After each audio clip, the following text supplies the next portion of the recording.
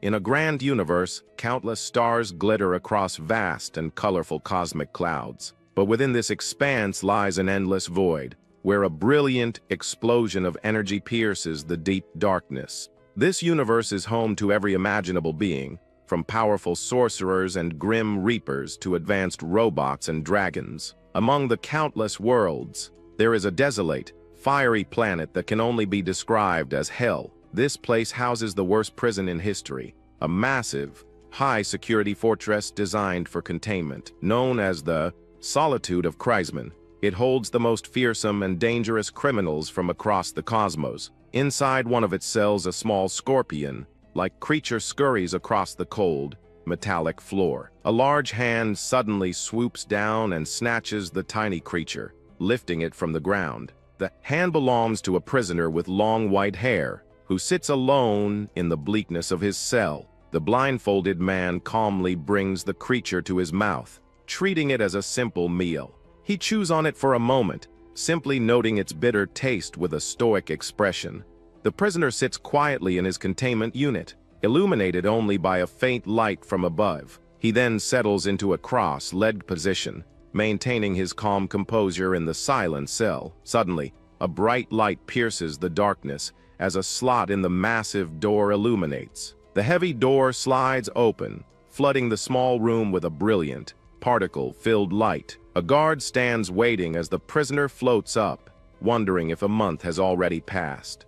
The guard leads him out of the cell and into a vast, deep shaft lined with machinery. The blindfolded man stands silently beside the armored guard, ready to be escorted. They both look up at the towering, complex walls of the high-tech prison. The prison's interior is a dizzying maze of floating platforms and advanced structures. A long, floating staircase materializes, creating a path upward through the vast, mechanical chasm. The blindfolded prisoner walks up the glowing steps with a steady pace, the guard following closely behind. The guard is in disbelief, finding it strange that a prisoner is leading the way without any guidance. He remembers his seniors advising him to simply accept this inmate's odd behavior and not resist it. After all, the prison structure changes every month, making any attempt to predict the layout useless. This leaves the guard completely baffled as to how the old man could possibly know the correct path.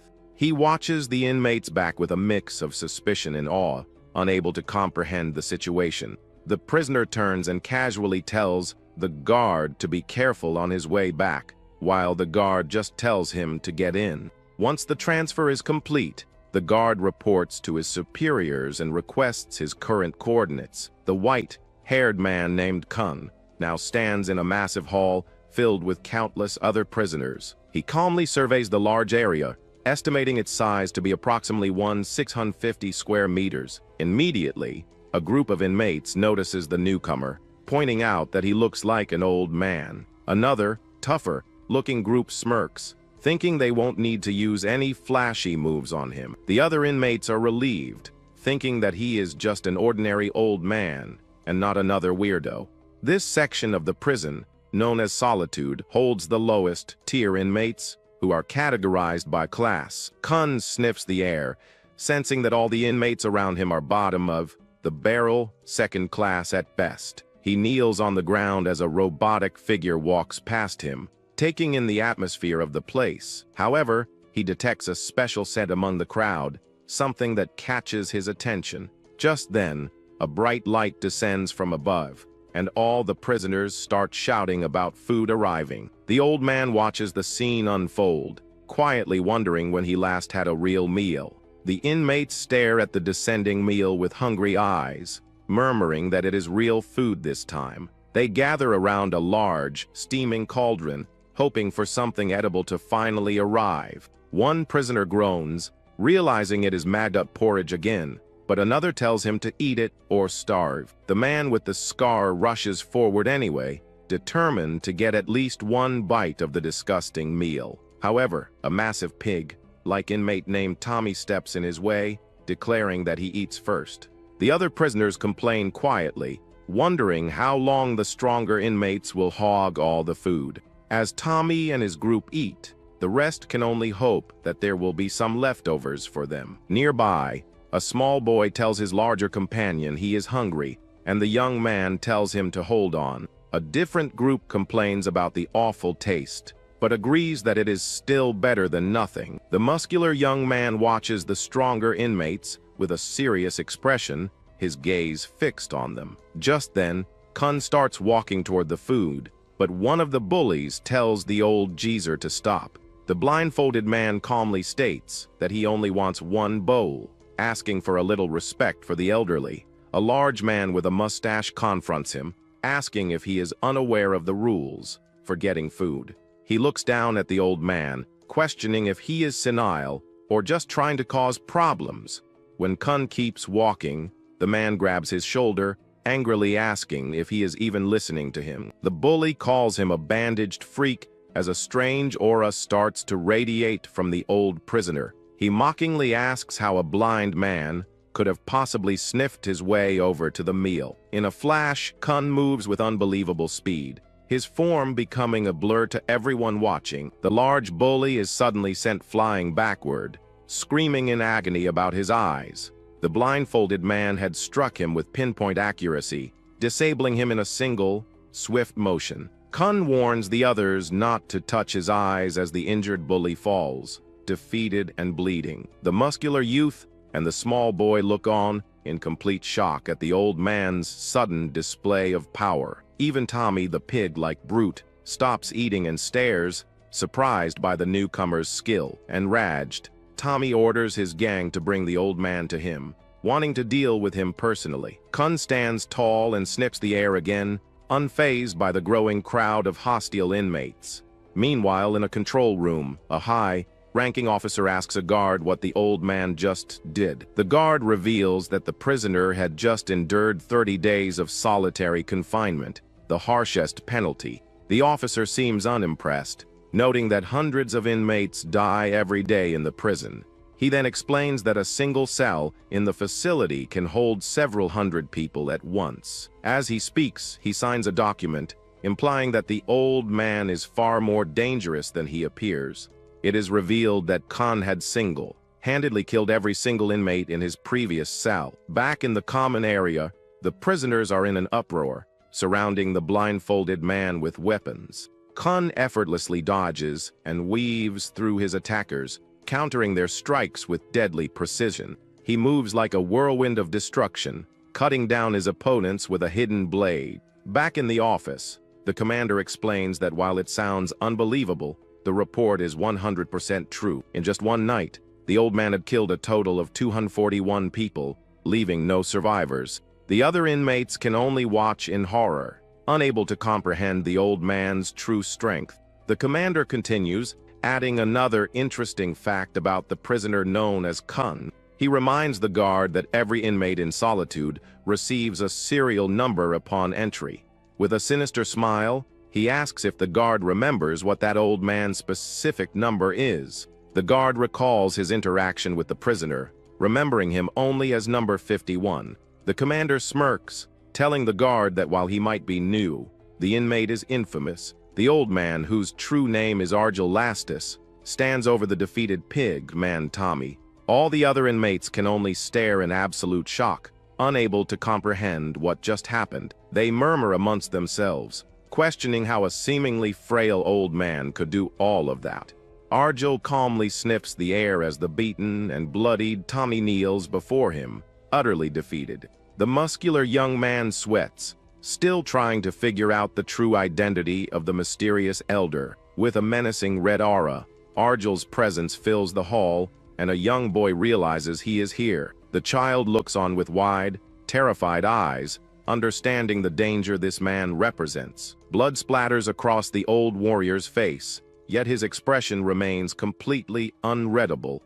Dozens of inmates lie on the ground, completely wiped out without putting up a real fight. The onlookers find it unbelievable that all of them were taken down by just one person. However, the crowd soon notices that all the defeated prisoners are still groaning in pain. Tommy breathes heavily, shocked to realize that not a single one of his men is actually dead. He looks up at the mysterious figure, completely humbled and wondering who this old man is. Argel asks if they truly believe that having more people automatically equals strength. He continues that while numbers might work on some, they mean nothing when everyone is so weak. The old warrior then coldly informs Tommy that he probably only has a month or two left to live. He then holds up his unique, spiraled blade, presenting the defeated brute with an offer. Argel tells him that if he wishes to die sooner than that, he should come and find him. After the fight, the inmates line up at the cauldron, their shadows cast long on the rocky floor. Argel scoops up a bowl of the purple porridge, noting that he did not even get this in solitary. He walks away with his meal, his imposing figure causing the other prisoners to instinctively part ways. Everyone eats their portion, and the muscular young man watches Argel from a safe distance. The young man thinks about the harsh reality of solitude, a place where most prisoners do not survive. The prison employs various systems designed to torment the inmates, making survival even harder. Because of these brutal conditions, anyone who manages to survive is someone to be wary of.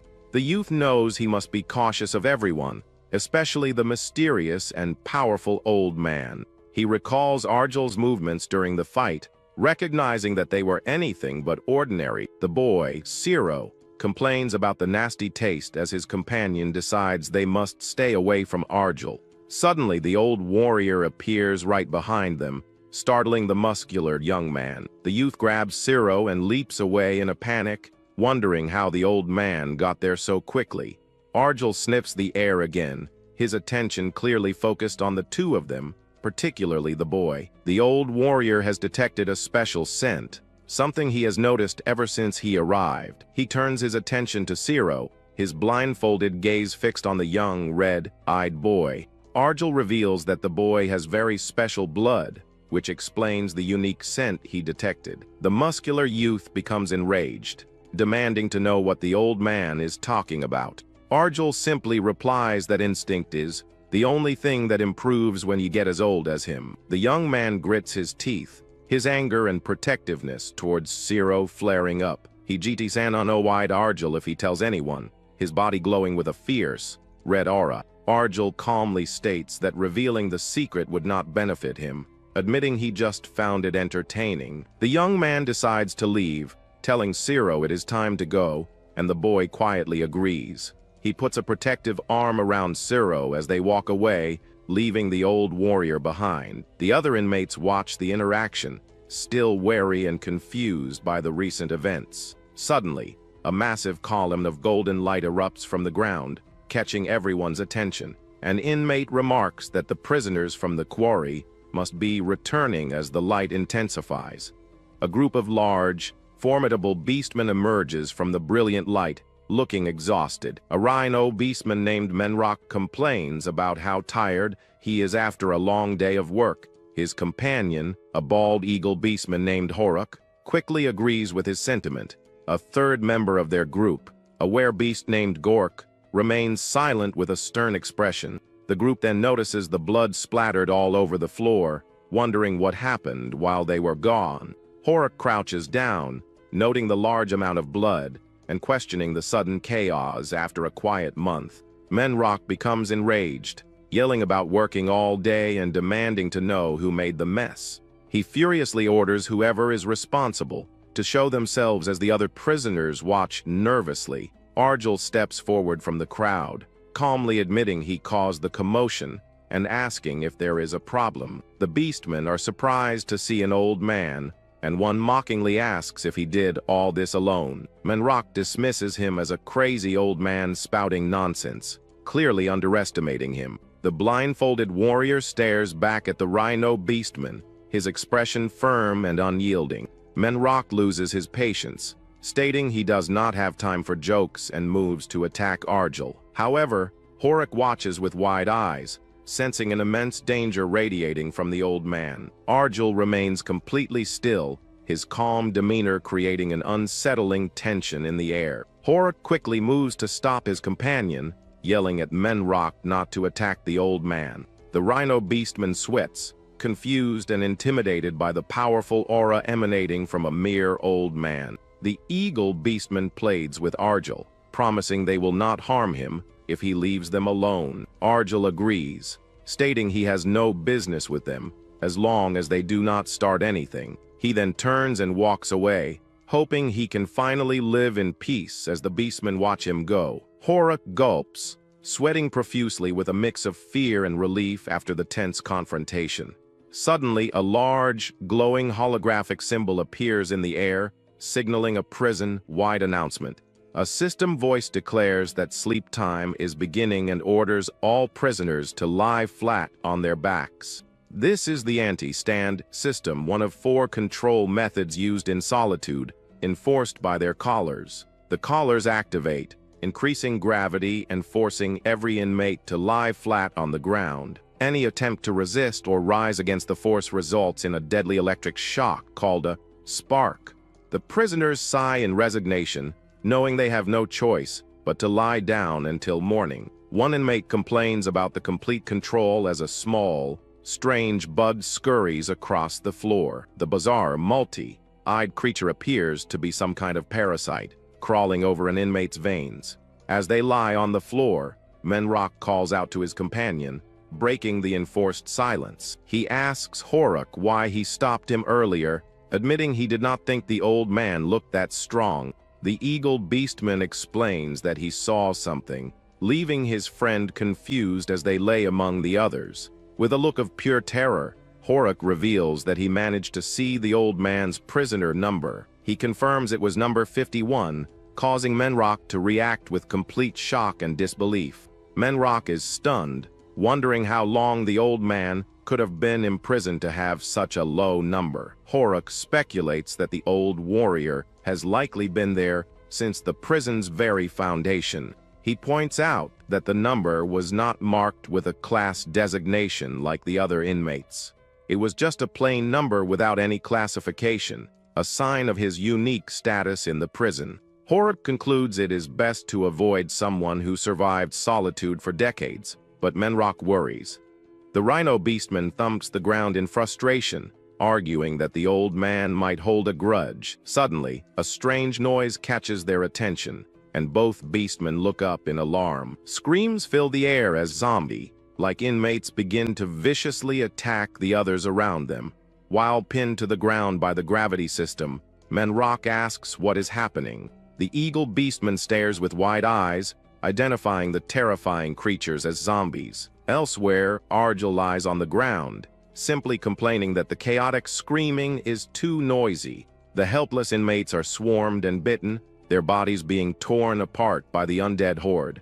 Annoyed, Argel wonders if the bug room was opened while he was in solitary confinement. Electricity crackles around his restraints as he clenches his fists, fighting against the system. He forces himself to sit up despite the intense electrical shocks. Surrounded by approaching zombies, the old warrior slowly gets to his feet, stating he is wide awake now as lightning courses through him.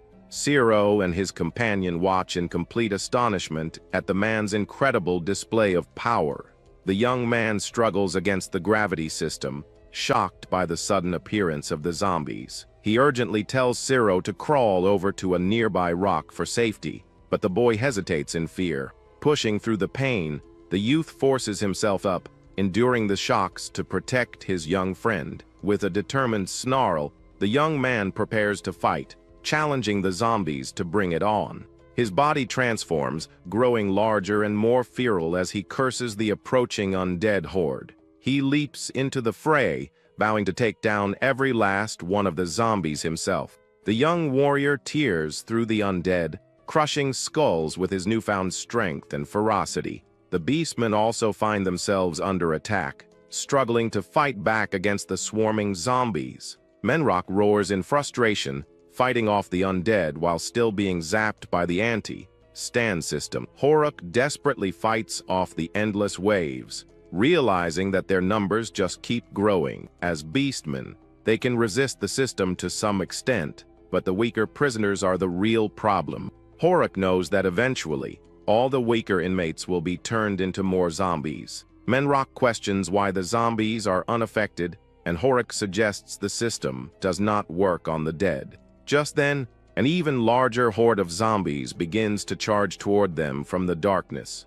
The beastmen look on in horror as another wave of the undead rushes to join the fight. The zombies are relentless, their grotesque faces contorted in mindless hunger and aggression. Manhwa curses, realizing his stamina is nearly gone due to the constant electrical shocks. Horuk suggests they brace themselves against a rock to conserve energy and hold their ground. The ankle restraints continue to spark with electricity, draining the strength of every living inmate. Suddenly, Argel leaps into the air, surrounded by a maelstrom of crackling blue energy.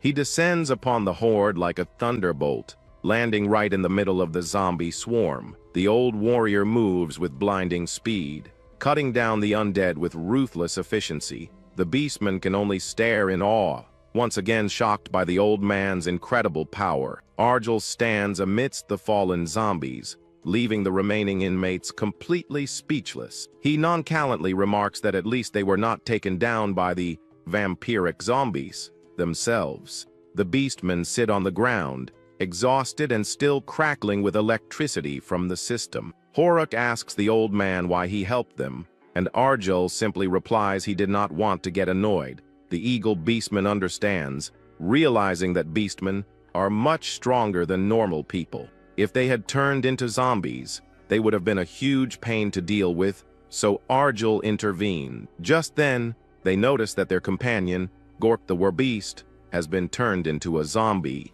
Manhwa panics, shouting at Argel that the newly turned zombie is a powerful beastman. Argel calmly faces the zombified Gork, remarking it has been a while since he last fought a werbeast.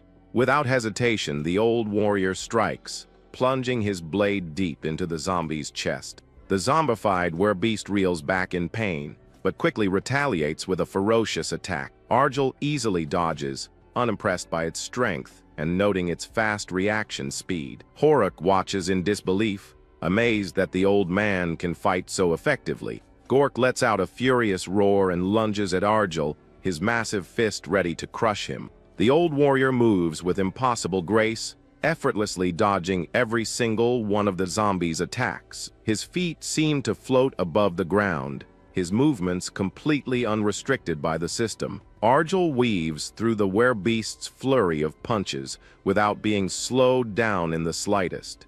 Horuk is utterly baffled, wondering how the blind man can move like that without even looking. The zombified werbeast suddenly transforms, its power growing several times stronger. It takes on the form of a massive, monstrous were-dog, specifically a ferocious Doberman. Argel calls the werbeast a fool, stating that simply becoming a beastman does not change anything. He effortlessly parries the creature's attack, his movements fluid and precise. The old warrior moves in close, preparing to strike a decisive blow against the transformed zombie. He lands a powerful kick, sending the massive dog stumbling backward from the impact. Argel explains that bulking up only creates more openings, a lesson he is about to demonstrate. He moves with lightning speed, striking the dog with a devastating attack that ends the fight. Horuk's instincts scream at him, telling him that to survive in solitude, he must follow that man. He watches as Argel stands victorious over the fallen werbeast, surrounded by crackling energy. Argel turns his attention back to the young man, noting that he is still holding out against the zombies. The defeated werbeast weakly calls out for help as it lies on the ground, its life fading. Manhwa desperately calls out to the old man, asking where he is going as he turns to leave. Argel simply leaps away, leaving the beastmen and the remaining inmates to fend for themselves. The young warrior struggles to protect Zero, cursing as the zombies continue their relentless assault. The boy, pinned to the ground, points and yells that the old man is over there, fighting. The youth looks up, his eyes widening in shock at the incredible sight before him. Argel is single-handedly fighting off the entire horde of zombies, a whirlwind of death and destruction. The young man stares in disbelief as one of his arms begins to mutate, growing dark and monstrous. Argel continues his assault, effortlessly cutting through the undead with his deadly blade. The youth is stunned, realizing the old man has now taken down that entire horde of zombies too. He can only stare at the aftermath, wondering who in the world that mysterious old man could be. A holographic message appears, announcing that all inmates must rise. The prison system declares the start of the morning roll call. The results are grim, as the floor is littered with the bodies of the fallen. Out of 94 inmates, 80 are now dead, yet Argel sits calmly on a rock. Only 14 survivors remain, a small, battered group standing in the aftermath. The system identifies their location as cell block 1257. Just then, new prisoners begin to arrive. Looking around at the bleak prison, a glowing portal activates, signaling that the cell block's population will be replenished. The newcomers look nervous, taking in the oppressive atmosphere of their new home. One of them wonders aloud what kind of place Solitude prison truly is. Their confusion turns to horror as they notice the smell and see the corpses. Meanwhile, the survivors are too exhausted to even pay attention to the newcomers. The few remaining inmates quietly return to their own spots in the large hall. The morning roll call ends in a heavy, hollow silence that fills the entire area. The cause of the outbreak is revealed to be a vampiric zombie flea, whose bite is fatal. Argel states that since all the zombies are gone, it should be safe now. He touches his blindfold, a thoughtful expression on his face. The old warrior then stands up and begins to walk away from his resting spot. The other inmates watch in shock, wondering what the old man is doing. They are stunned to see him heading toward an exit, as if the door was unlocked for him. Horik warns the newcomers that if they want to die, they should follow the old man. He explains that everyone who has ever walked through that door never came back. The ground outside the cell block is littered with the bones of those who tried to escape. The Eagle Beastman grimly states that something insane is lurking in the prison hallways. He believes a creature capable of wiping them all out is waiting just beyond the door. Argel walks down the dark corridor, seemingly unconcerned by the potential dangers.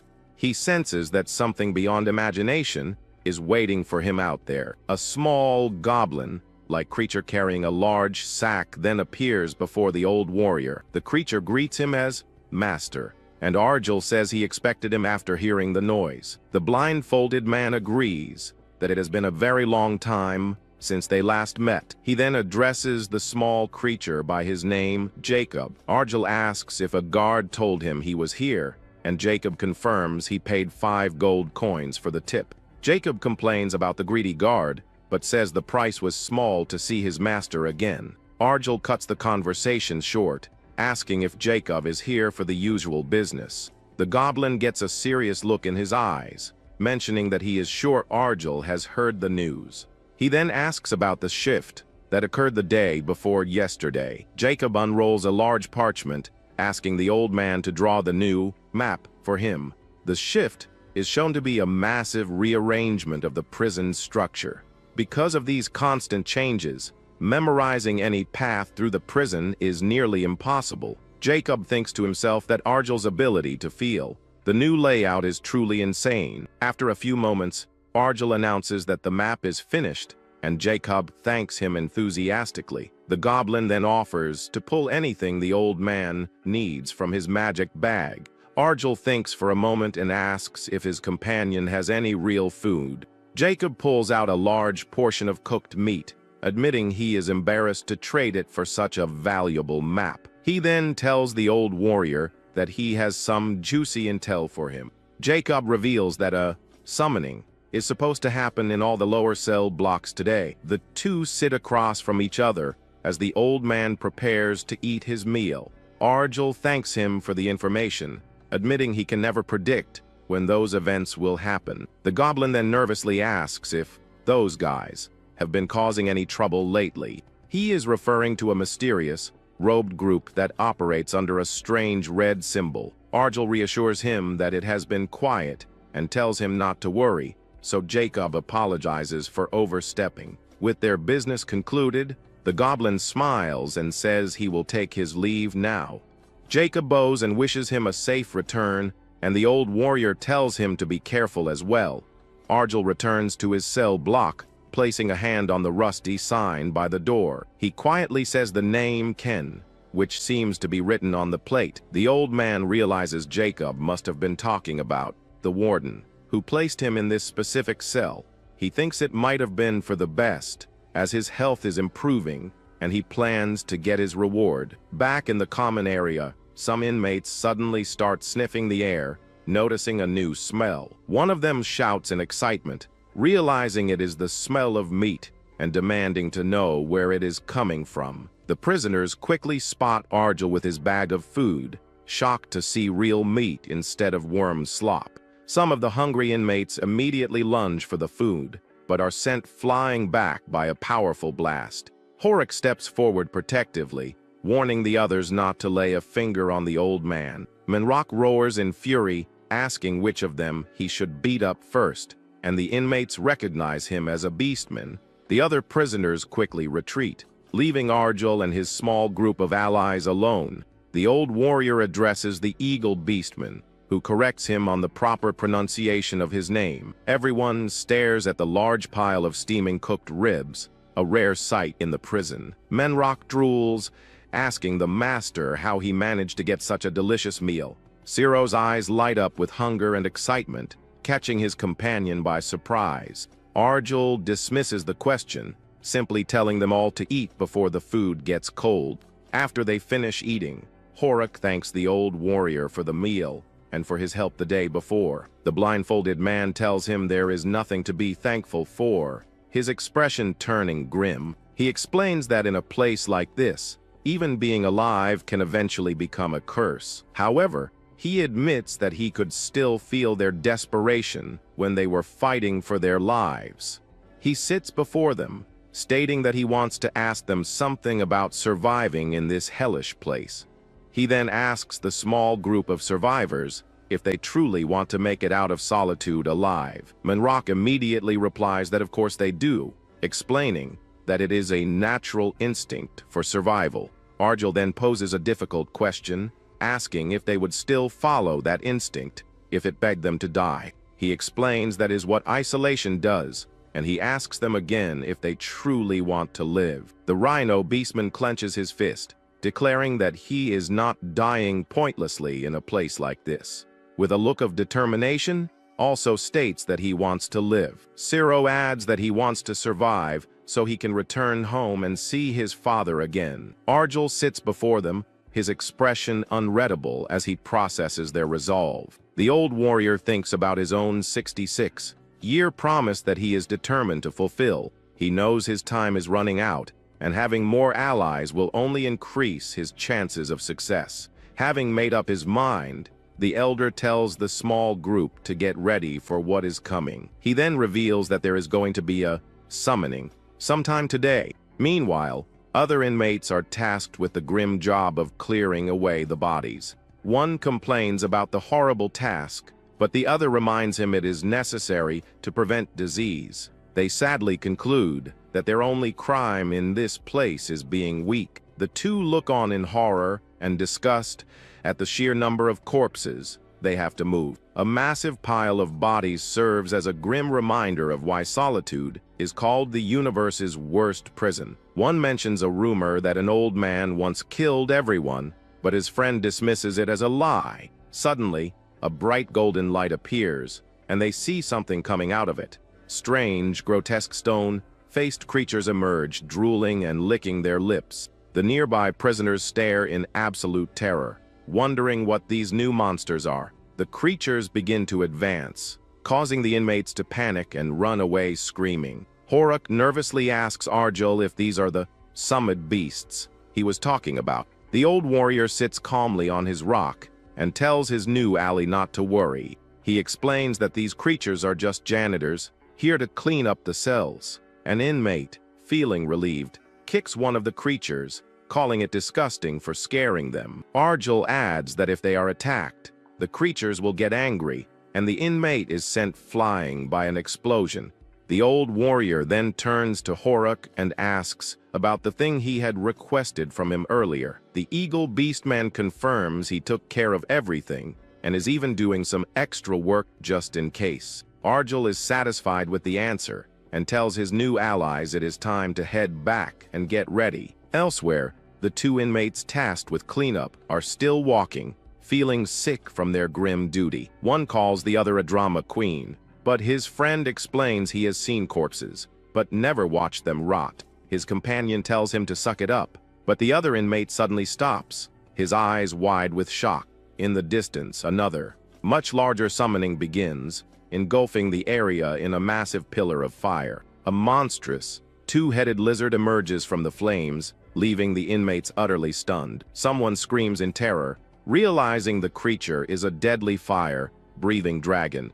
The prisoners stare in disbelief, wondering what kind of monster has been summoned into their cell block. The two-headed dragon hovers menacingly, its presence filling the entire hall with dread. Flames begin to gather in the creature's mouths, signaling an imminent and devastating attack. The inmates are frozen in fear, their eyes wide with terror as they watch the beast prepare its assault. A massive fireball erupts from its mouth, instantly engulfing one of the prisoners in a fiery explosion. The sight breaks their paralysis, and the remaining inmates begin to scream and run for their lives.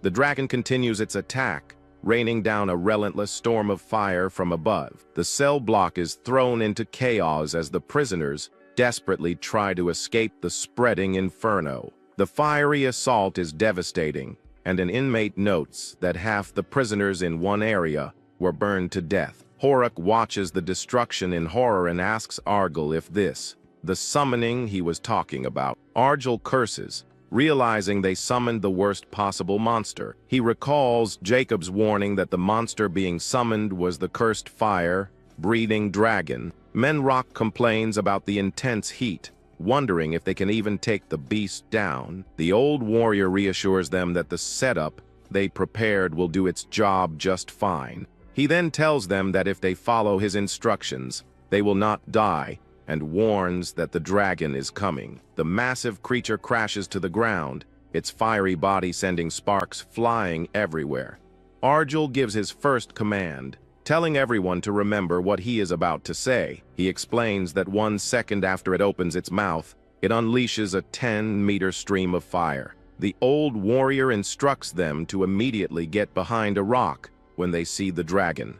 The group quickly takes cover as a massive blast of fire erupts from the creature's mouth. The young man holds Zero protectively, watching the dragon's every move. They realize their preparations of gathering stones and building a flame shield have paid off. Manhwa complains, asking the old man for a heads up next time. The rhino beastman then yells at Horuk to switch with him, but the eagle beastman refuses. Zero brings the eagle beastman a small container of water he collected, and Horuk thanks him. The old warrior tells him to mix it with dirt and fling the mud at the dragon when it is distracted. Manhwa prepares a large pile of rocks, ready to throw them at the beast. Argel explains that even a fire-breathing dragon still needs to breathe like any other creature. He reveals that this particular dragon actually breathes through its skin. The mud covers the dragon's body, causing it to suffocate and freeze in place, unable to see. Argel walks toward the immobilized dragon, his blade glowing with a menacing red light. He unleashes a flurry of attacks, tearing the massive creature apart in a bloody display of power. The old warrior reflects that to survive in isolation, one must become a monster themselves. The remaining prisoners stare in shock as the fighting finally stops, wondering if it is over. They can hardly believe they managed to bring down such a powerful beast. The group of survivors stands over the dragon's corpse, their teamwork having paid off. Zero looks up at his companion, a shocked and confused expression on his face. Argel comments that they were all ready to face death, but the danger is not over yet. To their horror, another summoning begins, and the inmates cry out in despair. Argel remains calm, stating that he is also speaking from his guts, and is ready for what is next. This time, over 10 fire-breathing dragons are summoned, filling the hall with a fiery glow. The group looks on in terror, wondering if they can possibly survive against such overwhelming odds. The dragons let out a deafening roar, their collective power shaking the entire cell block. Arjel turns to face the new threat, his expression grim as he assesses the situation. The real issue is that the dragons have cut off their escape, trapping them in a sea of fire. The old warrior calmly says no, stating it would be impossible to keep them all alive this time. Horik questions his master's decision, knowing that things could be even worse out in the hallways. Manhwa panics, screaming that it is more dangerous outside and questioning the plan. The eagle beastman tells his friend to calm down, reminding him that the safest place is next to the old man. As he speaks, one of the dragons lunges forward, its massive head bearing down on the rhino beastman. Just as the dragon attacks, Arjel grunts, preparing to intervene. He leaps into the air with incredible speed, his body a blur against the fiery backdrop. The old warrior lands a powerful blow, saving Manhwa from the dragon's attack at the last second. Arjel turns to the stunned rhino beastman, reminding him that he did not want to die meaninglessly. He then orders everyone to move, telling them they have no time to waste as he leads the way. The small group quickly follows him, entering the dark and ominous hallway. Horik sweats nervously, unable to see clearly and realizing this is the dangerous hallway he heard about. The old warrior warns everyone to stay alert, as they might run into other inmates out here. He explains that a third or fourth class prisoner could kill them in the blink of an eye. The eagle beastman offers to take the rear and watch their backs, using his superior eyesight.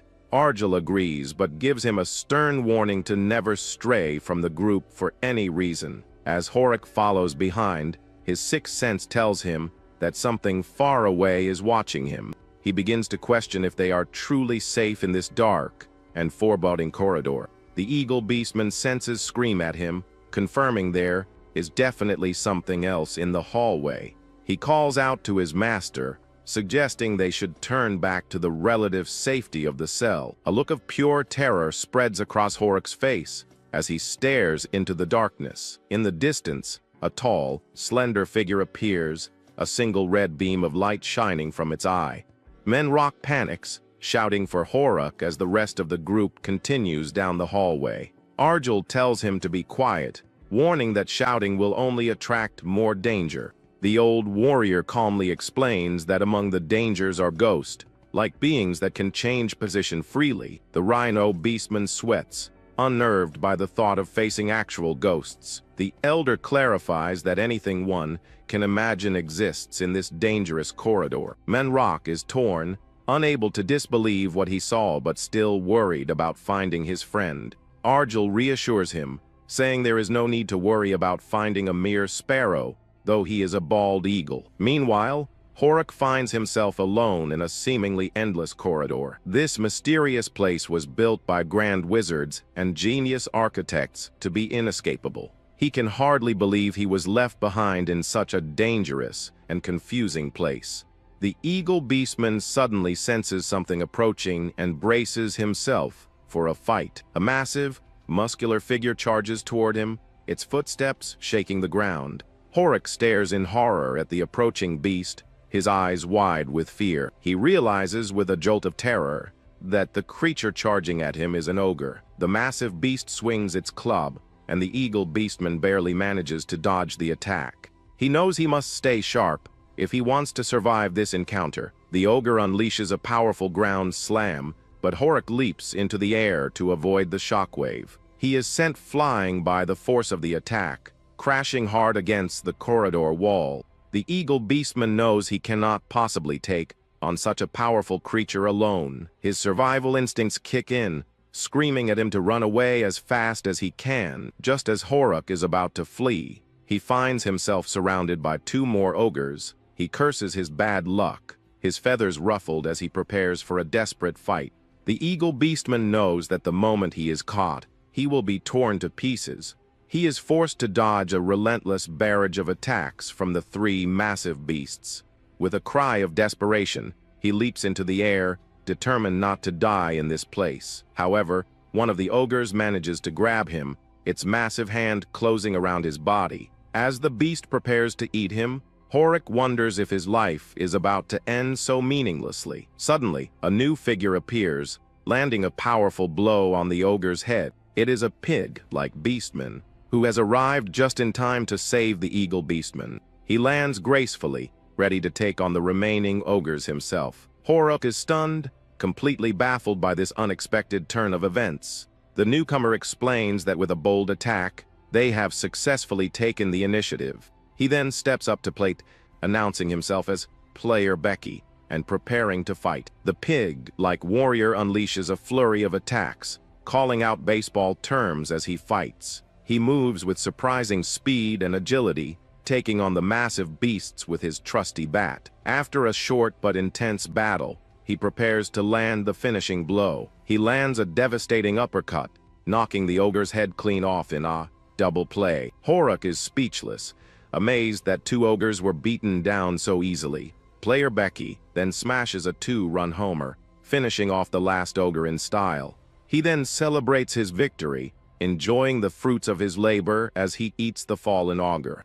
Horuk stares at his savior, his mind reeling from the sudden turn of events. He recognizes the number 4 on the pig man's clothes, identifying him as a level 4 prisoner. Realizing he has no other choice, the eagle beastman begs the stranger for help. The pig man asks what his deal is, and Horuk pleads for his life, desperate not to die. Becky is amused, but then he suddenly sniffs the air, his expression changing. He grabs Horuk, demanding to know who he is, and why he smells like the blind old man. The pig man's demeanor becomes menacing as he demands an answer, and Horuk nervously mentions Lord Argel. Just then, 2 more figures appear, and one of them calls out to Becky. The eagle beastman is stunned, his eyes wide with a mix of fear and confusion. The newcomer scolds Becky for running off on his own, reminding him how many times he has been told. He then reveals that he knows Becky caught the ogres,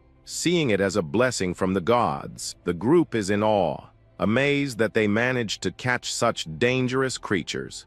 Horuk and Becky are then confronted by a group of 4 powerful level 4 prisoners. The eagle beastman is terrified, realizing that it was much safer back in the cell. A fierce battle rages in the hallway, the clash of powerful inmates echoing through the prison. Argel appears, having finally reached his destination. He tells everyone to stop, and Menrock asks if he has found Horuk. The old warrior tells them to come closer and look down into the area below. The group stares in shock at the scene unfolding before them. A massive, spider-like monster is feasting on the corpses of the fallen inmates, and Horuk is among them. Argel explains that the monster is strong enough to easily kill a level 5 prisoner. He reveals that all the ghosts in the corridor have names, and this one is called Decapitation. The old warrior confirms, his expression grim as he watches the creature below. He explains that it is named that because its primary method of killing is cutting off heads. The monster's menacing, multi-eyed face and sharp fangs fill the group with dread.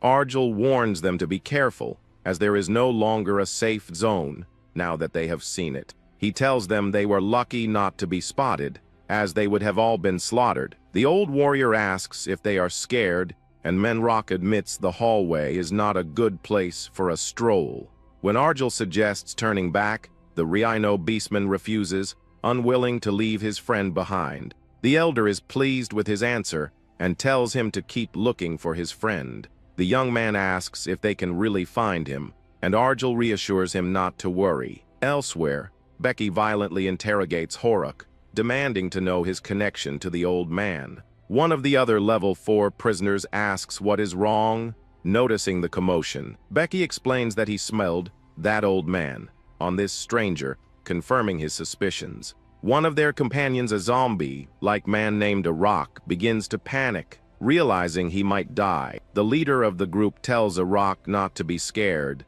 as the old man is not there. He then tells Becky that he just wants to talk to the eagle beastman for a bit.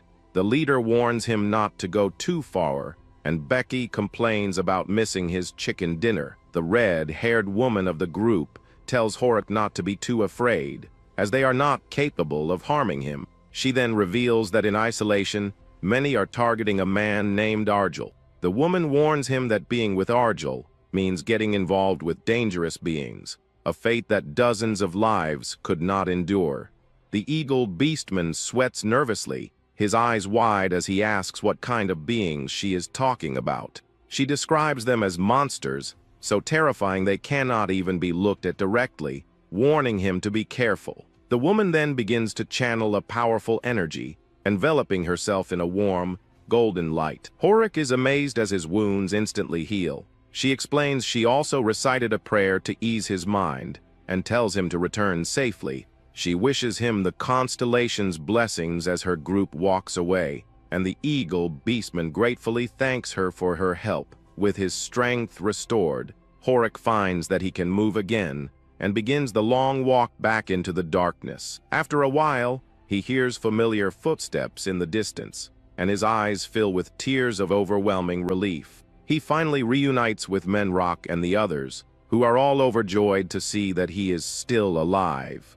The rhino beastman thanks the old warrior profusely, and Horik bows his head in gratitude, confirming he is now safe. Arjel asks if a level 4 prisoner treated him, and Horik says yes, adding that the person believed in the constellation of light, which relieves the elder. The young man overhears the phrase "Eski stars," remarking that it sounds familiar, and asks Zero if he remembers what he told him. He explains that there are godlike beings in the cosmos, like the angelic constellation of light and the demonic void stars of darkness. He adds that most followers, whether light or dark, are fanatics who truly believe in a guaranteed afterlife. The youth concludes that even in a place like Solitude, the inmates' beliefs are split between different gods. Zero realizes Horik met one of them, while Arjel notes the eagle beastman has potential for growth after surviving the dangerous hallway. As Manhwa thanks him again, Arjel tells them to live with motivation, mentioning that he has trained many powerful fangs before. He recalls training formidable warriors, stating that while the process takes time, it is not a difficult task for him. However, the old warrior's one major concern is that he does not have much time left to see his plans through. He grits his teeth in frustration, realizing that his rapidly dwindling time is a serious problem. Arjel suddenly yells for everyone to run at full speed, his expression grim and determined. As they flee, a massive fiery explosion erupts right behind them, signaling the arrival of a new threat. A terrifying, slender monster with glowing red eyes and blade-like limbs crashes down from above. The entire group looks back in absolute horror, their faces pale with shock and fear at the sight of the creature. The monster lands with a deafening crash, and the young man tells Zero to hold on tight as he urges everyone to run. Horik shouts at Manhwa, asking what that thing is, and the rhino beastman stammers that it is the beheader. The creature, known as the beheader, relentlessly pursues them through the dark and desolate corridor. The youth grits his teeth, recalling the old warrior's warning that even level 5 prisoners are killed easily by that thing. He realizes this is a far greater danger than the ogres they feared before, and tells his panicking companion to just run. Arjel effortlessly lifts both the young man and Zero, warning that getting caught by the monster means instant death. The old warrior knows he cannot afford to lose his new allies here, and decides he must draw the creature away himself. As the beheader strikes again, landing just behind them, the young man cries out that he cannot go on much longer. Arjel points toward a narrow passage, instructing the group to head inside for temporary safety. The monster roars in frustration as it tries to follow, but finds the entrance is too narrow for it to get through.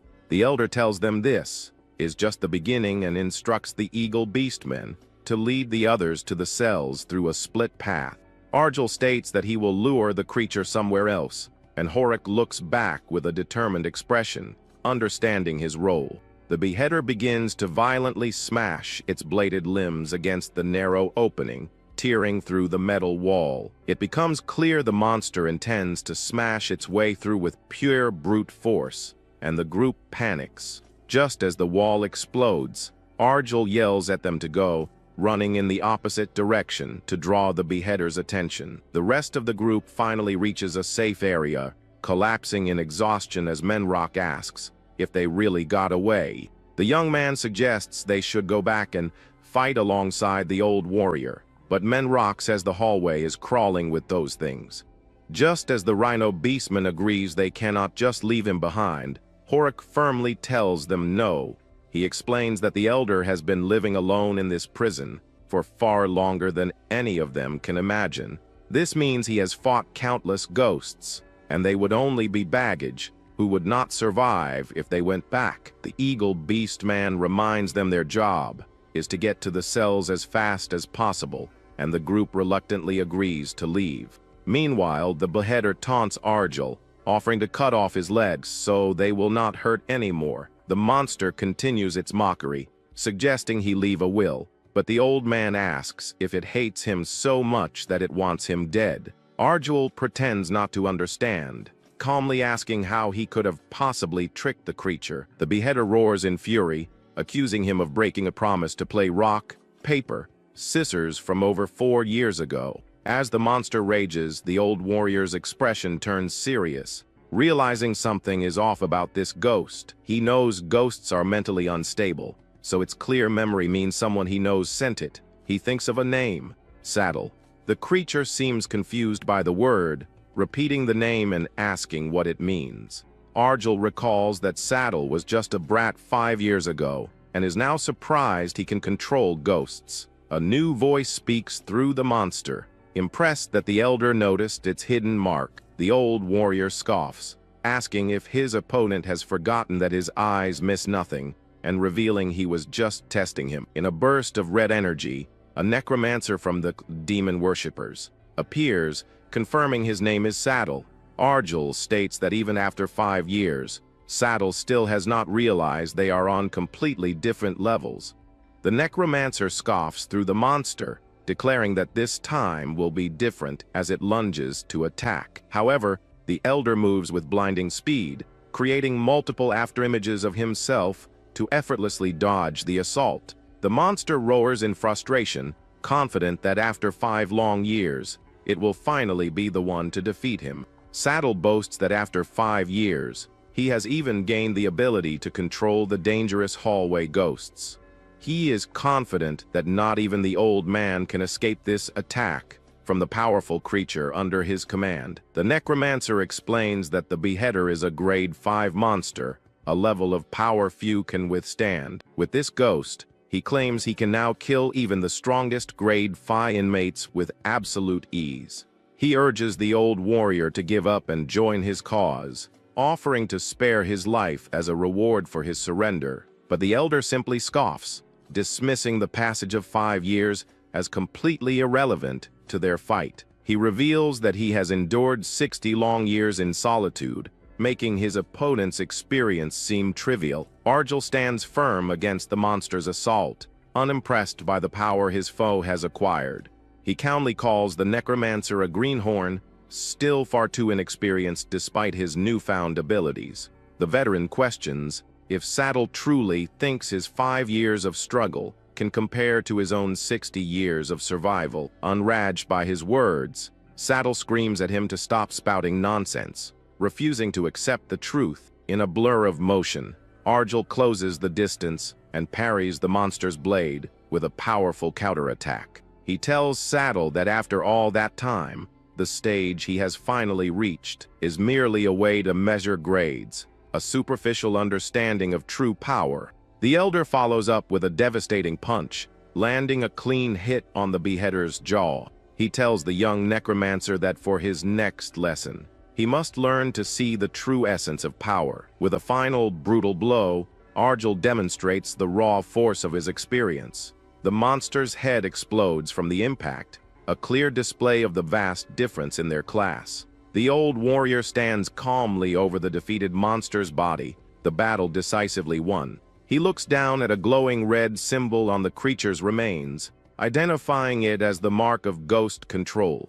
Argel holds up the monster's severed hair, stating it will be a message for the devil worshippers. With a final decisive strike, he completely destroys the mark of control, severing the necromancer's connection. Meanwhile, the group makes their way through the dark corridor, realizing how hard it is to navigate without their leader. Horik asks if they are on the right path, as finding their way in the confusing hallway is nearly impossible on their own. Manhwa worries if the old man is okay after the loud noise they heard, but the young man believes their leader has a plan. Suddenly, Zero spots a light ahead and points it out to the others, just as Argel appears and calls them late. The group is shocked to see him, wondering how he managed to escape the ghost and pass them without being seen. The elder dismisses their questions, telling them to get into the cell quickly, as the danger is already over.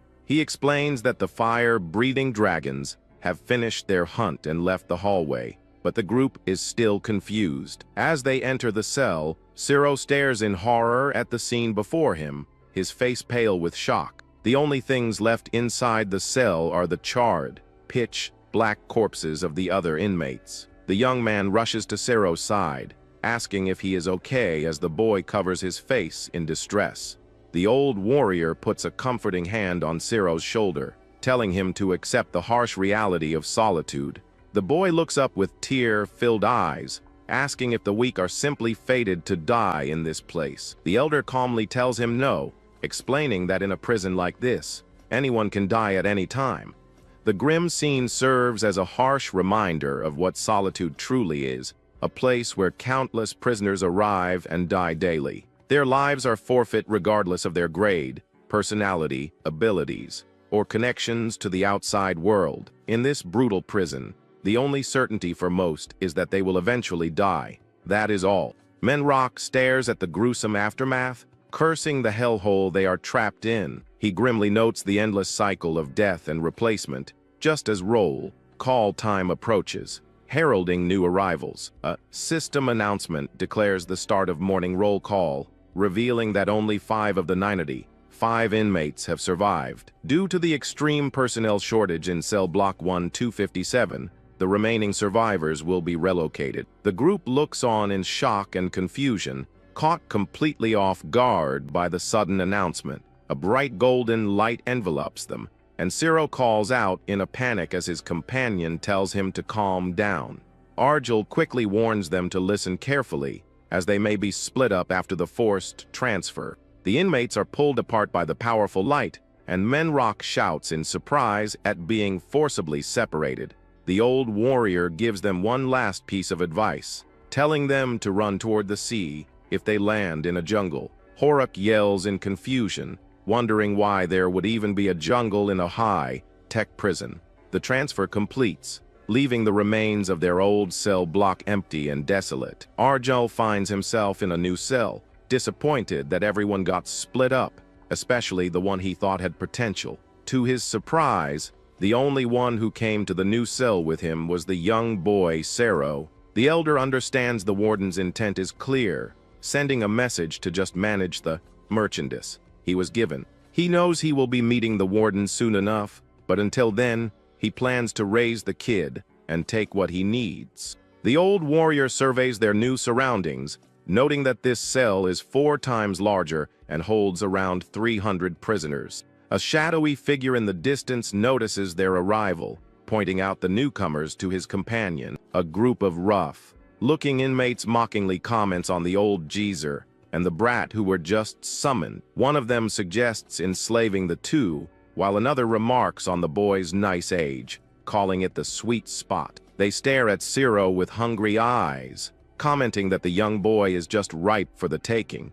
Zero hides behind the elder, nervously pointing out that the other prisoners have weird, predatory eyes. Argel calmly steps forward, telling the greedy inmates to stop right there and back off. Just then, a red-haired woman named Rosanne appears with her gang, and the other inmates stammer her name in fear. She mocks Argel for acting high and mighty without an affiliation, and coldly tells him to disappear immediately. As the previous group flees, Rosanne watches them go before ordering her own men to bring the young boy to her. One of her subordinates moves in and grabs Zero, who cries out in fear while hiding behind the old man. The boy panics, his eyes wide with terror as he tries to resist being taken away by the large inmate. He looks back at the elder, confused and scared, wondering why he is just standing by without helping him. The henchman drags Zero away as the boy struggles,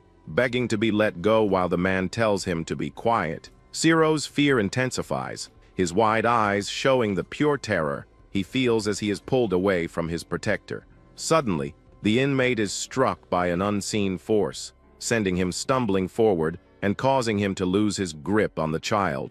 The man is stunned, wondering what just happened, while Roseanne demands to know what her subordinate just did. The red-haired leader scolds her goon, angrily asking why he cannot even do his job properly. She reminds him that the boy is a product entrusted to her by the warden, but the man insists he did not do anything. The henchman looks down at Siro in complete confusion, still trying to process the sudden, invisible attack. In the background, Argel watches with a calm, unreadable expression, his intervention having gone unnoticed. A fierce red aura suddenly erupts from Siro as his body begins to transform, his features becoming more feral. The other inmates back away in shock as the transformed boy now stands before them, ready to fight. Roseanne smirks, amused by the sight and noting that he is even wagging his tail. Deciding he is worth raising, she orders her men to hurry and capture the boy, but they hesitate, now intimidated by his new form. The transformed Siro lunges at the man who grabbed him, his face contorted in a ferocious snarl. He lands a devastating blow, sending the large inmate flying backward with incredible force. Siro growls at the man, warning him to behave as he cannot kill him, a promise he made to the old man. Enraged, the henchman lunges forward to attack, but the transformed boy easily overpowers him. Another of Roseanne's subordinates rushes in, scolding his comrade for being so disgraceful. He moves to strike Siro, but the boy's feral instincts take over, and he easily counters the attack. The new attacker is sent flying, crashing into his ally as Roseanne's men prove unable to even catch one small brat. The enforcer then turns his attention to Argel, demanding to know what the old geezer is doing and telling him to get lost. He raises his hand to strike, but the elder effortlessly catches his arm, stopping him in his tracks. In a single, fluid motion, Argel flips the large man over his shoulder, slamming him hard onto the ground. He then lands a swift, decisive blow, knocking the man unconscious with a single punch. The old warrior stands over the fallen bodies, leaving Roseanne and her remaining men completely stunned. The red-haired leader is impressed, her eyes fixed on the blindfolded man's display of power. Argel looks down at the unconscious Siro, noting that even though he lost reason, he is no match for a Class 2 prisoner. He thinks that the boy is not without talent and could become far more valuable in his hands, making him worth raising. Roseanne approaches, mocking the elder for standing in a daze after touching one of her kids, assuming he is fearless because of his age. The woman grins menacingly, stating that at his age, the only thing left to fear is the Grim Reaper, and she will give him one more thing to fear today. She leaps into the air, her whip cracking as she threatens to tie him up so he cannot move a muscle. The red-haired woman lands, promising to peel his flesh off one slice at a time with her whip. Just as she prepares to strike, a massive figure lands between them, shouting that it is enough. Roseanne is annoyed by the flashy entrance, telling the newcomer not to get in her way as she found the old man first. A large, muscular man with a strange symbol on his forehead now stands before them, his presence intimidating. The newcomer tells Roseanne that it is time to retreat, but she scoffs, questioning who he thinks he is to give her orders. The red-haired woman declares she is always prepared for a war, and it is bound to happen eventually. The large man stands his ground, stating that if she is not backing down, then neither is he. Roseanne mocks him for being slick, noting that he has her surrounded from all sides with no escape route. The man tells her not to fall for every provocation, reminding her that if they fight, it is just what Beckham wants. Defeated, she walks away with her gang, promising to make him regret this someday. The man is relieved she backed down for now, and the elder asks if he saved him in the jungle a year ago. The newcomer grins, confirming the old warrior's memory is correct, though he may have forgotten the encounter. Argel admits he does not remember, but the man insists that he helped him that day, and he has not forgotten, The elder realizes it must have been during the liberation, where he unintentionally helped while hunting natives.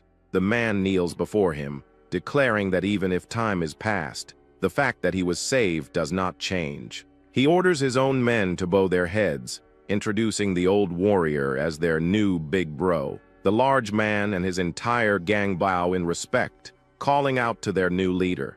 Arjel can only scratch his head, surprised by this sudden and unexpected turn of events. Just then, Ciro cries out in pain from a nightmare, begging for it to stop. The boy thrashes in his sleep, his mind still reeling from the traumatic events of the day. The large man, whose name is Margan, watches with concern before suggesting they continue the briefing. He explains that they are in Cell 398, and there are currently 3 major factions inside. The first is the one he leads, known as the Axe, or the Margan Circle. The second is the Whip Witch, rose on his circle, the group they encountered just a few moments earlier. And the third is the Blade User, Beckham's Circle, a group they have yet to encounter. Margan reveals that all the circle leaders, himself included, are powerful Class 3 prisoners.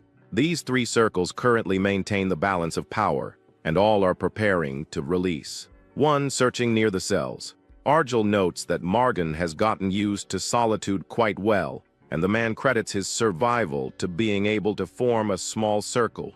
The elder thanks him for the valuable information and says he will rest now, and Margan offers to bring him some food. As Margan leaves, Arjel calmly eats a bud, his expression unreadable as Ciro quietly watches him. The boy asks if the old man did not help him earlier, because he is weak and not needed. The elder points out that Ciro does not remember his brief awakening and says if he had been abandoned, they would not be together now.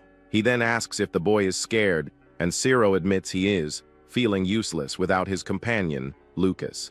The young boy says he is too weak to be of any use, but the old warrior tells him he has completely misunderstood. Arjel explains that whether one is strong or weak is not for them to decide, but for the one they stand against. The elder states that he wants Ciro to survive in solitude, and he is willing to help him achieve that. He offers to teach the boy how to drive out the darkness in his heart and become truly strong. Ciro is stunned by the offer, his eyes wide with a mix of hope and disbelief at the old man's words. But before they can begin, the elder tells him that he must eat first, much to the boy's confusion. The old warrior asks if Ciro knows what he fears the most in this desolate prison. He reveals that his greatest fear is hunger, as there is nothing more painful than starvation. Arjel presents him with a bowl of bugs, explaining that one cannot become strong on an empty stomach, a reality he must accept. He tells the boy if he truly wants to become strong, he must eat, no matter how disgusting the food may be. With a look of pure determination, Ciro declares he will become strong too and begins to eat the bugs. Elsewhere, a group called the Losna Circle notes that their leader, Lady Losna, has gone to make her regular report. In a dark chamber, a robed figure bows before a glowing red orb, reporting on their progress. She confirms they have gathered about half of the living specimens and believes the next phase will be completed on time. The voice from the orb asks if anything unusual has occurred, and she says no, though the elderly and children were transferred. The orb dismisses her concerns, but then asks for more details about the elderly inmates. The woman recalls that their eyes had a mysterious light, and they moved toward chaos as if drawn to it. The voice asks if this is true, and she confirms there is no mistake, wondering who it could be. A fiery dragon-like entity emerges from the orb, declaring it will go there personally to investigate. The woman is surprised by this decision, but offers to capture the old man for her master before he arrives. The leader of demons agrees, giving her permission to do as she likes with the prisoner. With the authority she has been granted, the woman looks forward to capturing the powerful old man. Now back in her usual attire, the red-haired woman vows to capture all the prey her master desires and present them to him. Back in the cell, Arjel and Ciro sit across from each other, meditating and channeling their inner energy. They sit in silent concentration, the atmosphere calm and focused as their training begins. The elder tells the boy it is time to begin, instructing him to close his eyes and breathe slowly. Zero follows his instructions, determined to become stronger and survive the horrors of the prison. Argel explains that fists and techniques are meaningless, as what he ought to learn is something far more fundamental. The elder tells him to breathe in deeply and slowly exhale, focusing on the darkness that covers his vision. As he does, a ripple of energy appears, a sign of his growing control over his inner self. The old warrior explains they will now enter his inner self, and his spirit form floats out of his body. The elder's spirit watches over Zero, instructing him to keep his breathing steady and slow. At his command, the boy opens his eyes, finding himself in a strange, dark, and unfamiliar place. He calls out for the old man, confused and scared as he looks around the empty void. The elder's voice reassures him, telling him to calm down as he is right there with him. He reveals that this strange place is the inside of Zero's own mind, his inner self. Argel explains that to become strong, he must first confront the darkness within his heart, and instructs him to take one step forward. As Zero takes that first step, he is suddenly engulfed in a bright, warm light, a vision of his past. He sees a happy memory of his family, his younger self held lovingly in his mother's arms. Tears stream down his face as he is overwhelmed by the powerful emotions of this long, lost memory. The elder's voice gently tells him that is far enough and instructs him not to look down anymore. He tells Zero to focus on his voice and exhale slowly, and the boy tries his best to follow the command. But the vision is too powerful, and his consciousness begins to fade as he is pulled deeper into the memory. Zero gasps for air, his feral instincts taking over as he struggles to break free from the overwhelming vision. Back in the real world, Argel praises him for doing well in his first time confronting the darkness within. He reminds the boy to never forget what he is, as the blood he carries is a part of him. Zero looks at his transformed hands, and the elder tells him that this blood will become his greatest weapon. With the training session over, Argel decides it is time for a meal, and the boy agrees. Just then, Margan arrives with roasted monster meat, offering it to them as a token of his gratitude. Zero notices that Margan's men are not eating and asks if it is okay, but the old man tells him not to worry. Elsewhere, Roseanne and her gang confront Margan's men, demanding they hand over whatever they have. Margan's man tells her not to act like it is all hers, but Roseanne mocks him for suddenly acting like a good guy. She looks past him with a sinister grin, surprised to see that he is still alive after their last encounter. He reluctantly hands over their findings, understanding that he has no choice but to comply with her demands. Another of Margan's men brings over the bodies of the fallen, adding them to the pile. He explains that one of the bodies belongs to a Circle member who died in the hallway the day before. Zero is horrified to realize they are trading corpses for food, and the elder confirms they also eat them. The old warrior grimly explains that this sort of thing happens often in the brutal reality of Solitude.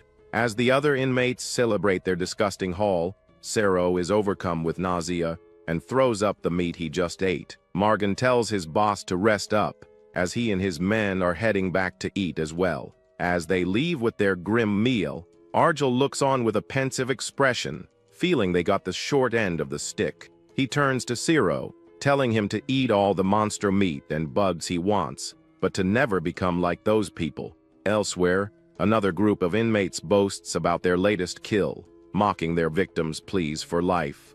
They agree with their leader, Beckham, that first-class prisoners are trash who cannot even fight back properly. Just then, the man himself, Beckham, arrives with his own circle, his presence commanding respect and fear. He approaches Margan and his group, who are surprised to see the leader of the third faction. The two leaders stand face to face, the tension in the air thick with unspoken rivalry and suspicion. One of Margan's men is surprised that Beckham is willing to share food and loot, as their circles are on bad terms. The man explains that is not always the case, as Beckham never picks fights first. preferring to keep everyone under his control. He then reveals that the other leader wants to speak with their boss and asks if they should go together.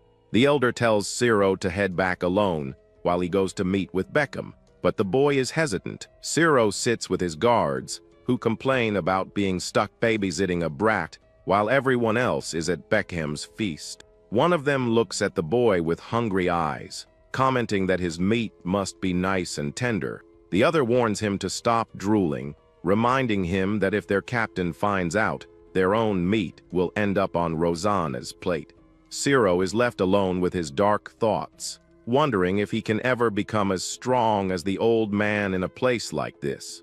He recalls his earlier conversation with the elder, who asked if it was his first time seeing someone truly strong. The boy had eagerly confirmed, even asking if the old warrior was not human due to his incredible power. Argel had simply stated he was human, but Zero pressed further, asking if he could use energy or mana. The elder had explained that while he could not use mana, he could control energy to some extent. Zero, full of curiosity, had excitedly told him that he had tons more questions to ask. He had asked about the old man's age, and Argel had simply replied that he was 88. When asked about hobbies, he said he had none, but would take walks in the hall when he could not sleep.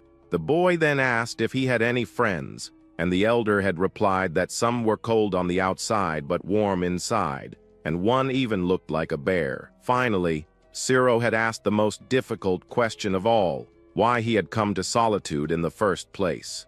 A grim silence had fallen between them, a bloody image flashing through the old warrior's mind. He had simply stated that his wife died, a truly beautiful woman who was always smiling, before saving the rest for another time. Back in the present, Zero is startled by a sudden noise, his eyes darting around in alarm. He senses danger approaching, his instincts on high alert as he prepares for a potential attack. A whip cracks through the air, and Zero finds himself surrounded by Rosanne and her gang. The boy is sent flying by the force of the attack, crashing hard against the unforgiving prison floor. Rosanne looks down at him, a predatory smile on her face as she asks where the old man they are looking for is. She mockingly calls him a little pup, and the boy panics, his mind racing as he tries to figure out what to do. He realizes with a jolt of terror that the old man is not here to protect him, leaving him completely alone and vulnerable.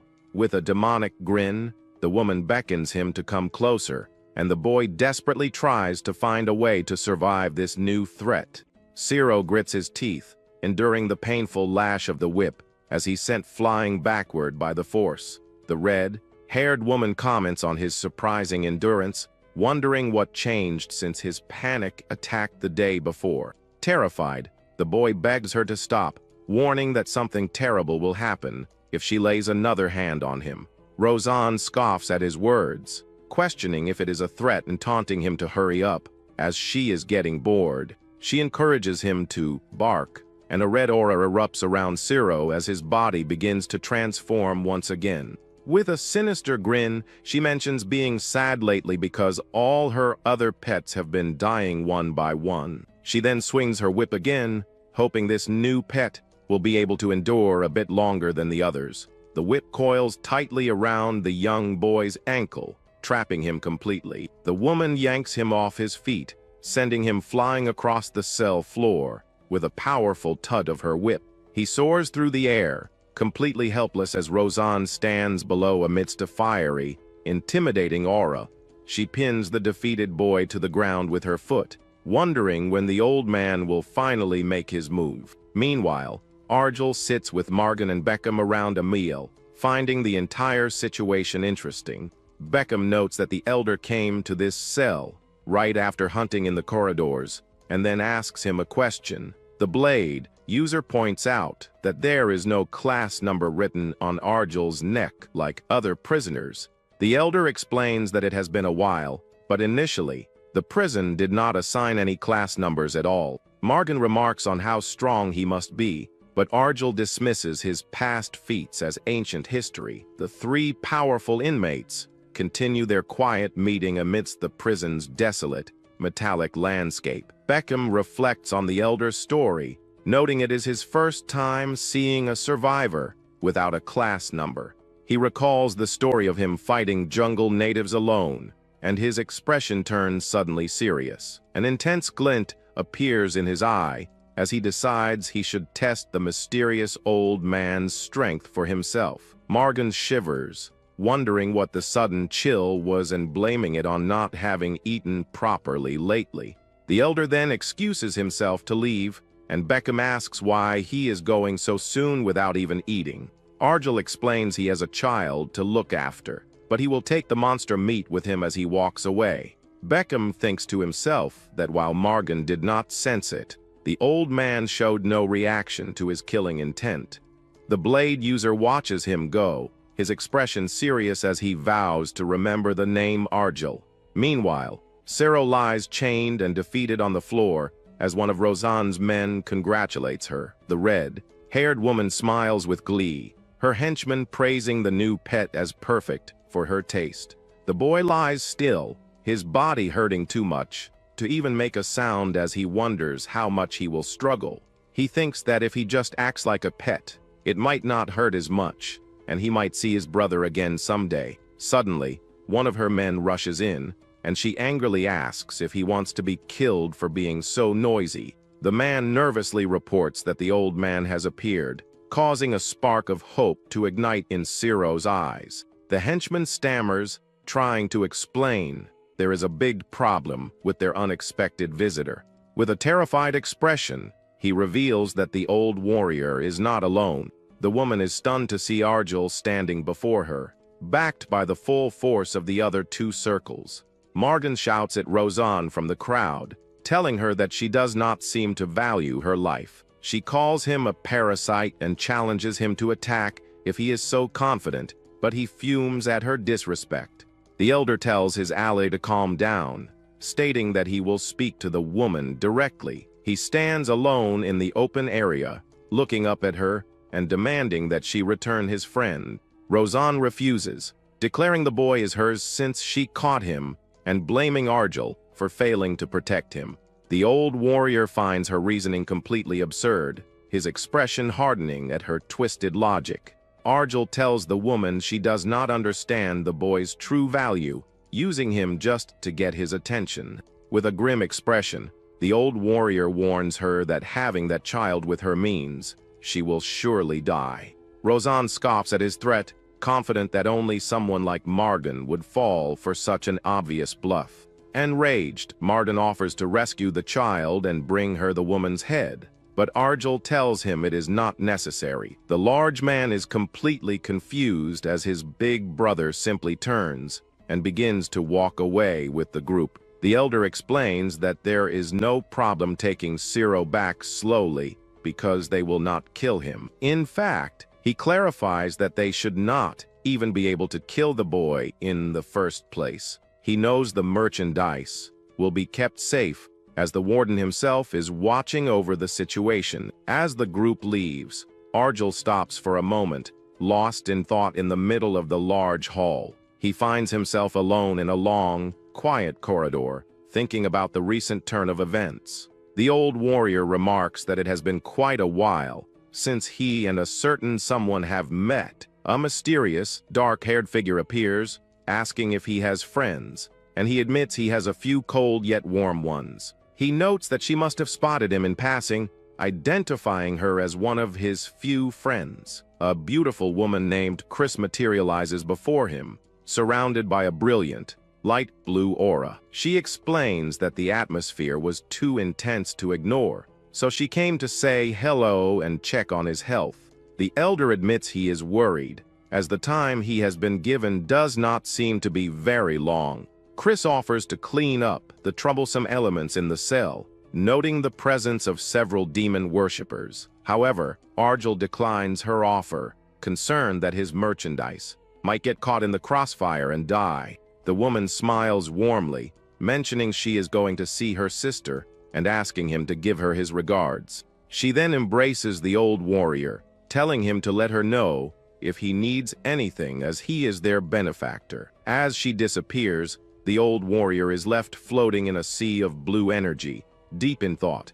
He reflects that no matter his current situation, he cannot go so far as to borrow a young child's help. Standing alone in a dark, high-tech corridor, he admits to himself that he has grown old. His restraints crackle with electricity as he realizes he can no longer solve everything head-on like he used to. However, as lightning courses through his hand, he knows that what he needs to do is not completely impossible. He realizes there is no need to hold back his strength as the bodies of his fallen enemies lie around him. With a surge of power, lightning crackles around his unique, spiraled blade, ready for action. Arjul unleashes his power, his form a whirlwind of blue energy as he prepares for the coming battle. Meanwhile, Roseanne walks through a dark, metallic corridor, her thoughts drifting to her own past. She recalls that she was once just an ordinary Class 3 prisoner, her arm bleeding from a recent injury. She had been just another face in the crowd, struggling to survive in the brutal prison. That all changed when she met that person, a massive, intimidating figure with immense power. She had been so overwhelmed by his presence that she instinctively knelt at his feet, unable to even make eye contact. It was that person's authority that allowed her to climb to her current position of power within the prison. One of her men calls out to her, waking her from a deep sleep, and she groggily asks what he wants. The man nervously apologizes, but insists that she needs to confirm something immediately. She threatens to send him flying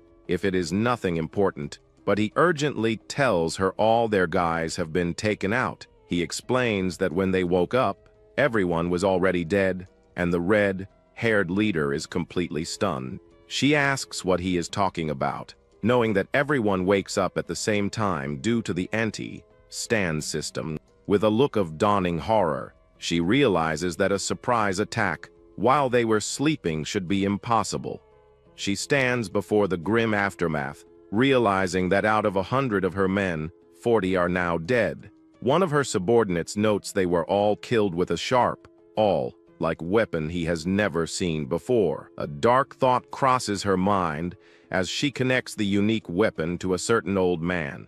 She furiously rushes off in search of the little boy, demanding to know where that brat is. Convinced this is the geezer's doing, she looks down at the remains of the boy's restraints. With a look of pure determination, she rallies her remaining men and declares it is time to begin the hunt. Meanwhile, Siro wakes up to find himself safe with Arjul, who asks if his consciousness has returned. The boy hangs his head in shame, realizing that the old man has saved him yet again. He tells the elder that after everything he has been through, he finally understands that he must protect himself. The young boy clenches his fists, a new resolve burning within him as he addresses the old warrior. With wide, determined eyes, he declares that he wants to become stronger, no matter what it takes. Just then, Margan arrives, asking why the kid is there and reminding his big brother it is time for roll call. The elder explains that he brought the boy, and that the three of them have something important to discuss. Roseanne and her large group march through the prison, their anger and determination clear on their faces. They arrive at the common area to find the other two circles already gathered, waiting for them. Arjul stands with Beckham and Margan, the three leaders ready for the inevitable confrontation. The red-haired woman screams at the damn geezer to come out and face her, her voice filled with rage. She tells Margan to shut up, declaring that her only business is with the old man who crossed her. She accuses him of taking out her subordinates and kidnapping her little boy, her anger reaching its peak. The elder calmly looks back at her, asking if he should kill her too and put her on the dinner table. Arjul calls her noisy for not understanding the situation, but she demands to know what he just said. With a stern expression, he simply repeats that she is loud, his voice cutting through the tension. The red-haired woman trembles with rage, unable to form a coherent response to his calm dismissal. The elder then turns to the other two leaders, asking for their thoughts on the proposal he just made.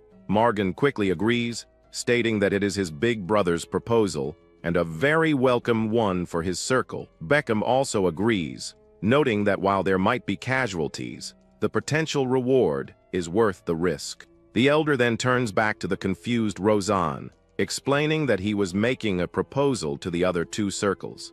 He calmly suggests that since 40 of her men are already dead, they should hold a feast and capture the remaining 60 as slaves. The red-haired woman is completely stunned by his audacious proposal, her mind reeling from the implications. A cold sweat runs down her face as she realizes the terrifying reality of her situation. Each of the 3 circles had 100 members, maintaining a delicate balance of power. But now, thanks to the old Geezer's actions, many of her forces are dead, and the balance has been shattered. The new alliance now has a combined force of 200, while her circle is left with a mere 60. She realizes this creates a power gap too large to handle, and a reflection of her defeat appears in her eye. An overwhelming sense of fear rushes in as she looks out at the massive army now standing against her. Her mind goes blank, unable to think of any possible way to escape this hopeless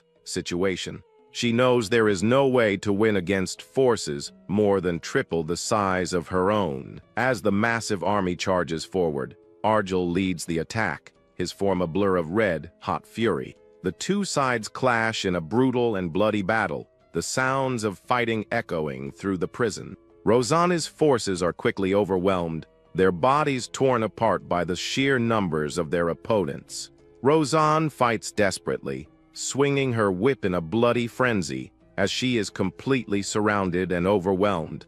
In the chaotic fray, a sharp blade finds its mark, piercing through the red-haired woman's chest. She is quickly swarmed and stabbed from all sides, her body falling amidst the relentless assault. Argel watches the grim scene from a distance, calmly remarking that he had already warned her of this fate. After the battle, he enters a hidden chamber and finds a strange altar with a glowing red orb, a clear sign of the demon worshippers. He picks up the object, identifying it as a life force orb, and noting that they have been gradually collecting them. As he holds the orb, a powerful red energy emanates from the altar, enveloping him completely. The elder seems annoyed, realizing that being involved in such troublesome matters will likely delay his meeting with the warden. He then speaks to the orb, calling out to someone named Darkus and asking if he is listening.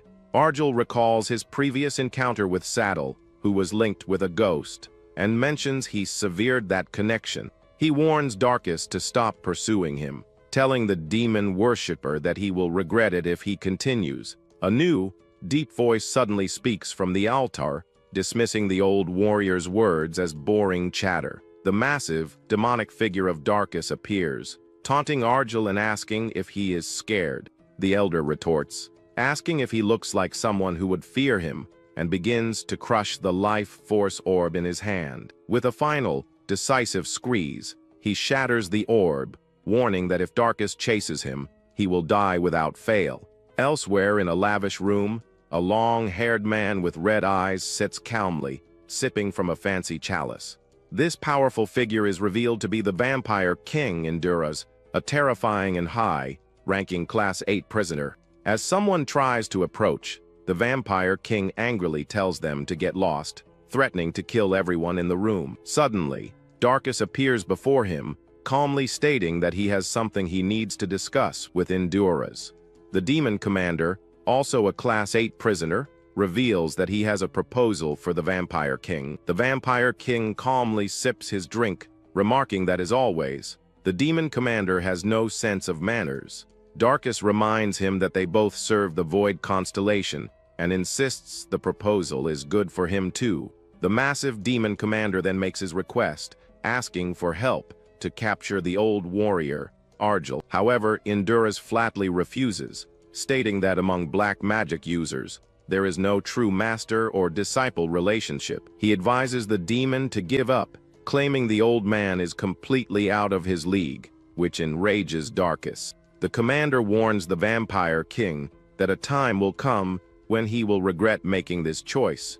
With a menacing toothy grin, Darkus declares that he will simply capture Argel all by himself. The Vampire King simply smirks back, sarcastically wishing him the best of luck with his foolish endeavor. Darkus then vanishes in a swirling vortex of dark energy, leaving the lavish room in a sudden silence. Endura scoffs at the demon's arrogance, calling him an insolent brat who still does not understand his own position. He reflects that any prisoner who climbs the ranks in Solitude eventually learns the name Argel Rastos. The Vampire King wonders to himself how a mere human has managed to survive in this hellish prison for decades.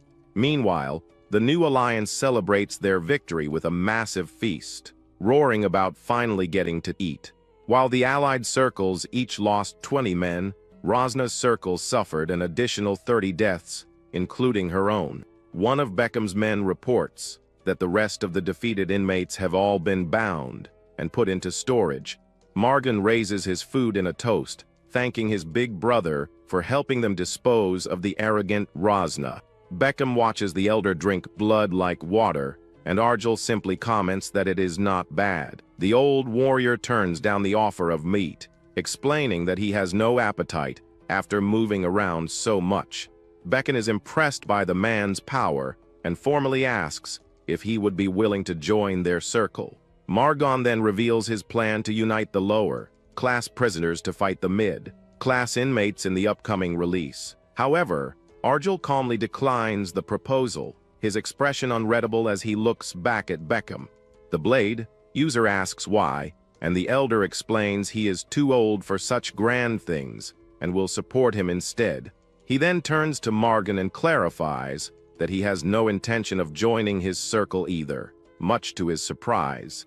Beckham asks if he will not come with them, but Argel simply excuses himself, stating he is busy taking care of a child. The two powerful leaders can only stare in confusion, both wondering why he would be taking care of a child. 6 days later, the old warrior and Ciro are back to their training, and it is time for the boy to enter his inner self again. Ciro asks why he has to walk through his memories, and the elder explains it is to know what he truly desires. With that, they begin their meditation, both sitting cross-legged in silent concentration. The boy finds himself back in the dark, watery expanse of his own mind, a familiar yet unsettling place. He remembers that this is his 8th time entering his inner self, and this time, he must try to walk forward continuously.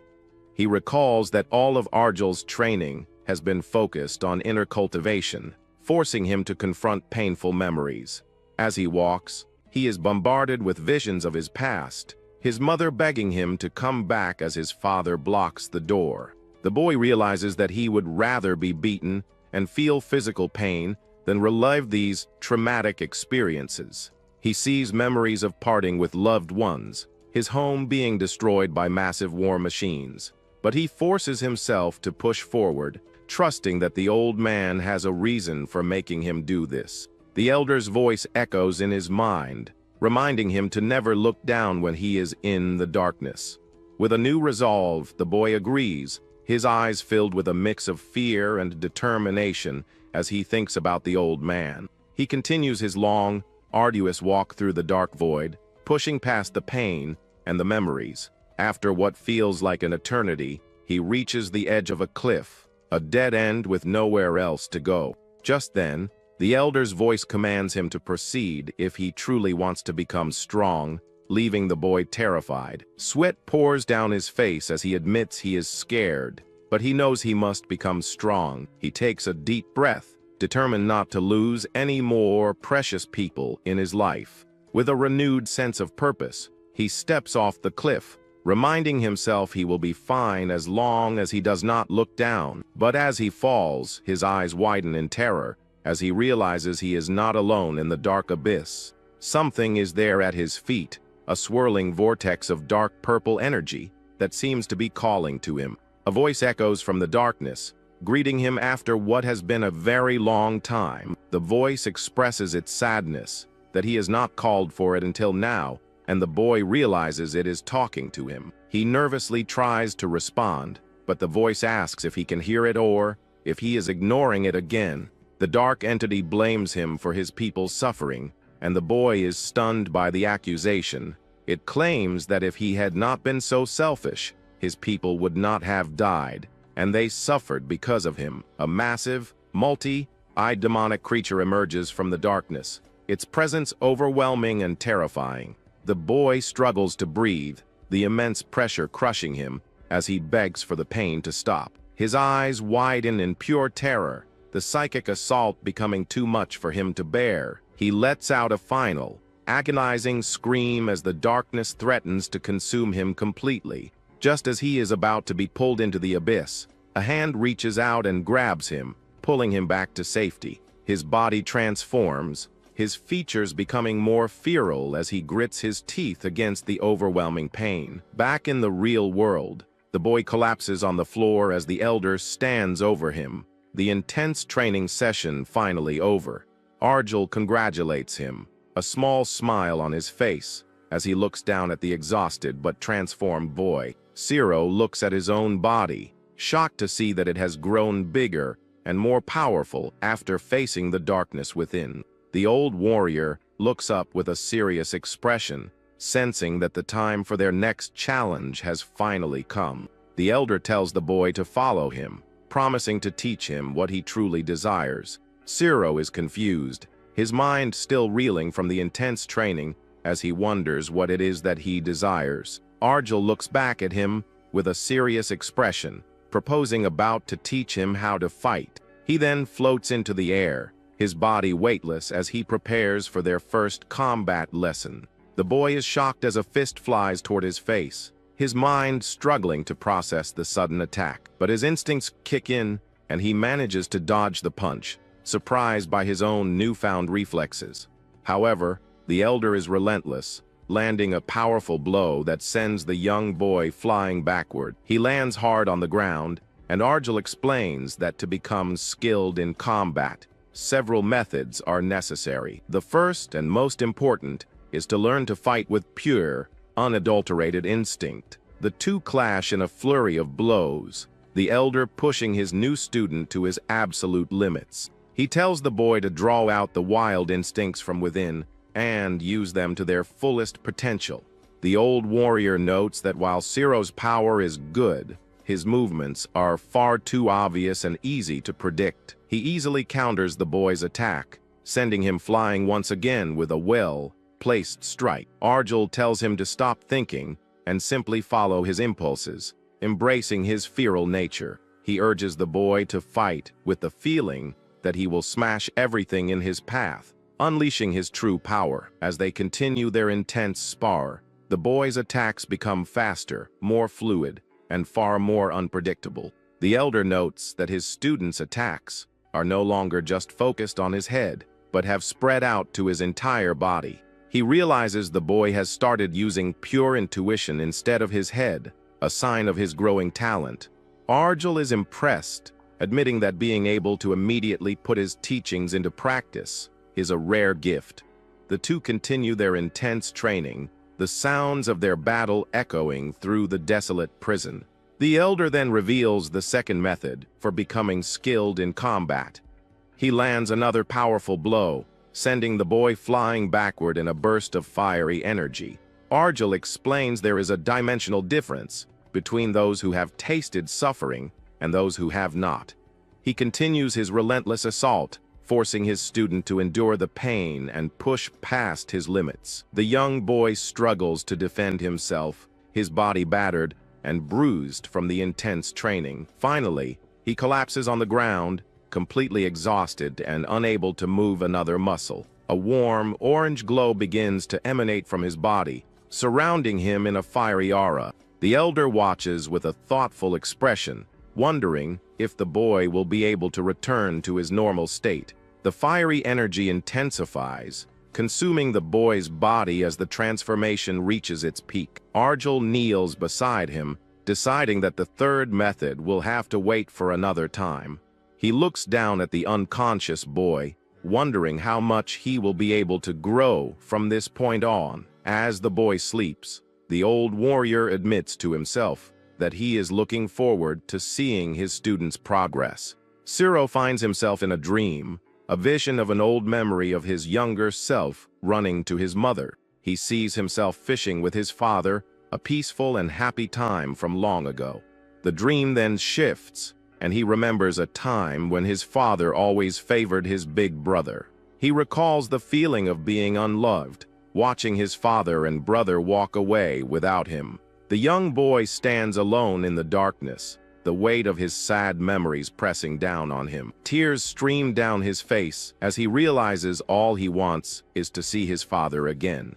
Back in the real world, he wakes up to find himself sitting beside Arjel, who notes his fast recovery. The elder explains they are on the rooftop of a building and tells him to focus on the prisoners below. The boy uses his newly enhanced senses, his eyes glowing as he looks down at the prisoners below. He wonders why everyone is sleeping, and the elder confirms that it is now sleep time for the inmates. Arjel then asks his young student how it feels to have overcome the prison's no standing system. He explains that only those who have truly faced the darkness within themselves can overcome the prison's regulations. The young boy looks at his hands in awe, wondering if he too can now be like the old man. The elder silently notes that the merchandise is growing much faster than he had originally anticipated. He thinks that the boy's growth means he should be exchangeable for the medicine needed to sustain his own body. The old warrior clutches his chest, knowing his weakened body has overused its strength for far too long. He thinks about all the recent troubles, like the necromancer saddle and the whip woman Rosna. He also recalls his recent encounter with the demon worship sect's powerful commander, Darkus. The elder concludes that meeting the dangerous people he has avoided for so long was likely inevitable. Elsewhere, an inmate carefully polishes his large blade, preparing for the coming event. Other prisoners are also getting ready, with one leader telling them not to let their guard down. Margan reflects on his 3 years of survival, feeling he has now grasped the intuition needed for this day. He stands ready and determined, vowing to skillfully get through the coming challenge once again. Sero notices that everyone seems busy, and the elder confirms that today is release day. The old warrior explains it is a system designed for prisoners to anticipate, and many will die today. Suddenly, they both look up, a strange and unexpected phenomenon catching them completely off guard. Sero recognizes the light from roll call, and the elder notes that the release is starting sooner than expected. A system announcement declares that the release begins now as a large, glowing portal appears in the air. Arjal and Sero look up as a massive, high-tech structure materializes in the sky, bathing them in a brilliant, colorful light. A towering pillar of golden, hexagonal energy erupts from the ground, identified as Lower Corridor 8972. The other prisoners are engulfed in the intense light,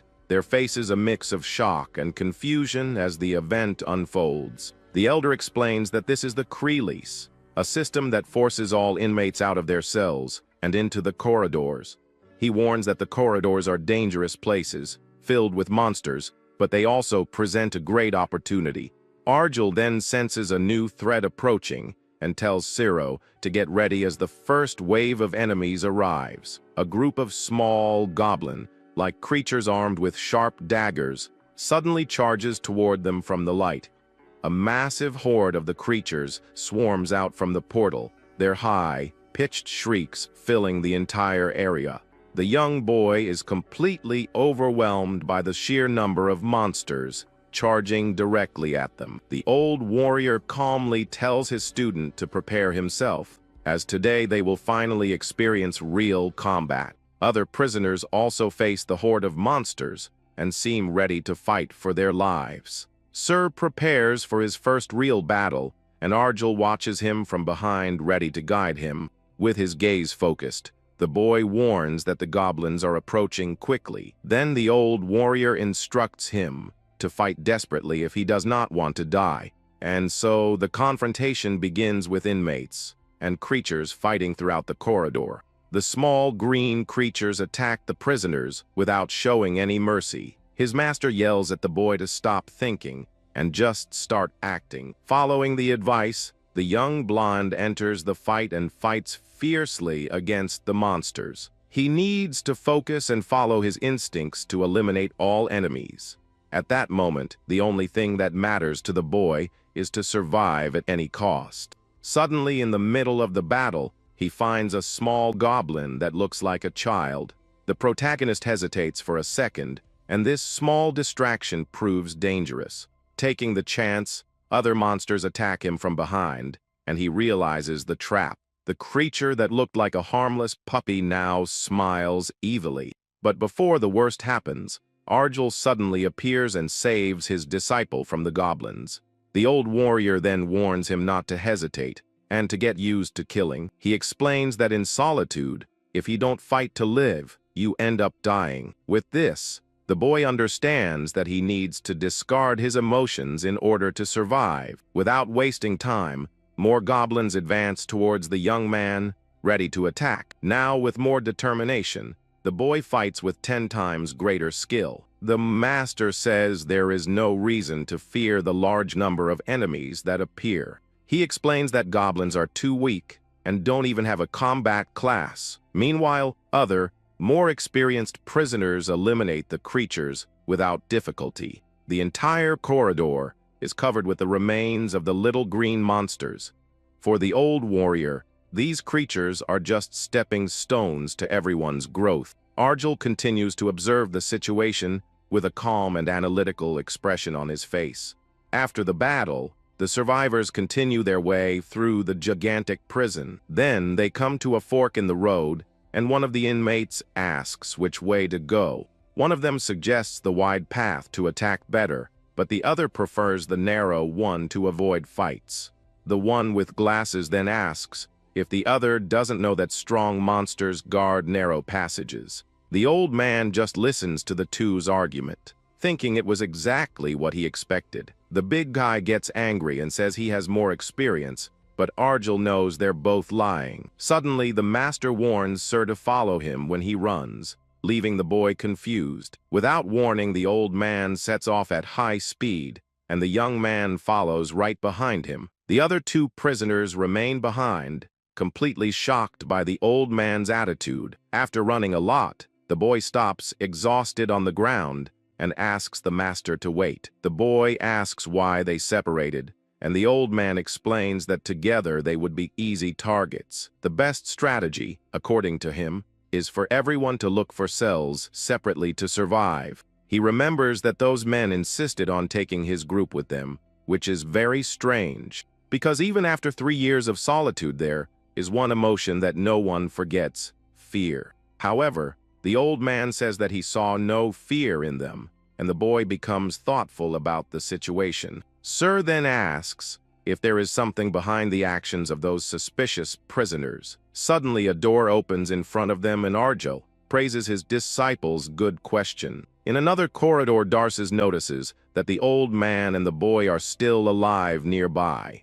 He feels lonely because they are gone, and so he continues on his way with his group. Soon after, the two groups meet again, and Darcis asks what happened to Margan, but the old warrior interrupts him and tells him to stop that pathetic act. He then flashes back to when he first met Darcis and Margan in prison. Arjul reveals that he already knew their identities and asks if they serve the vampire King Enduras. With a smile on his face, Darcis confirms that the master was right about his identity. The vampire says that the count ordered him to be escorted, but Arjul simply refuses to go with him.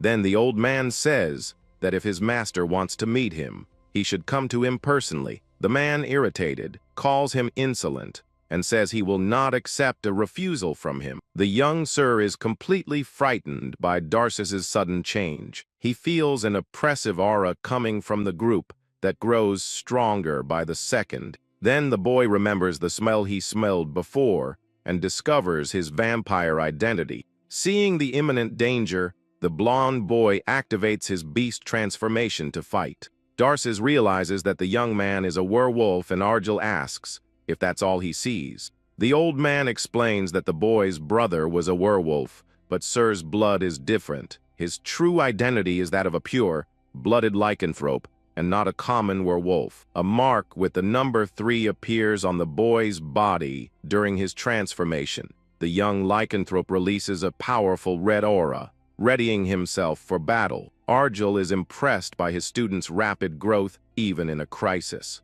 Seeing the boy's new form, the old warrior recognizes his great talent for fighting. With that, the master holds his weapon firmly, preparing to enter into action. The white-haired man says he will take care of the weaker henchmen in the enemy group, and then he sends his disciple to face the leader of the vampires named Beckham.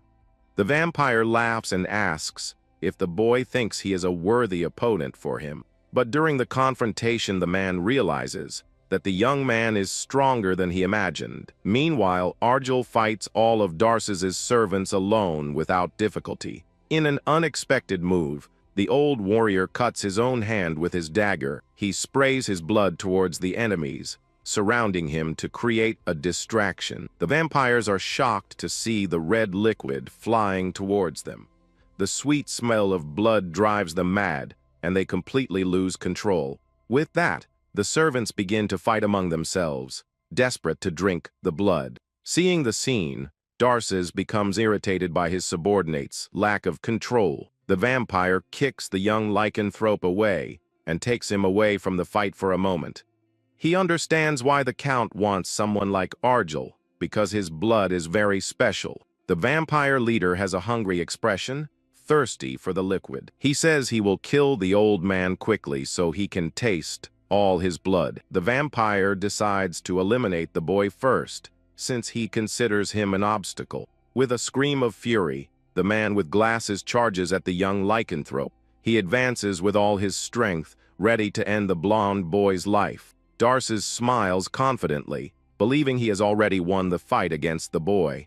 But in a quick movement, the young man manages to counterattack and wound the vampire in the chest. Surprised by the unexpected attack, the vampire leader doesn't understand the situation. The boy's arm regenerates and Darces asks what kind of creature he really is. With a look full of determination, the boy prepares to continue the battle. Then he lands a powerful punch on the vampire's face, knocking him away. Even injured, Darces seems to enjoy the fight and praises his opponent's strength. Suddenly, the old warrior appears and pierces the man's chest with his dagger. The vampire coughs up blood in disbelief at what just happened to him. In his last moments, the man cannot believe that he was defeated so quickly. In just an instant, Arjul managed to eliminate 80 of his men single-handedly.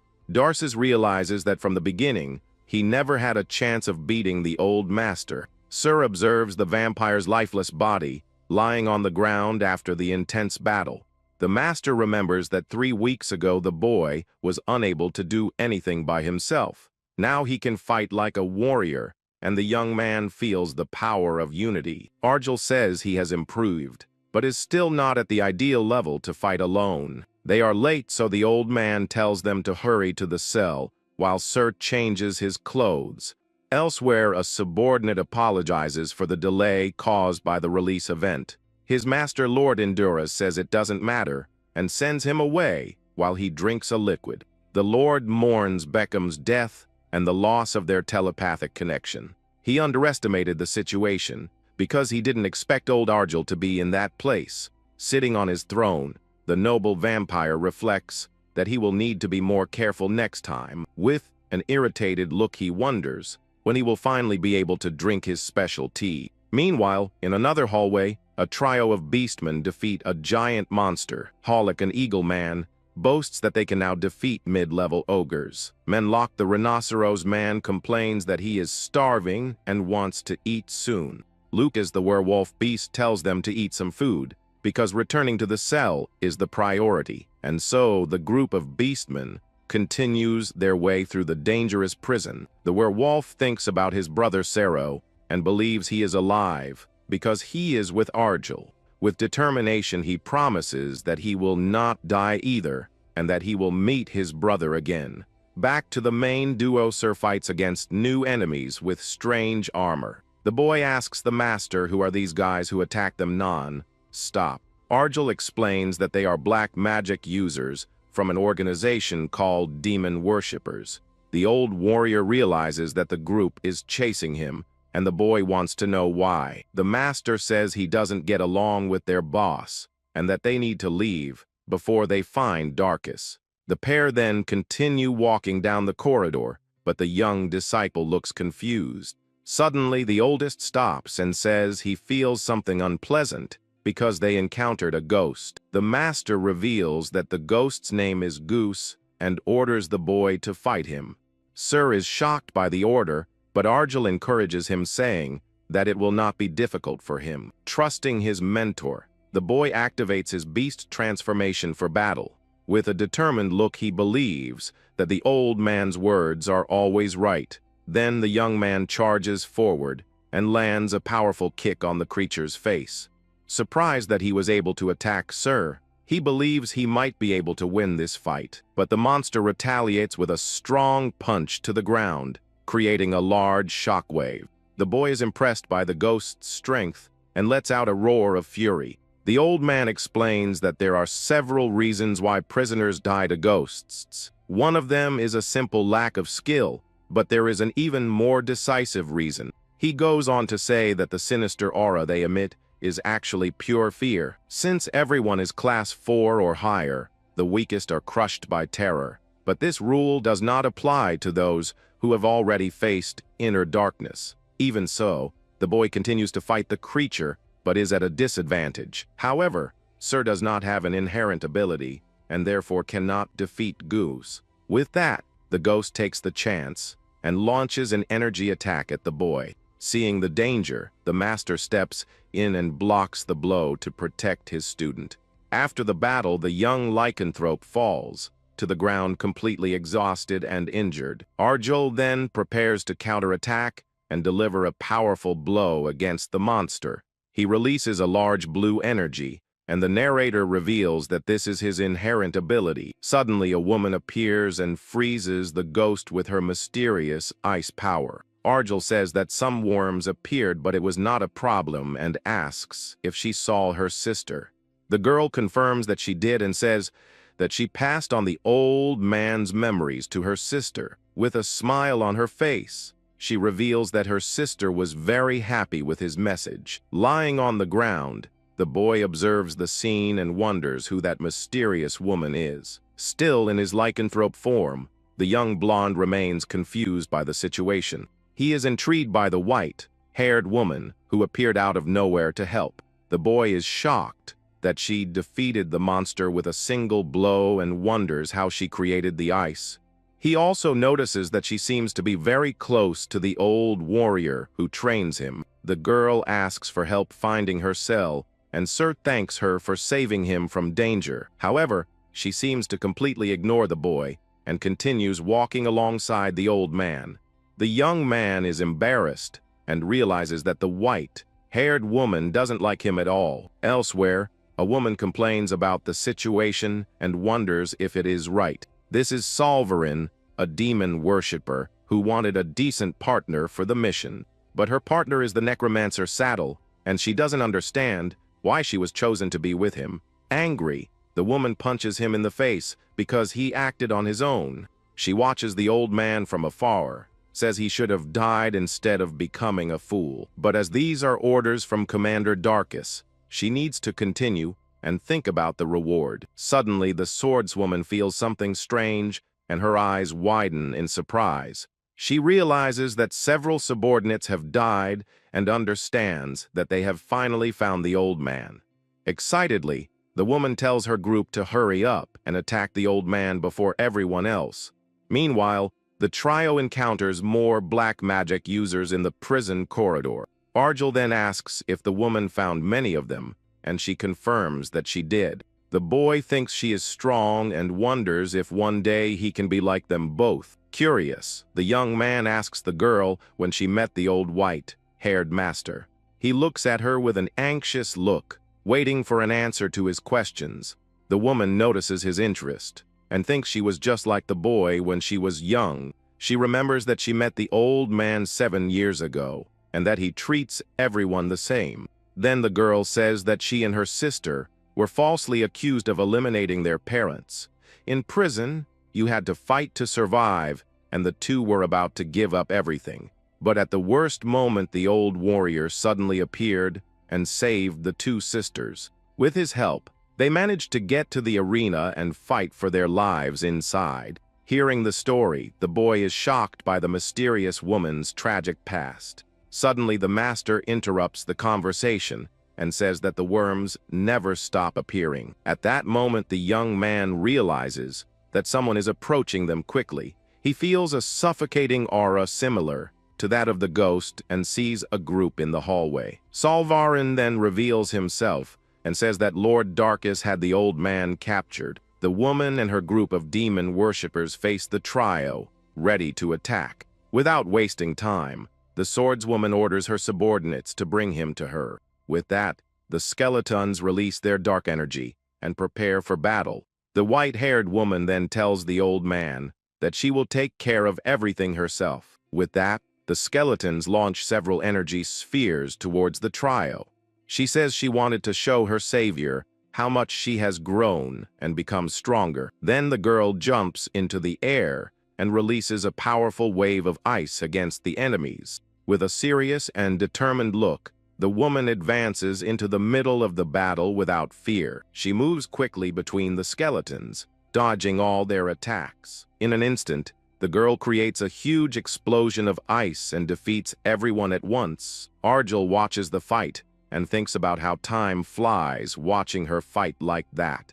He remembers when she and her sister were just children crying together in prison. Now the young woman fights masterfully using her ice powers without hesitating for a second. With a blow to the ground, she freezes everything around her and defeats more enemies easily. The old man praises her, saying that she has grown up well and now has the refinement of a lady. The woman then reveals the name of her skill, which is called Snow Flower Armor. With this power, she can create ice armor to protect herself from attacks. The ice armor covers her entire body, making her ready for real combat. Even so, she still wonders why the old man saved her in the past, and he doesn't answer. But now she just wants to enjoy the moment of fighting alongside her savior. The boy watches the battle, impressed by the power of the white-haired woman. He asks the master how she can fight like that, but Argel remains silent.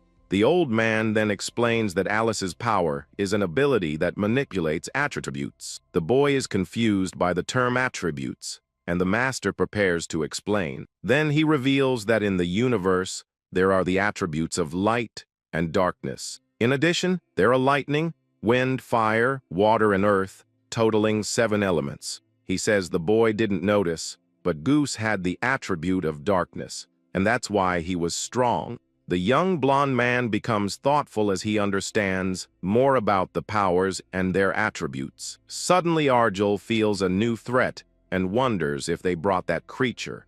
Alice also realizes the danger and is shocked by the presence of the new enemy. Soon after, a terrifying creature known as the Decapitator emerges from the shadows. The ghosts of loneliness are not easy to summon and require great power. The necromancer Saddle is responsible for the summoning, as he has a special talent for it. The old man tells Sir to stay in front of him, because the necromancer is dangerous even though he is useless. Fighting them all would be too much, so the master decides to use a new strategy. He clasps his hands together in a strange gesture and says he will help his disciple in battle. With that, a bright light shines, and the old man announces that he is going to connect with the boy. This connection is a type of telepathy that allows direct communication between the two. The boy hears the master's voice in his head, and the old man warns him that it will only last 10 minutes. Without wasting time, the creature advances with its sharp blade towards Argel. The master tells the boy to take the chance to learn, because his stamina will run out. The old man dodges the attack with ease, while the young lycanthrope watches the fight. Sir stands up and asks what exactly he needs to learn from that situation. The old man says it may be early, but he will extract the attribute from within the boy. Stunned by the idea, he hears his master warning him of an attack coming from the left. Following the telepathic warning, the young man ducks and manages to dodge the giant blade. Meanwhile, the white-haired woman fights bravely against the other dark creature. She manages to block the monster's attack with her sword, creating several sparks. Then the warrior leaps into the air and attacks the creature with her ice blade from above. The girl realizes that the situation has become complicated with so many enemies around. She knows that defeating the necromancer would be enough to end the creature's summoning, but the other black magic users don't let her get close to the summoner. With that, she decides to deal with the mages first, and then focus on the main monster.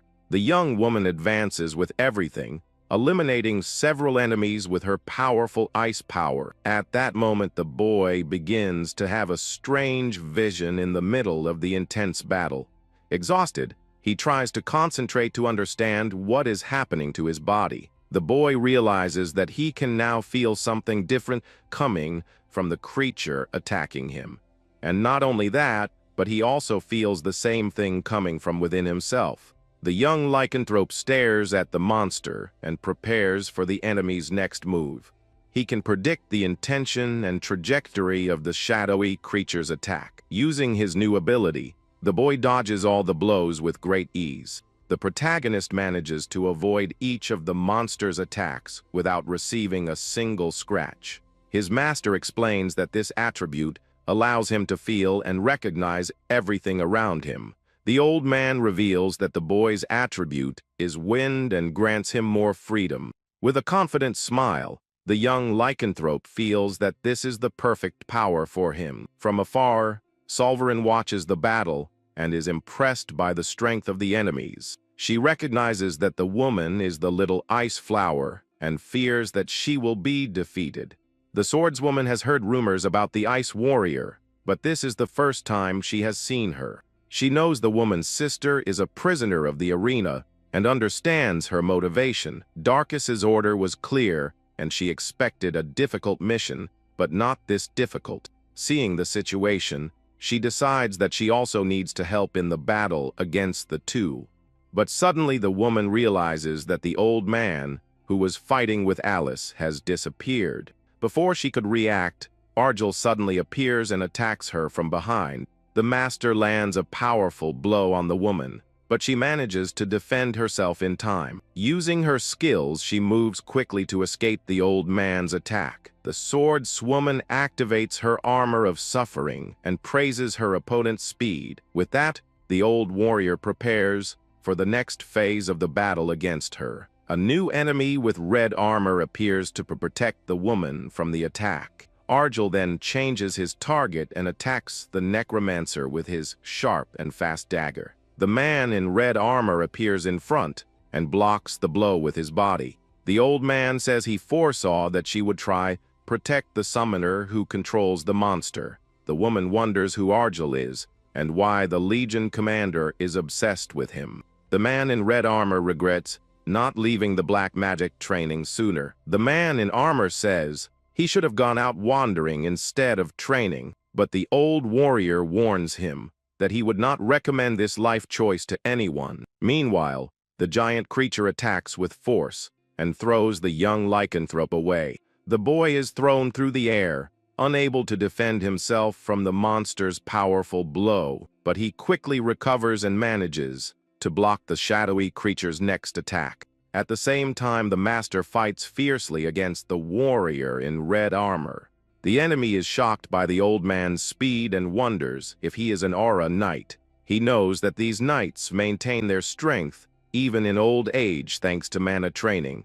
However, he cannot feel any mana energy coming from Sir's master's body. The warrior then scoffs that the old man's dagger doesn't even scratch his armor. Unfazed, Argel advances with an attacking stance, ready for the next move. The old warrior's arm glows with a mysterious and very dark energy. In a moment of panic, the man in armor realizes the great danger that lies ahead. Then an explosion happens, and the warrior's armor is completely destroyed. The man can't believe what happened and looks at his chest in complete shock. He realizes that the old master also possesses the attribute of darkness and becomes terrified. The warrior in red armor looks up from the ground. Above him, An old man with long white hair floats menacingly, holding a small blade. He breathes heavily, completely perplexed. Concentrating, he realizes he can't sense any dark attributes coming from his opponent. The elder's expression remains stoic.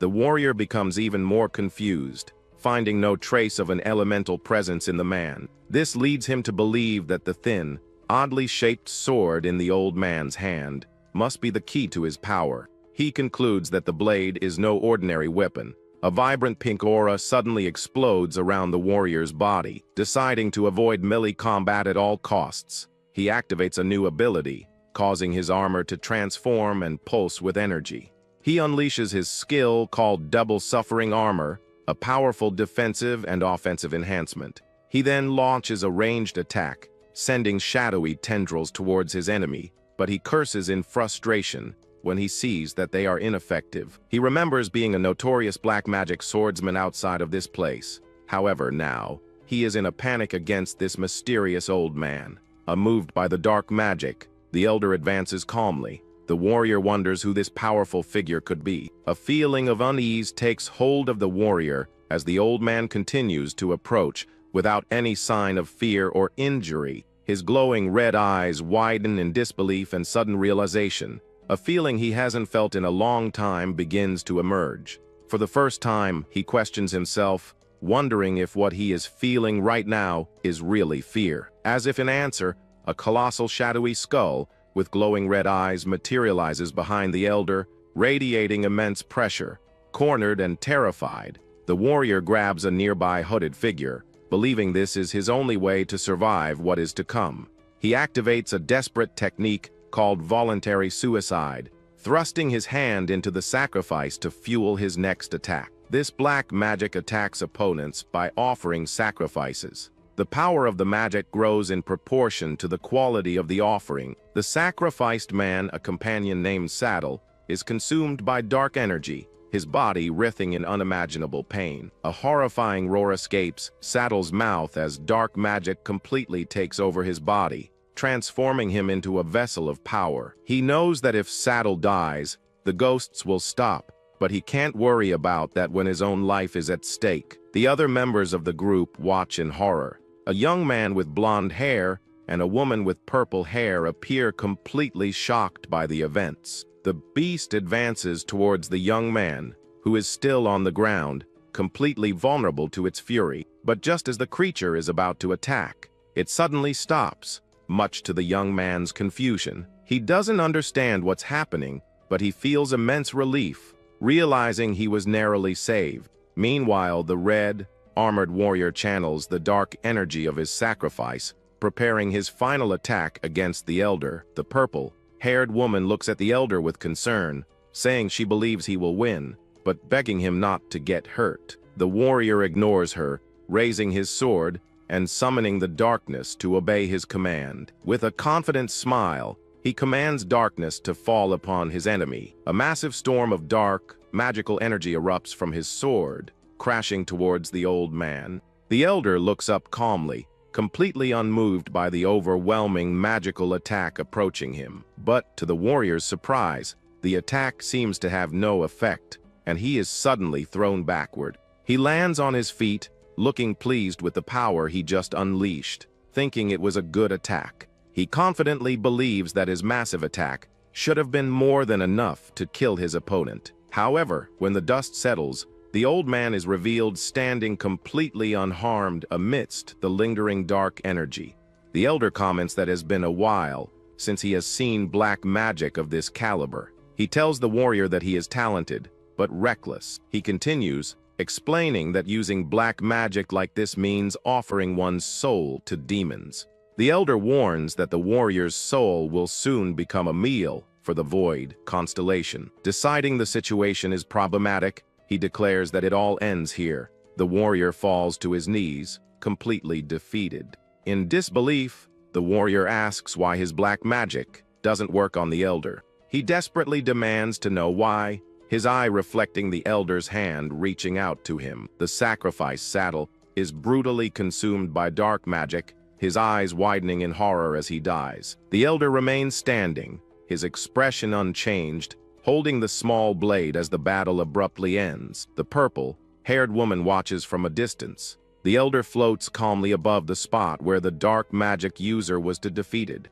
A blue aura surrounds his head as he looks at his companions, asking if everyone is safe. The woman approaches, worried about him. He reassures her, but notices that she doesn't seem well. Nearby, the young man with blonde hair, who was almost attacked, is breathing heavily, still shocked by the recent events. The elder suggests they leave the area, as the danger may not be over. The woman agrees, offering to help the boy. They exchange a knowing look, agreeing on the plan to evacuate the dangerous area as quickly as possible. From afar, a new figure watches them leave. He seems impressed by the old man's performance. The woman notices the stranger's presence and is on guard. The elder calms her, assuring her that they are not enemies. He turns to the newcomer and greets him, saying that it has been a while since they last met. The man, named Aub, stands before a large group of followers, all dressed in similar robes. He smiles at the old man, commenting that it has been a long time and that it is good to see him again under these circumstances. The woman identifies the group as the Fanatics. The mention of Aub's name brings a look of concern to the elder's face. The Fanatics are a group dedicated to the 11 constellations, including faith, hope, and love. They purify heretics through massacres. The woman wonders how many prisoners Aub killed behind his peaceful smile. Aub explains that he was cleansing the filthy aura of the demon worshippers, stating that he has already taken care of the area. He then bows respectfully to the elder, saying that they should have done so, and offers his gratitude. She is shocked to see a Class 6 prisoner bowing. She realizes the elder has deep connections to the Fanatics. The elder ignores her surprise and begins to chant. A golden, healing light forms between his hands. The young man marvels as he feels his fatigue disappear. Aub explains that it is his blessing magic, a thank you for his help. He then turns to the elder, offering to bless him personally. The old man refuses, reminding Aub that his magic doesn't work on him. As the group prepares to leave, Aub asks the elder to stay safe, stating that he is someone who must survive. The elder reflects on how he is always worrying about the lives of others while living in solitude. Aub declares that he does not mind dying as long as the elder survives, promising to help him whenever necessary. The old man, the woman, and the boy walk away down the corridor, leaving Aub and his followers behind.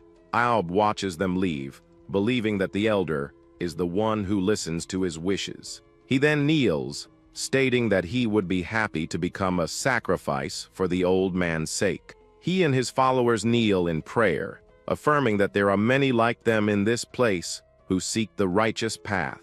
They consider themselves to be those who recognize their own foolishness, and therefore, the elder's journey is of utmost importance. He begs the elder to listen to his wishes, his face serious and full of determination. As the trio continues walking, the boy notices that the old man looks downcast and asks the woman what his relationship with Aub is. She explains that she has been with the elder for about a year, but does not know his exact relationship with Aub. She expresses her surprise that he would associate himself with such an infamous group as the Fanatics. She adds that the elder told her that he doesn't like people who believe in constellations, which leaves the boy confused. She clarifies that believing in a god is not inherently bad, but the way the Fanatics do it is. The constellations appoint representatives to act on their behalf, sometimes using their power to save the weak. They finally reach their destination.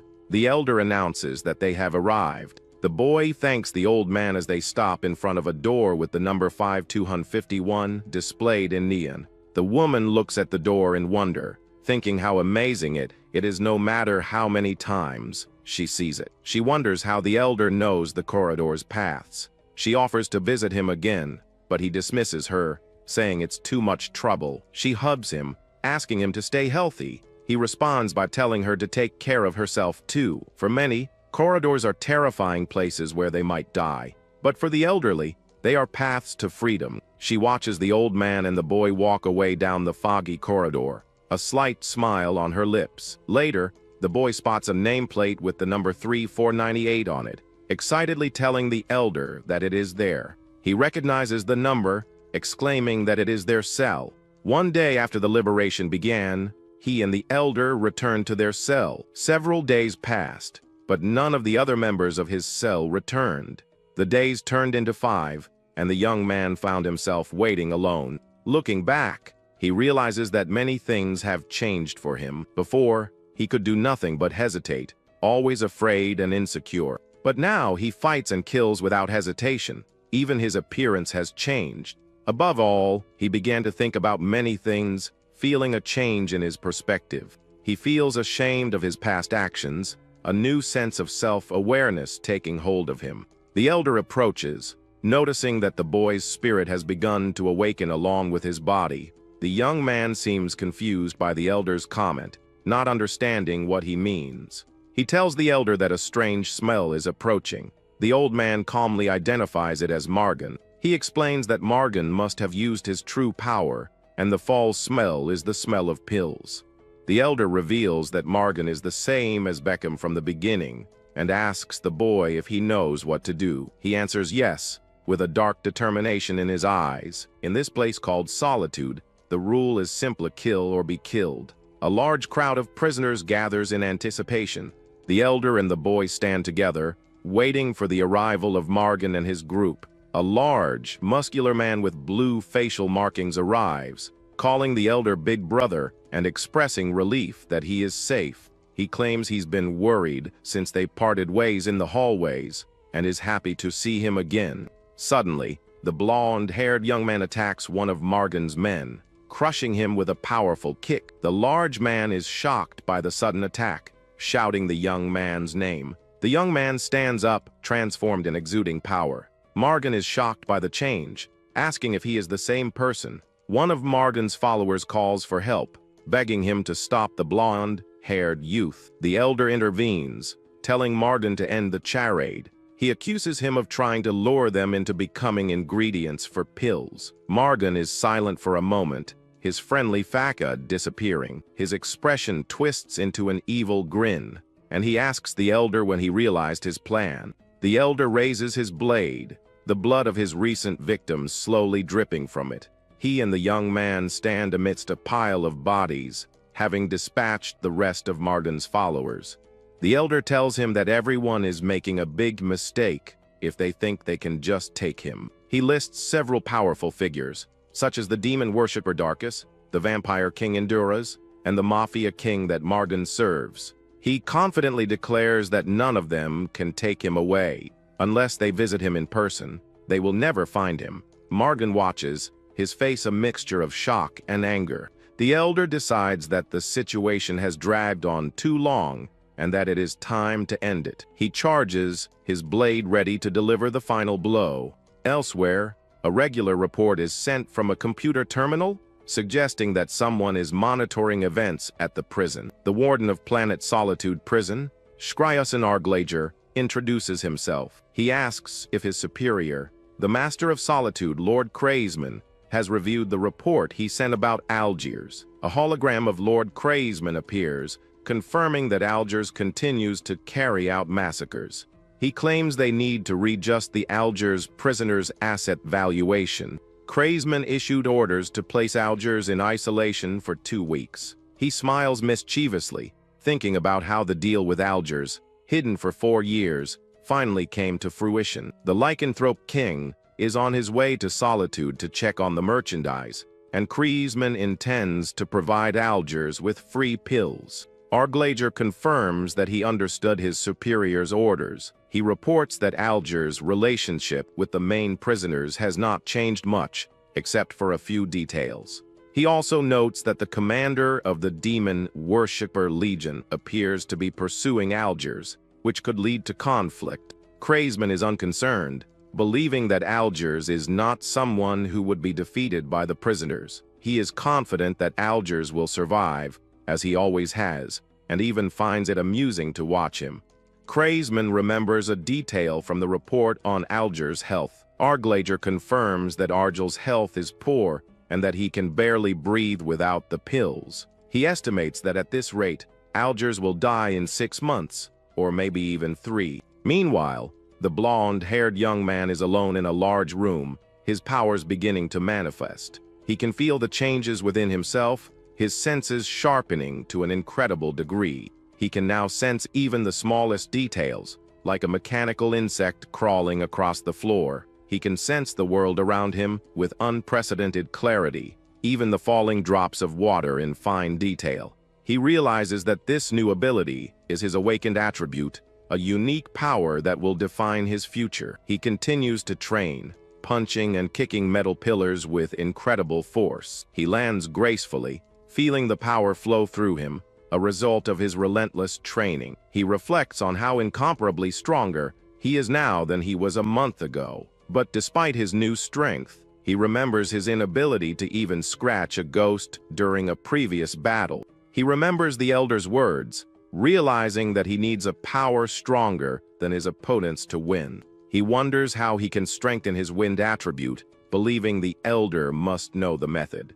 He decides to trust the old man and wait, running around the prison complex to continue his training. He is determined to become stronger, so that he will not be a burden when he meets his older brother again.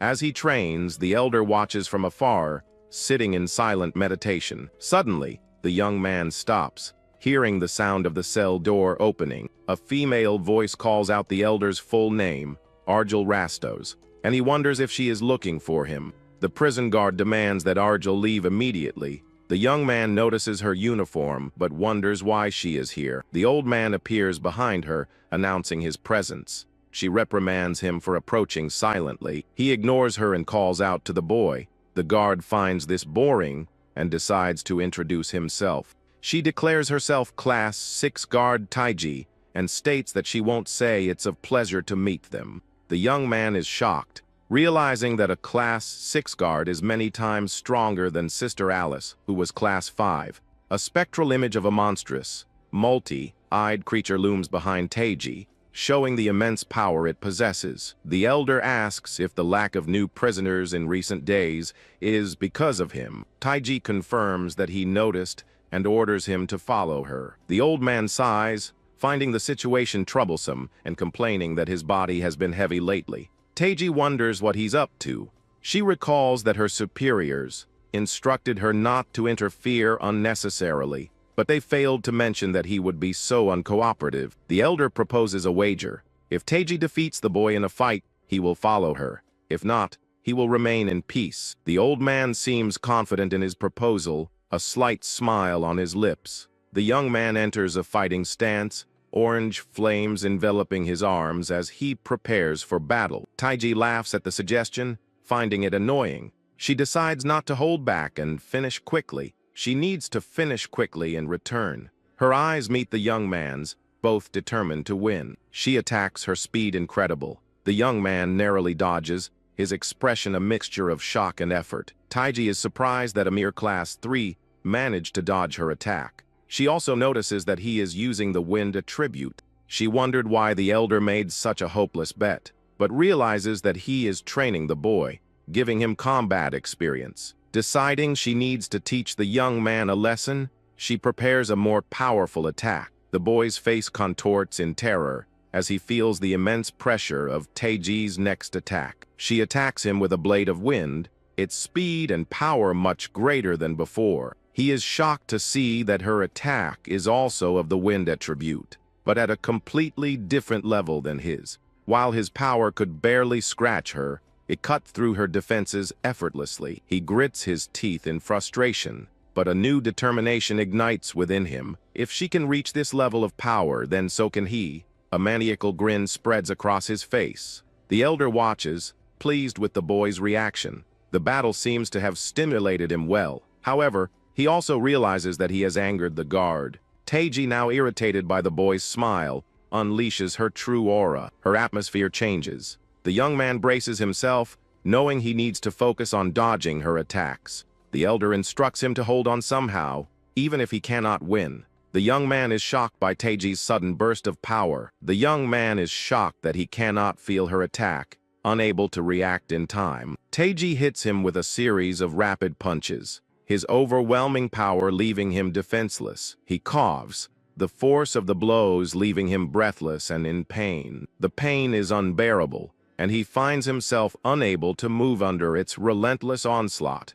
He realizes that she is simply too strong for him, her strength far surpassing his own. Teiji watches the young man fall, his body enveloped in an orange aura of diminishing power. She sighs, stating that she didn't kill him, and that therefore the bed is hers. The elder accepts defeat, agreeing to follow her peacefully. As they walk away, the young man wakes up and runs after them, carrying the old man on his back. Teiji is irritated by their detour, but the elder ignores her, saying there is a place he wants to visit. She is incredulous at his audacity, but he instructs her to follow him as he is on the way. Too tired to argue, she agrees, deciding not to oppose him carelessly. She realizes that causing trouble will only reduce her rest time. The young man wakes up in a bright place, wondering where they could be.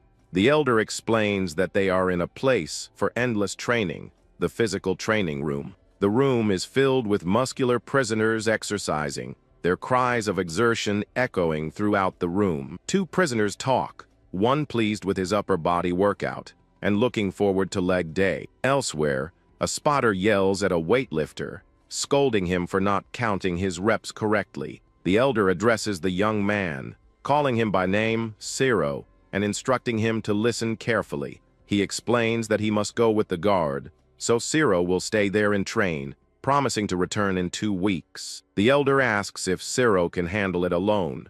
Zero responds with determination, promising to show the old man that he can handle it. The elder remembers Zero's defeat by Teiji, but senses a new determination in the boy. He tells Zero that if he trains hard here, his wind attribute will become many times stronger. Zero smiles confidently, believing he can do it. He clenches his fist, determined to become much stronger. With a serious expression, Zero promises the elder that he will definitely become stronger. The other prisoners in the training room watch the guard arrive, wondering what she wants. Teiji turns up his nose at the smell of sweat, finding self-deprecating men disgusting. She tells the old man that she will wait outside and urges him on. He agrees to come out soon. A large, tattooed prisoner approaches, recognizing the elder. He complains that the elder never keeps his promises and asks why he brought Zero there. He reminds the elder that prison is not an orphanage. Zero recognizes the man as Brother Dulram, a Class 5 prisoner, and prepares for a possible fight. Dulram looks at Zero, commenting that the elder brought some very young merchandise this time. The elder says it's been a while, but the place is too noisy to talk. Dulram makes a gesture, and the other prisoners immediately fall silent. The sudden stillness leaves the prisoners shocked and apprehensive. The elder tells Dulram that this time he wants him to train Zero. Dulram, knowing that the elder will not listen to his conditions, suggests that they make a deal. Dulram declares that his conditions are always the same, a duel in exchange for training the boy. The elder scoffs, asking if Dulram hasn't learned after getting beaten up so badly last time. However, he agrees to the deal. He says he doesn't have time, then takes his leave, warning Dulram not to fill the boy's head with strange ideas. He tells Dulram he's counting on him before leaving with Teiji. Dulram calls Zero, telling him to follow him and threatening to beat him. Zero nods nervously, a bead of sweat running down his face. Teiji takes the elder to solitary confinement, reflecting that the prisoner's reactions were always predictable. Some begged to be saved, others went mad and laughed non-stop, and some even took their own lives. She opens the door, wondering why the old man is so relaxed. He seems at home in the darkness, as if it were his own home. He thanks her for the escort and dismisses her, telling her that the guard's waiting room is just over there. He swallows hard, his gaze intensifying. He turns his body tense and ready to attack. Suddenly, he grabs her, covering her mouth to muffle her screams. She struggles, shocked by the sudden attack. Wondering what is happening, he drags her into the darkness of the cell, leaving her confused and afraid. Meanwhile, Zero collapses from exhaustion,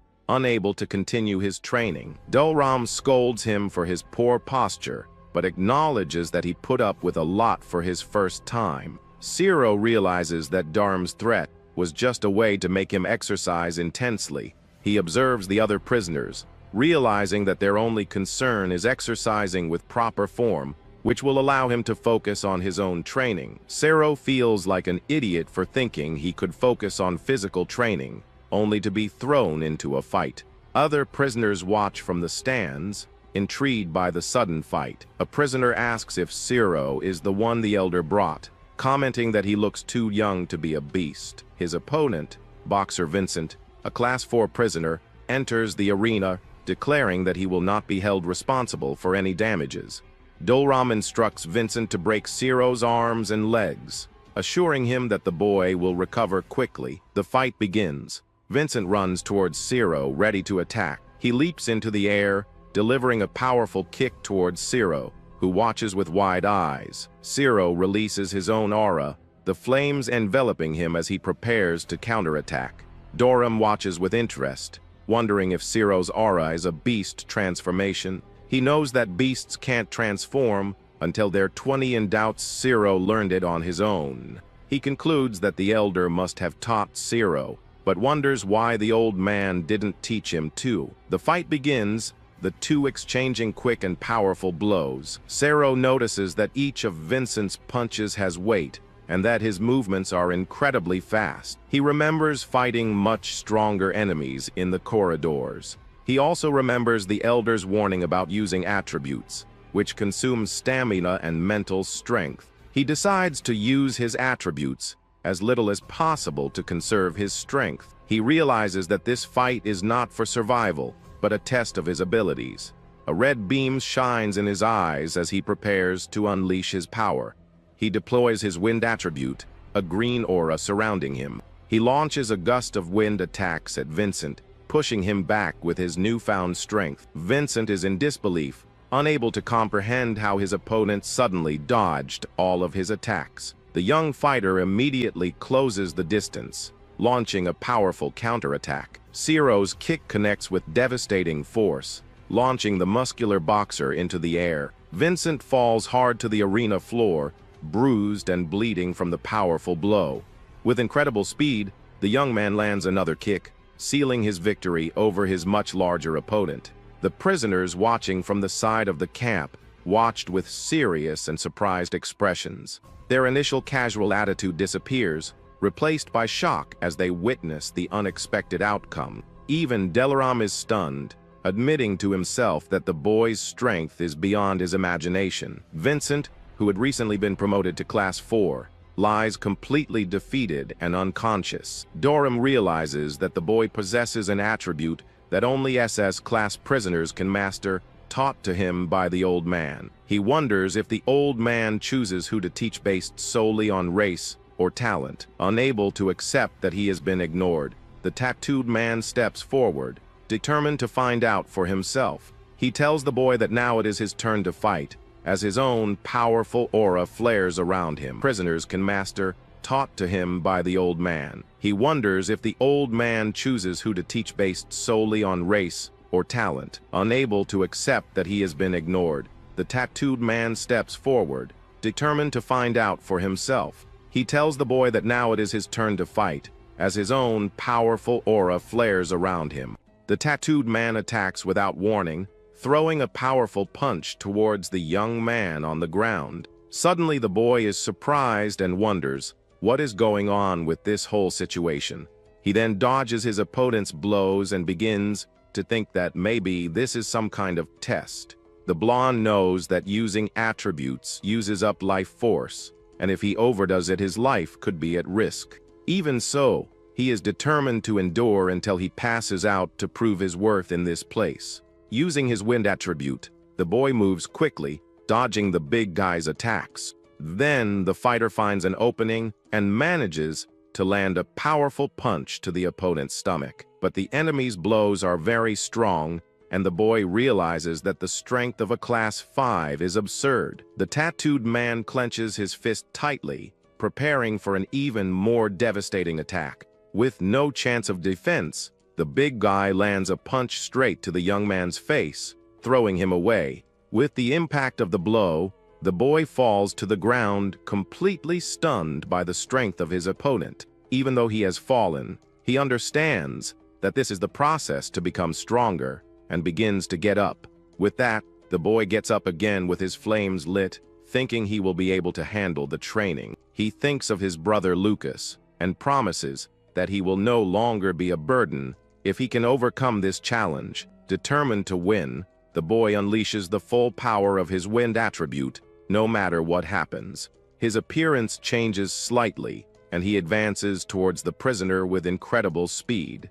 The tattooed fighter is unable to react in time, and receives a powerful blow to the side of his body. The force of the attack is so great that the big guy is thrown to the side without being able to defend himself. Then the young man grabs his opponent with a mad look while the other begins to cough non-stop. To finish the fight, he throws him to the ground with all his strength, creating a huge crater there. The young fighter grits his teeth, feeling tired, but the fight is not over yet. Suddenly the big guy stands up with his eyes shining and prepares a powerful counterattack. With a serious expression, the tattooed man looks at the boy, showing that he will not go easy. Then the boy uses his wind attribute to attack several times, but the opponent seems to withstand it. The blonde is shocked and realizes that the enemy's attacks are based on wild instincts. Seeing that his opponent blocked all of his blows, the boy couldn't believe what he saw.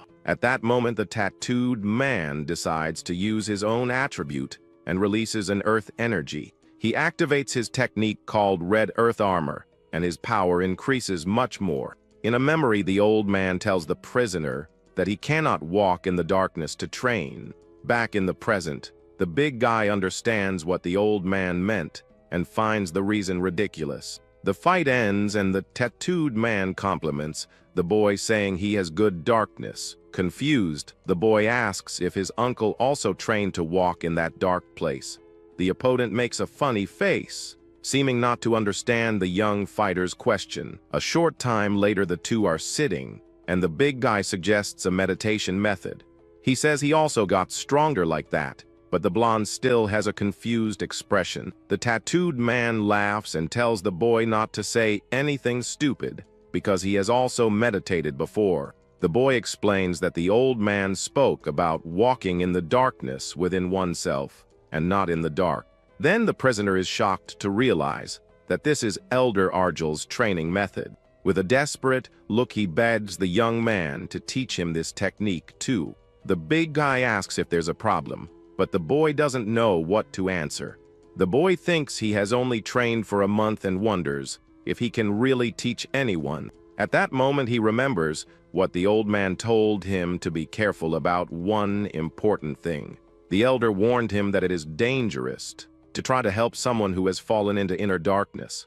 With a serious expression, the master told the young man not to even look at that darkness. Even with his guardian's warning, the boy still seems to be thinking about what to do now. The big guy begs the boy to teach him, saying that this was his goal all along. The blonde thinks that the old man will only be back in 2 weeks, and that maybe he can teach him a little. Meanwhile, the tattooed man panics, thinking he pushed the boy too hard. Then he kneels formally in front of the boy, waiting for a silent answer. The young man gets nervous, not knowing what to say, but ends up making an important decision. He agrees to teach what he knows, and the big guy gets excited and wants to start right away. Surprised by the rush, he orders the prisoner to close his eyes and not imagine anything. The boy instructs him to focus on his breathing, inhaling and then exhaling as slowly as possible. With his eyes closed, the boy guides the tattooed man through this meditation process. The big guy concentrates,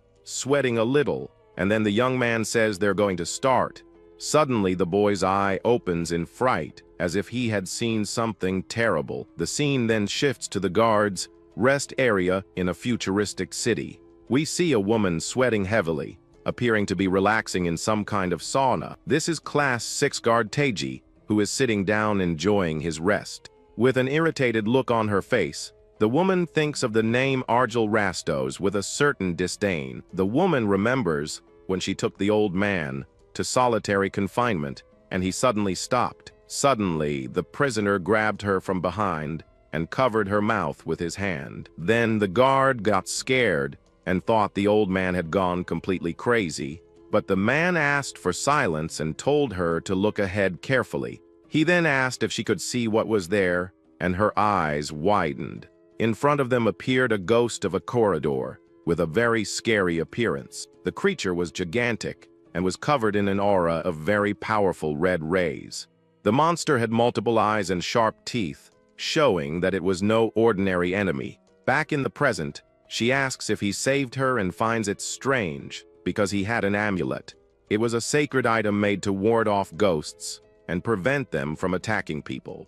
The old man says that the amulet failed because the monster was strong, but she didn't notice anything. The woman finds this strange because she has never heard of an amulet that didn't work. In another memory, the monster is seen being sucked into a sort of red barrier. After that, the hallway was empty, and the two stood there in silence for a moment. The guard says he heard rumors about him and asks who he really is.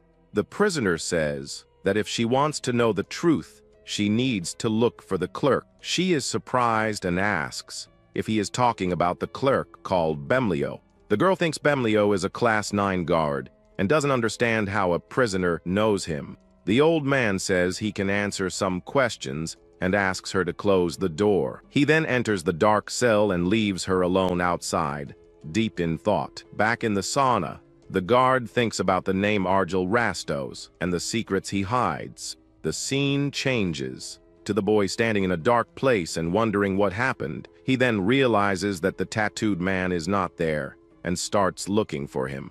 Staring into the darkness, the young man wonders if the training he attempted went wrong. Then the boy calls out to his uncle Daurum, but receives no response in return. Suddenly the old man appears and says that he warned him not to do that, but he didn't listen. The boy is shocked and asks how the old man got there, because he must have been in solitary confinement. The tutor explains that their agreement allows him to enter the boy's mind whenever he wants. He shows the prisoner floating and says he is not yet ready to walk in the darkness.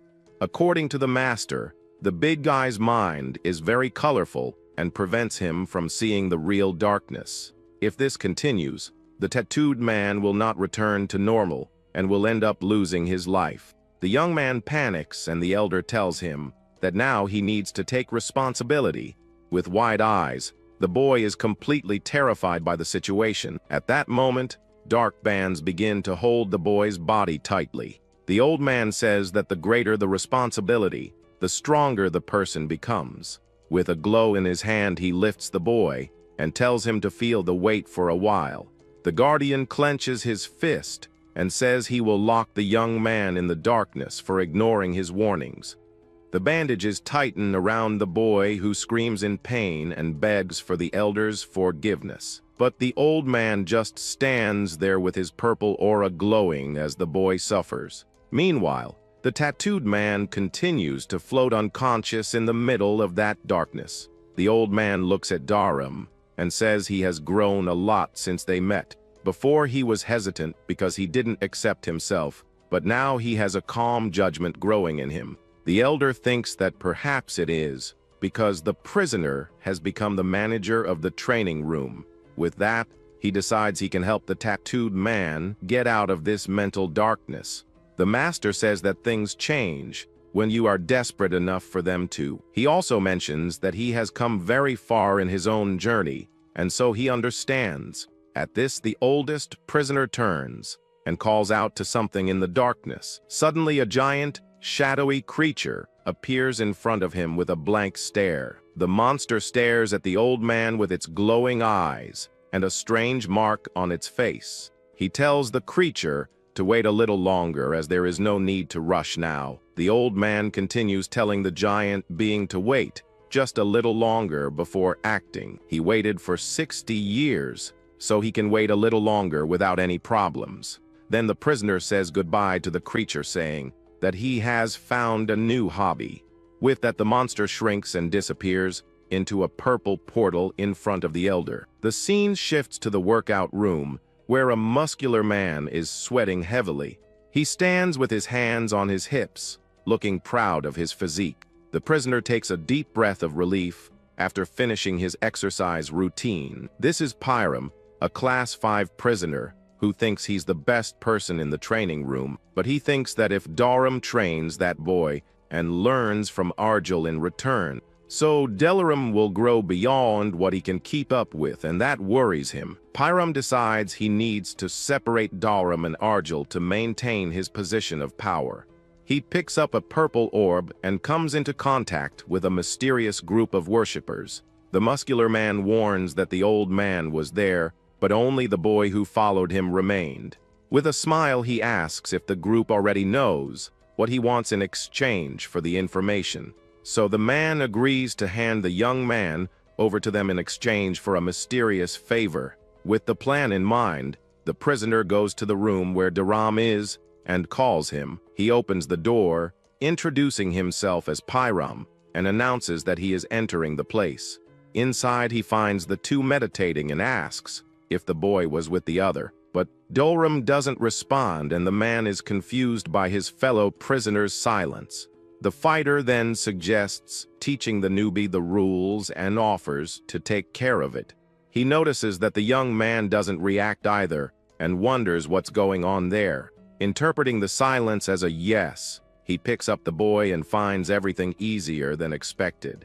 The scene changes to a hallway where a group of hooded figures are waiting. One of them questions whether they can trust the muscle brain, but the other tells him to wait. One of the members gets excited, thinking that if they catch the boy, they will notify the commander. Someone asks what he's laughing at, and we see someone's feet approaching. Pyram arrives carrying the young man and asks if they brought what he asked for. One of the hooded men looks at the boy and confirms that he is the target they were looking for. In response, the other opens a briefcase showing 5 vials with a red liquid. The muscular man smiles, and the man says they will be in touch for more cooperation in the future. With the briefcase in hand, Pyram says goodbye to the hooded men and leaves satisfied with the agreement. One of the mysterious men complains that the other only thinks about muscles and decides to take the boy. At this moment, Darum finally wakes up from his meditation, appearing to be in intense pain. With an expression of agony, he screams loudly as his whole body begins to sweat profusely. Looking at his own hands, he realizes that this was the first time he had felt something like this. He understands that meditation has taken him to an experience similar to visiting another world. Then the prisoner remembers his past victories, and that the lights were his memories. All his former glories trapped him in a cycle of nostalgia that prevented him from moving forward. But instinctively, the tattooed man realized that his past was just the past. He finally understood that he was stuck in his memories, and that's why he couldn't move on. It was at that moment that the fighter saw a small darkness forming beside him. Behind all his colorful memories, he finally found the path he was meant to follow. A shadowy figure called out to him from within the darkness, and he wondered who it could be. With a sweaty face, the big man wonders if the person who called him was his future self. Suddenly, one of his fellow prisoners runs up to him, calling him Big Brother. The man arrives in despair and tells the tattooed fighter that something terrible has happened. The other asks if Pyram challenged him to a duel, but the reason was quite different. His partner reveals that his rival just beat up all his friends for no reason. The prisoner gets up furiously and sees Pyram standing in the middle of his friends lying on the ground. With a look of hatred, he says that if the other wanted to fight, he should have gone and talked to him. Pyram taunts his rival by saying that it is too late and that he will finish him off right there. With an insane smile, the muscular prisoner says he had a great experience. Darum's companion tries to warn him of the danger, but the big guy only cares about the experience. In this, the tattooed fighter says he also had a memory of the dark figure he saw before. With a determined look, he thinks that now he can finally test what he has learned. The scene then changes to the young boy, who is on the ground surrounded by the hooded men. One of the group members wonders what the boy is mumbling to himself there on the floor. Suddenly, the boy attacks and finishes off one of the hooded men in the blink of an eye. shocked. One of the men cannot believe the scene that just happened in front of him. Then, the young man stands in the middle of all the mess with a cold and frightening expression. The boy says he finally found a hobby after being bored for a long time. In fact, the old man's spirit is behind him, curious to know what it's like to possess a werewolf. The hooded men wonder how that boy managed to do so much damage. One of them says he didn't know how strong the young man was, but the other points out an important detail. On the boy's neck appears the number 50, one surrounded by a dark aura with a purple energy. The boy stares at the men with an empty look and without any emotion. His eyes glow red, and he seems to be analyzing the situation very coldly. Arjel was actually watching the young man's emotions spread through his body. The desire to jump and end it all was the violence that only purebloods possess.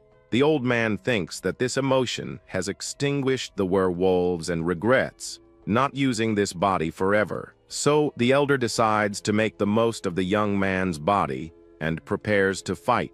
The boy couldn't go beyond the limit of transforming into a beast, but the old man could.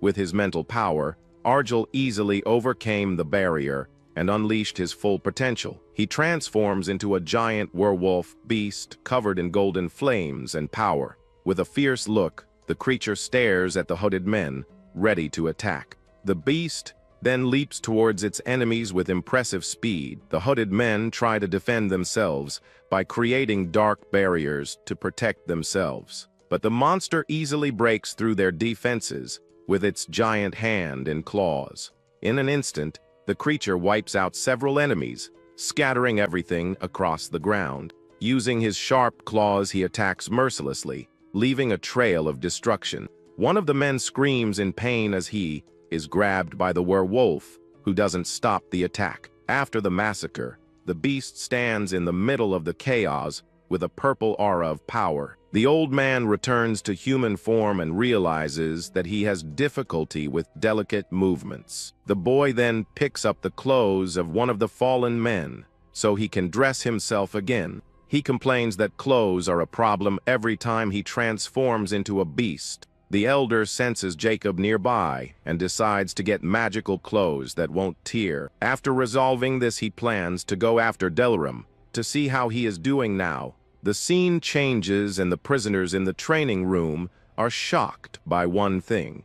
They see Delram on the ground, completely defeated, and they can't believe what happened. One of them says that the two were on the same level, but the flow of the fight suddenly changed.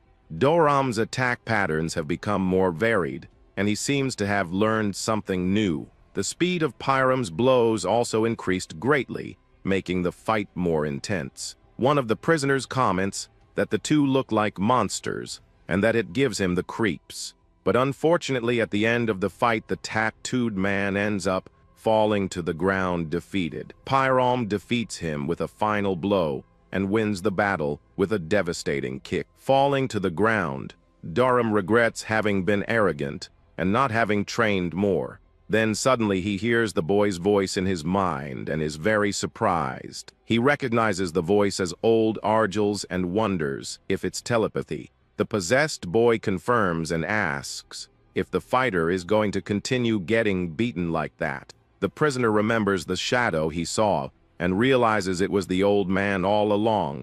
Desperately, he begs the old man to continue teaching him because he doesn't want to be beaten anymore. The boy smiles and says he likes to see the man begging after throwing away his pride. The fighter despairs, thinking that if he closes his eyes he will take a punch and lose. But the boy says he can only move forward if he overcomes his fear, just like in the darkness. The big man gets punched in the face and realizes the old man's words are true. With a determined smile, he decides to trust the elder's words to win the fight.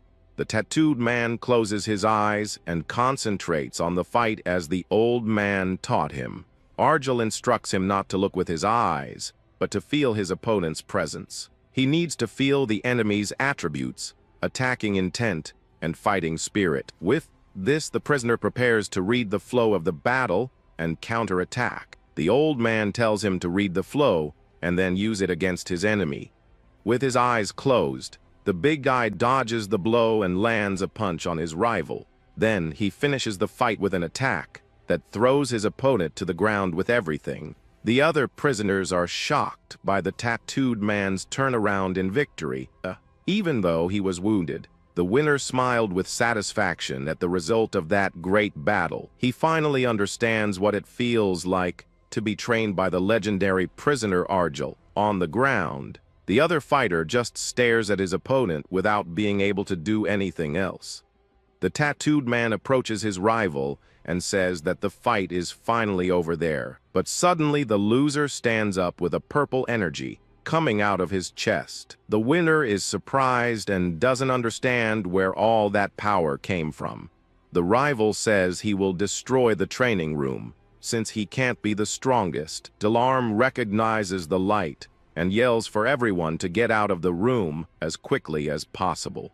The prisoners run in despair, while the possessed boy watches the scene. Suddenly the man's head explodes, and a voice says that enough is enough. The possessed young man appears in front of him, with his claws out ready to attack. With a dirty face, he calmly says that he doesn't like too much noise in the place. The prisoners stare in disbelief as the tattooed man, Doram, kneels on the ground, defeated by the blonde youth's dark purple aura. Dalaram grimaces, suspecting the boy's strange power comes from drugs supplied by the demon worshippers. One of his men rushes forward, demanding to know what the kid did to their leader. But another prisoner stops him, telling him to leave the old man Argel alone. He explains that the boy is actually Argel, pointing to the prisoner number on his neck as proof. A close-up reveals the number 51 tattooed on the youth's neck, confirming his true identity. The other prisoners are completely stunned by this shocking revelation, their faces frozen in confusion. Argel explains that he was frustrated in solitary confinement, so he borrowed the boy's body for a while.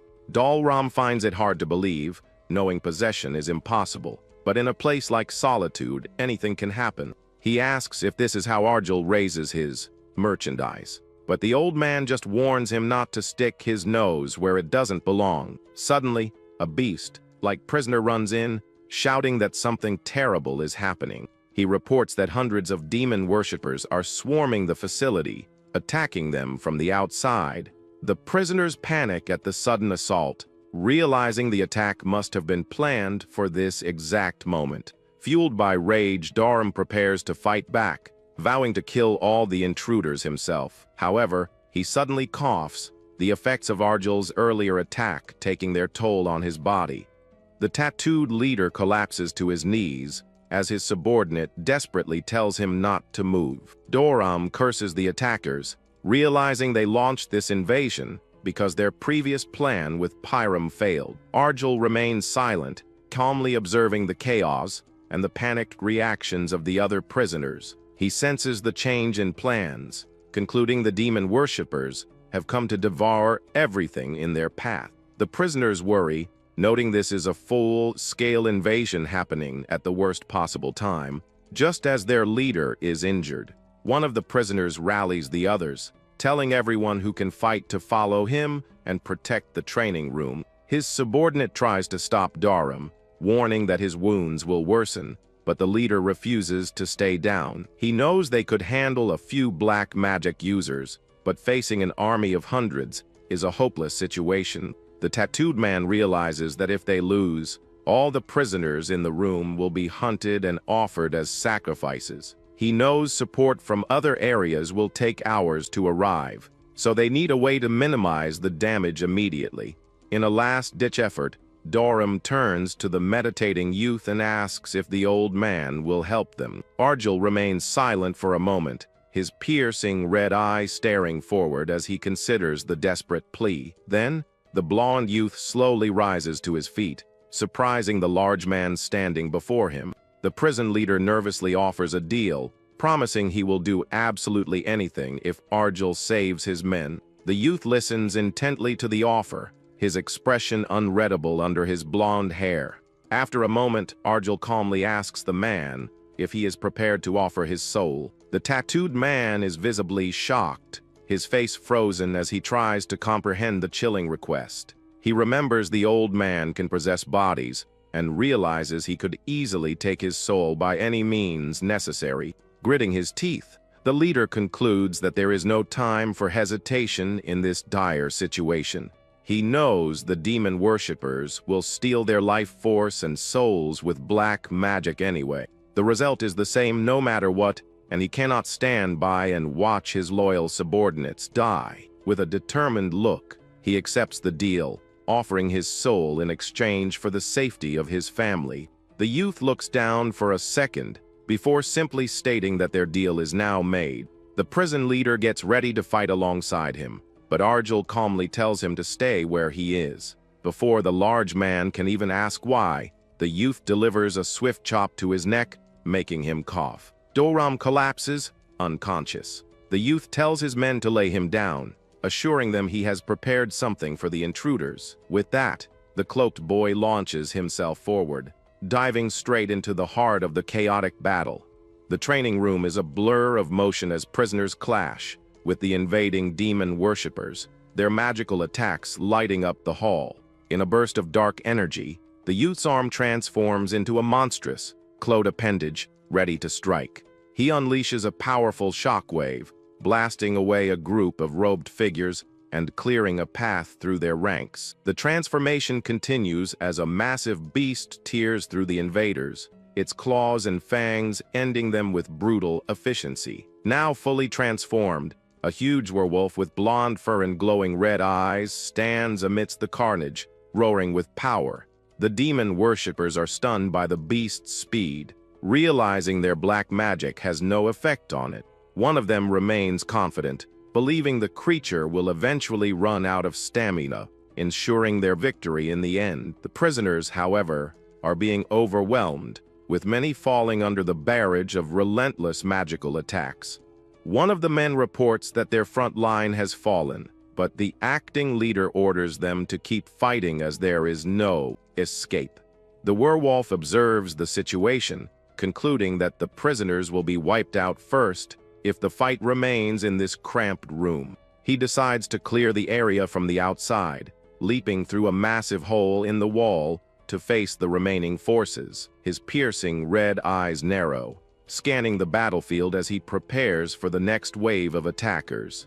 The cultists outside are shocked as the monster emerges, realizing it caused their losses inside and immediately ordering its capture. The beast glances back at the doorway, where the sounds of the desperate battle inside can still be heard. The fight has been devastating for the prisoners, with about half of the training room's members already taken down. The floor is littered with the bodies of both sides, a grim testament to the ferocity of the invasion. Now surrounded by a fiery aura, the werewolf feels the strain on his host, knowing he needs to let the boy's body rest soon. The flames fade, revealing the young man standing alone among the defeated demon worshippers. The demon worshippers realize the creature was a werewolf. Seeing it revert to a boy, they believe he is tired and vulnerable. Seizing their chance, the cultists coordinate their attack, launching a barrage of dark magic at the young man. The youth stands his ground, unfazed as he is surrounded by the incoming storm of purple energy. The robed figures press their assault, their glowing red eyes focused on their seemingly exhausted target. But a sudden, massive explosion of fire erupts from behind them, engulfing the attackers in flames. Their bodies are brutally torn apart by the blast, caught completely off guard by the unexpected counterattack. A colossal, armored bear man now stands over the carnage, wielding a massive, blood-stained axe. The blonde youth looks up at the towering figure, calmly stating that he arrived at the perfect time. Arjul explains that when he searched through the darkness, this new ally was the closest one he could find. The summoned bear man, named Anton, expresses that he is honored to have been chosen by him. With his weapon raised, Anton announces he is awake and awaits his new master's orders. Sometime later, the tattooed leader Doram is seen with his face heavily bandaged from his injuries. He slowly awakens, with his subordinate relieved to see him conscious. The leader immediately asks about the enemies. Remembering the demon worshippers, he frantically demands to know what happened, but his man hesitates to answer, The subordinate grimly explains that their casualties were terrible, with several factions being completely wiped out. Dolram's eyes widen in horror, as he is told that Aaron's group and Mikey's faction are all dead. His companion tells him not to move,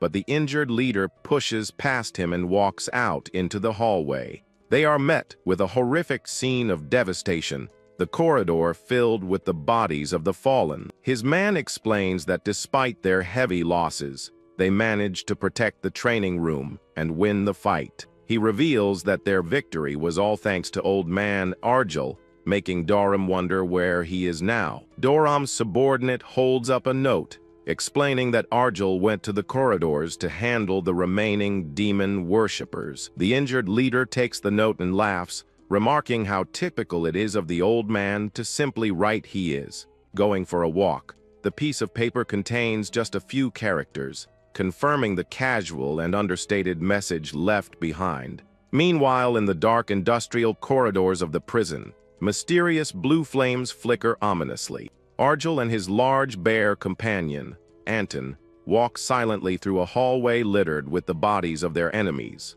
A closer look at the towering bear reveals he is now missing one of his eyes, a fresh wound from the battle. The youth turns to look at his companion, who continues walking forward without saying a word about his injury. Argel asks what happened to his eye, but Anton dismisses it. The old man insists he cannot ignore it. The bear changes the subject, asking if his master is okay. Argel says he has recovered enough strength to visit the warden. Anton hesitates before speaking again, holding something out that makes the young man look up in curiosity. He presents a small, glowing plant, explaining it is life extension grass that he wants to give to his master. The old man knows this item is not easily obtained. He asks if a creature called Shimiani was responsible for the lost eye. Sweating nervously, the bear insists that he is fine and that he won the fight against the creature.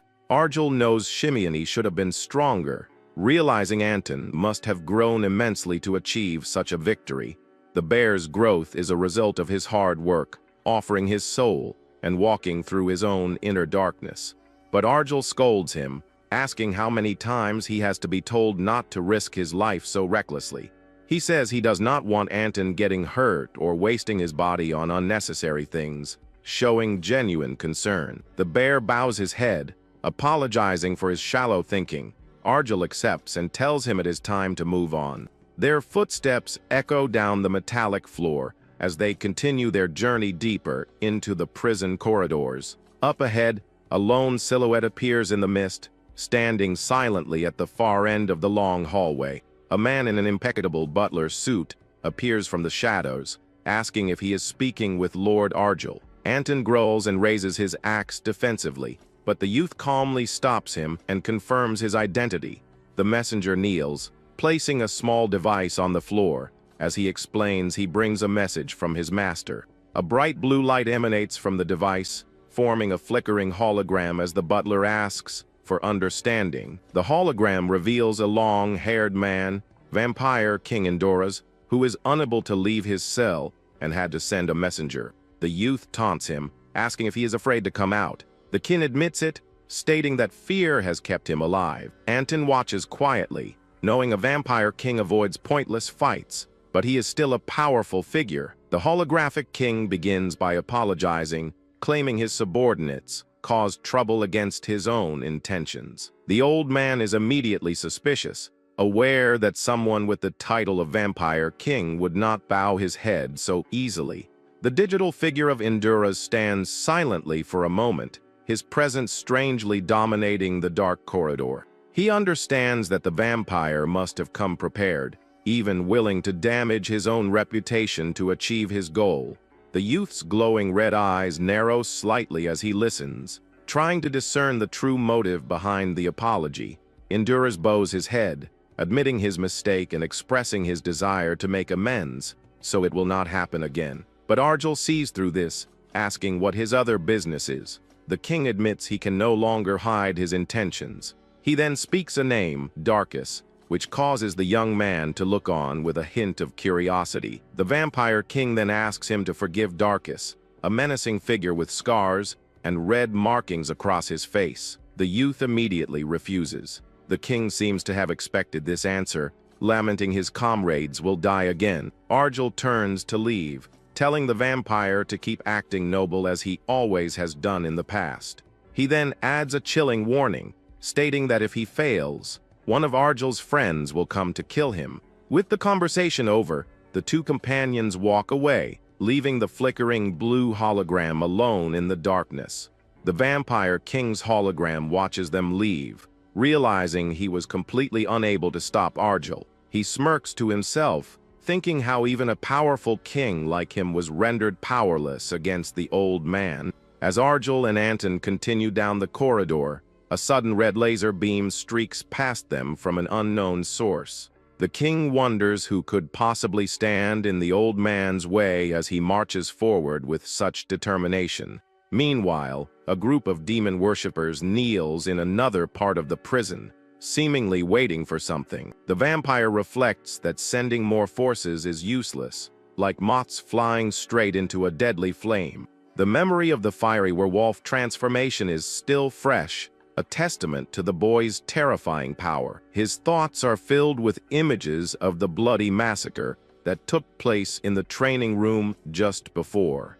The two powerful beasts fought side by side, crushing anyone who dared to oppose their overwhelming might. Their combined strength was unstoppable, leaving a trail of destruction and defeated enemies in their wake. Anton and a new beast, like Ali, walked together. The bear notes the enemies are stalling by splitting their forces. Back in the now empty corridor, the messenger's holographic device lies abandoned on the floor. Suddenly, a hand picks it up and activates the device. It replays the image of Anton, just as expected. A man sits on a pile of corpses, wondering why Anton sided with the Exercise Alliance and the Wolf Boy. But a sinister grin spreads across his face as he decides that their reasons ultimately do not matter. He states that with the corpses he collected, he has gathered more than enough fuel for his plans. Now, sitting atop a mountain of bodies, he is confident he has become strong enough to defeat even Anton. He is pleased that his target came to him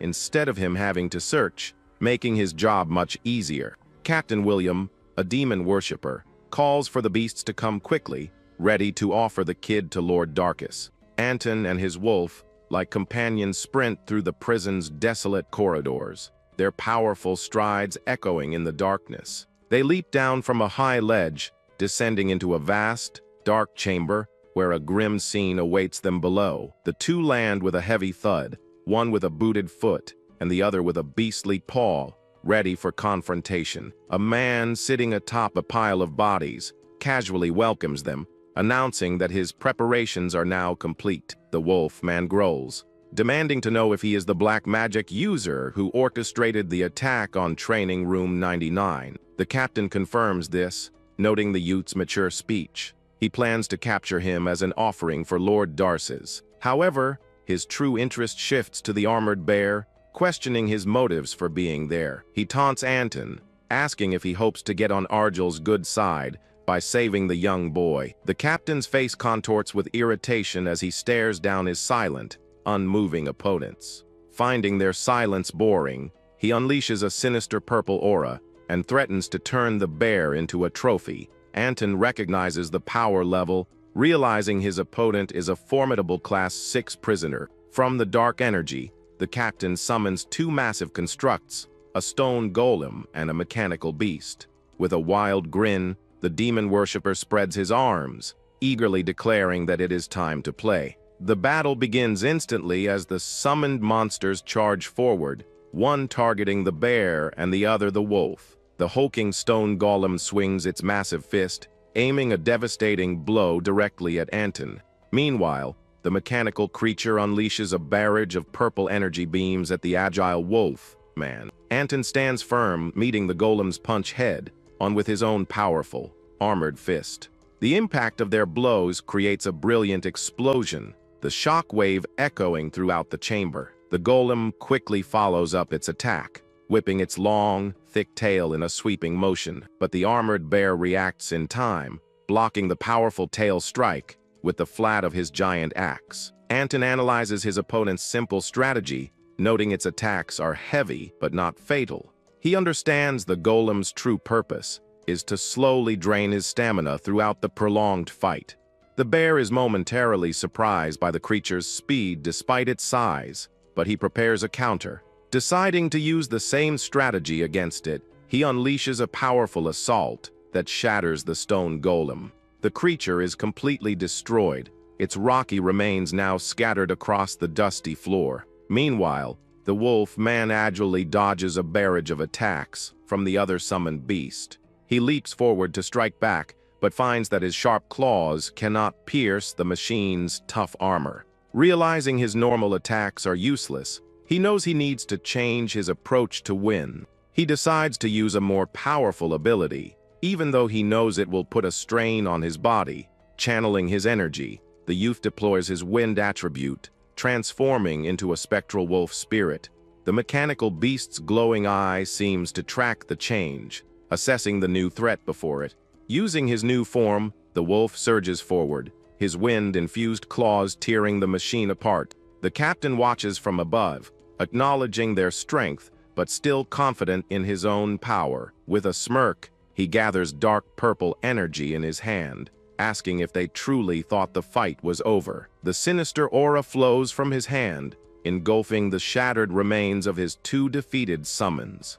The broken pieces of the golem and the machine begin to stir, pulling themselves back together. Anton and the wolf man stand their ground, watching as the parts begin to merge into a new form. A new, more menacing face emerges from the fusion, with glowing eyes and a sinister metal grin.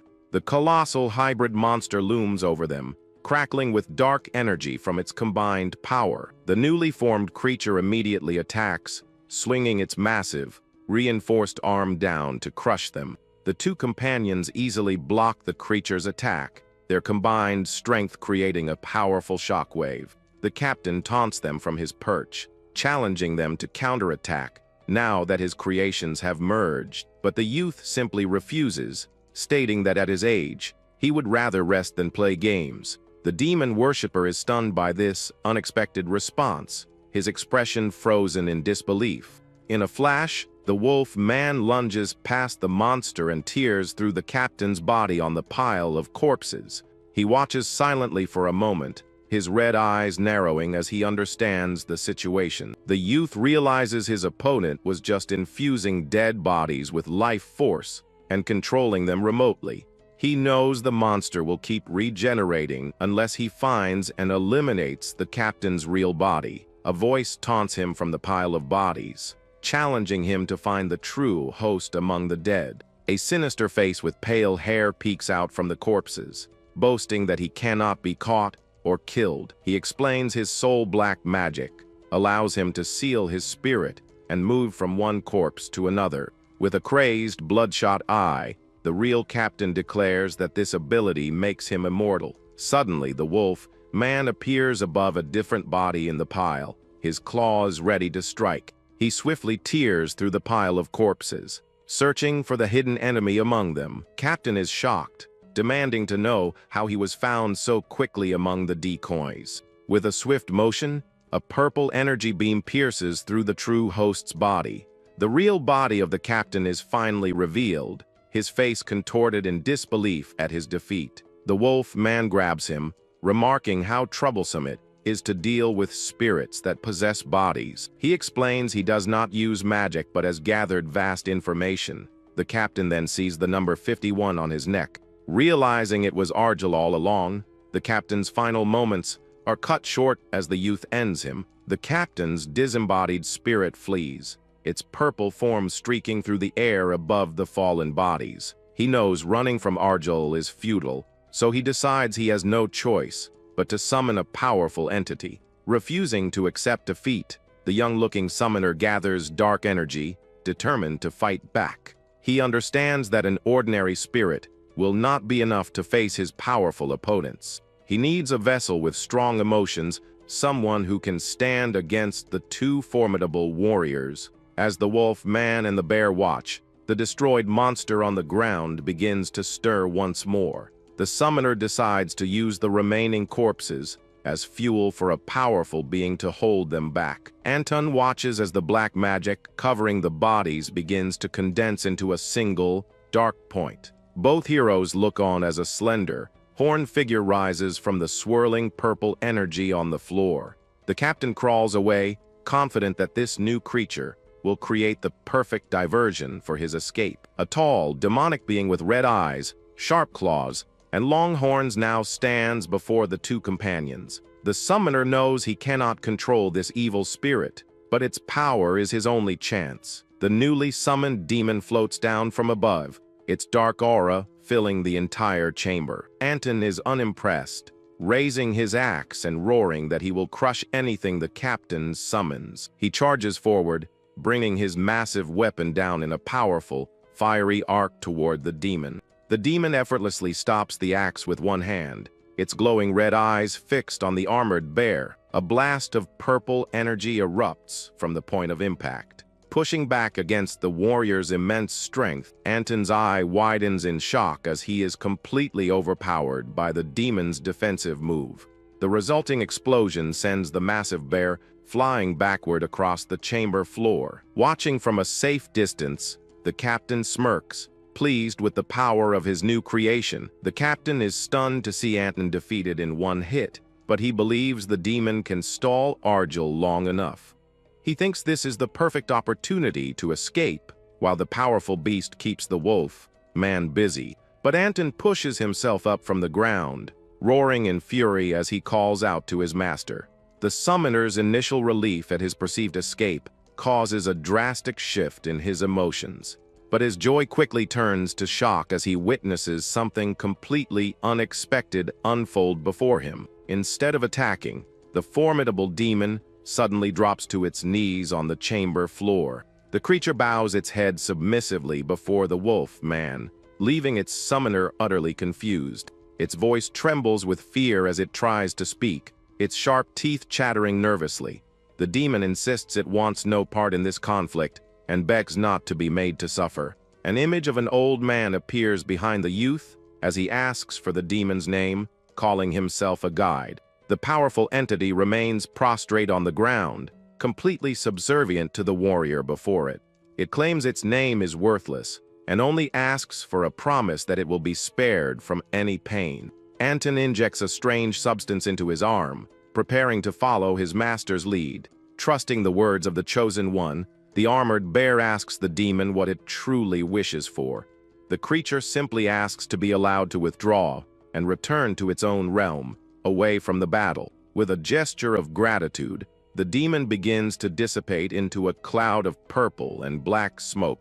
It vanishes completely, leaving the two companions standing alone in the now quiet chamber. Anton asks what just happened, but the youth assures him his broken ribs will heal soon. The armored bear wants to chase after the escaped summoner, but his master tells him it is not necessary. He reveals he contacted someone by telepathy when the fight began, ensuring the captain would not escape. He had instructed Doram to find and kill any prisoners attempting to escape through the nearby corridors. The tattooed leader and his men stand over the summoner's lifeless body, having carried out the order. The youth asks if Doram can hear him, and the man confirms he has finished the requested task. Argyll praises his work and departs, leaving the tattooed man to laugh at the old man's abrupt nature. The prison leader then sincerely thanks him for saving the training room, vowing never to forget this debt. Back in their human forms, the boy and Anton walk down another dark, metallic hallway. The young man yawns, feeling the strain of using his powers on his youthful body. He complains about being sleepy and asks his large companion to carry him for a while. Anton is honored and asks where his master wishes to go, ready to take him anywhere. The youth decides on the arena, knowing the guards will eventually come looking for him there. He sighs as the massive bear lifts him up, settling into his companion's strong, protective arms. Trusting his friend completely, he says he is going to sleep for a few days as Anton walks away humming. Meanwhile, the real Argyll stands in a dark void, his true form revealed as an old man. He reflects that 6 days have passed since he started using the young boy Sero's body. Worried about the boy's spirit, he wonders if he should release him before he breaks from the strain. The boy Siro appears, bound by dark energy, begging the old man to stop the possession. He cries that he cannot endure it any longer, but the elder says he cannot release him just yet. The old man leans in close, revealing that if he endures, he will be able to leave Solitude. The promise of freedom seems to give the young prisoner a sliver of hope amidst his suffering. Siro is confused, but Argel simply tells him he will understand soon before disappearing once more. After some time, the young boy's red eyes slowly open, his rest finally over as they approach their destination. They have arrived at a massive complex, filled with large, circular platforms surrounded by glowing blue lights. Anton notices his master is awake and offers him some freshly prepared food, which the youth gladly accepts. Wearing a surprisingly cute pink apron, the large bear adds the final touches to the meal he is cooking. The boy quickly finishes the delicious-looking stew, leaving the bowl completely empty in just a few moments. He compliments Anton's improved cooking skills, and the bear proudly explains that he practiced. The youth's eyes widen for a second as he notices the cute teddy bear design on his companion's apron. Suddenly, a figure in a guard's uniform approaches them, interrupting their quiet meal. The guard delivers a message from the prison warden, summoning Lord Argel to a meeting inside the arena. Anton is not surprised, thinking to himself that events are unfolding exactly as his master had predicted. The youth agrees, stating he had business there anyway, and tells the guard to lead the way. The two companions follow the guard, walking silently toward the massive, glowing arena structures. Meanwhile, inside a VIP room, a guard is sent flying through a wall in a blast of splintered wood. A man with long white hair and monstrous hands stands amidst the wreckage, questioning this welcome. A terrified guard finds it ridiculous that a prisoner is complaining about the level of hospitality. The imposing figure ignores the guard's comment and sternly demands to see the prison warden. This is the lycanthrope King Talahar, who is also revealed to be Siro's father. The two companions follow the guard down a hallway to a large metal door. The officer then looks at the young man and remarks that he used to be just a boy, but has grown quite a bit. This is Talman, a Class 7 arena official, and he says the boy looks more imposing now. The possessed young man retorts that he's over 50 years old and asks them to stop treating him like a child. Anton realizes the guard noticed the possession, but is acting normally, thinking they're close. Talman explains that he didn't need a guide, but couldn't let the old man go alone, so he tagged along. At that moment, he stops and informs them that this is as far as he can go. The guard then reveals that the guest inside came only to check on the merchandise. The young man thinks it's a good thing the old man is in control, because this way, no one will be able to lay a finger on him. He then tells Anton to wait there as well, and his loyal companion immediately agrees. With that, the young man steps onto a platform alone, which begins to rise as the other two watch. Seen from above, the boy looks tiny as he ascends to meet the person waiting for him. The platform finally reaches a huge, luxurious hall with a long green carpet down the center. Suddenly, a massive explosion destroys everything, and a person appears amidst the smoke and debris. In the middle of the mess, Bemlio, a Class 9 clerk, appears, pleading with the guest to stop the ruckus. The white-haired man becomes furious upon hearing that the merchandise he wants is on its way. Bemlio tries to explain, saying they only store the merchandise securely and according to the rules. But Talahar scoffs, saying he acts like it's some noble job when he's just doing what he's paid to do. The two face off in the destroyed hall, and the boy's cloak appears, signaling his arrival. He observes the situation from a distance with a cold expression, his red eyes on high alert. The white-haired man looks to the side and calls out Siro's name with a serious expression. With that, he is shocked to see his son's appearance and the strange energy surrounding him. Furious, he asks what happened, but Bemlio insists they did nothing wrong to the boy. Talahar then points at the boy and questions the strange presence inside his son. Bemlio thinks that, as expected of the Beast King, he can sense things beyond the physical world. The man gets irritated by the word specialist, but the possessed young man says there seems to be a misunderstanding. At this, the king of the lycanthropes suggests they talk to resolve the situation at hand. However, instead of talking, he attacks with full force, shattering the hall floor into 1,000 pieces. He closes in and orders the entity to get out of the boy's body now, before he ends him right then and there. With a swift move, the white-haired man grabs the young man by the cloak and lifts him into the air. The young man comments on the power balance, saying Talahar could crush him with a single finger. Suddenly, the boy's hand transforms into that of a werewolf and grips his opponent's arm tightly. The old man says the boy's body is very interesting and can do incredible things just like his own. In that moment, the young man fully transforms into a giant, muscular werewolf in front of Talahar. The king of the lycanthropes is shocked and wonders how this is even possible. He knows that lycanthropes need to be around 40 years old and undergo rituals to transform like that. Since Zero is just a teenager, he doesn't understand how the boy managed to pull off such a great feat. The man asks what he is, and the werewolf says that what's important is that his son is safe and has evolved. Talahar gets annoyed by the arrogance, and the werewolf says they need to have a deep conversation about everything. The two then face each other with intense stares, preparing themselves. Talahar finds himself in a dark void and realizes he's in a mental world as Argel's voice confirms it. Then Argel's true form appears, an old man in a prisoner's uniform, and Talahar wonders if it's really him.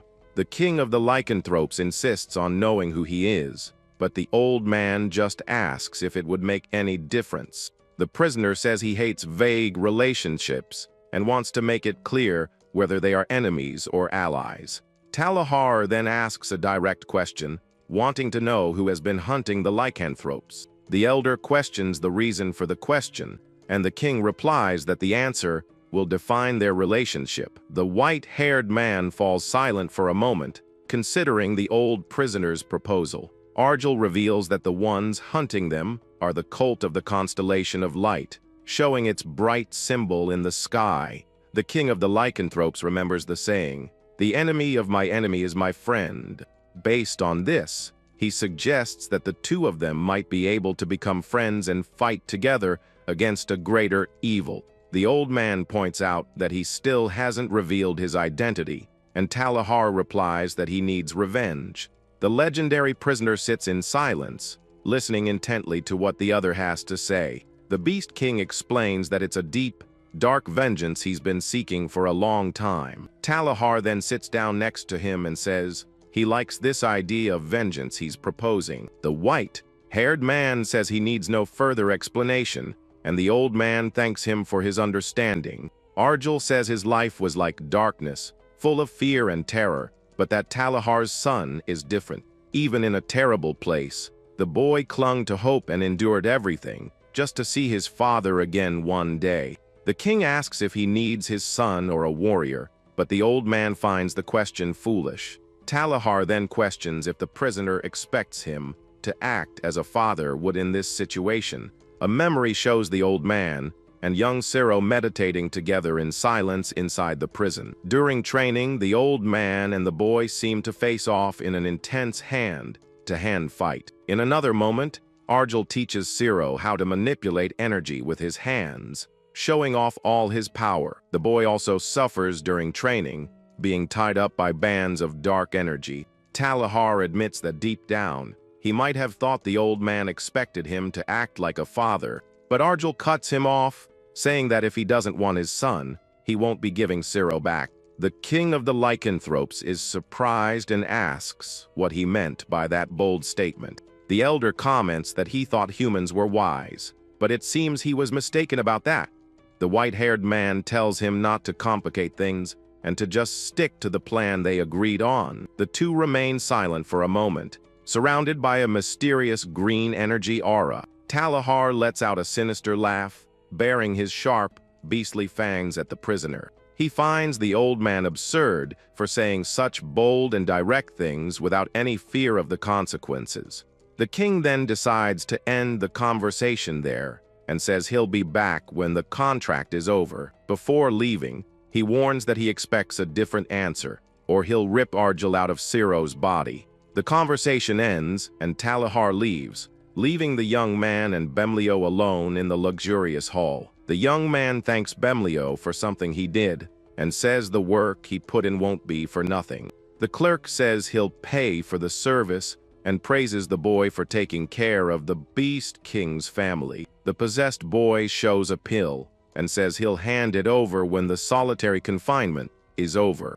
Bemlio understands and says his goodbyes, leaving the hall and the young man to his thoughts and plans. He then calls for Talman to guide the old man Argel out, and the guard immediately agrees. Meanwhile, Anton waits, sitting outside the arena with his axe on his back. Anton thinks that it's been over 10 years since he first met his master. In a flashback from 10 years ago, the galactic government invaded his planet, and he fought to protect his home. But in the end, he was captured and taken to Solitude, where the pain of being imprisoned was unbearable. Over time, his pain turned to rage, and for several years, he fought like a madman against other prisoners. In one of those fights, he was gravely injured and lay on the ground, about to close his eyes for good. It was at that moment that an old man approached him amidst all the destruction and chaos. Argel commented that even on the brink of his end, the bear wouldn't give up on revenge, and he liked that. The legendary prisoner then extended his hand and offered him a deal to change his fate. With a touch to the bear's head, he promised he would show him what it felt like to see hope fulfilled.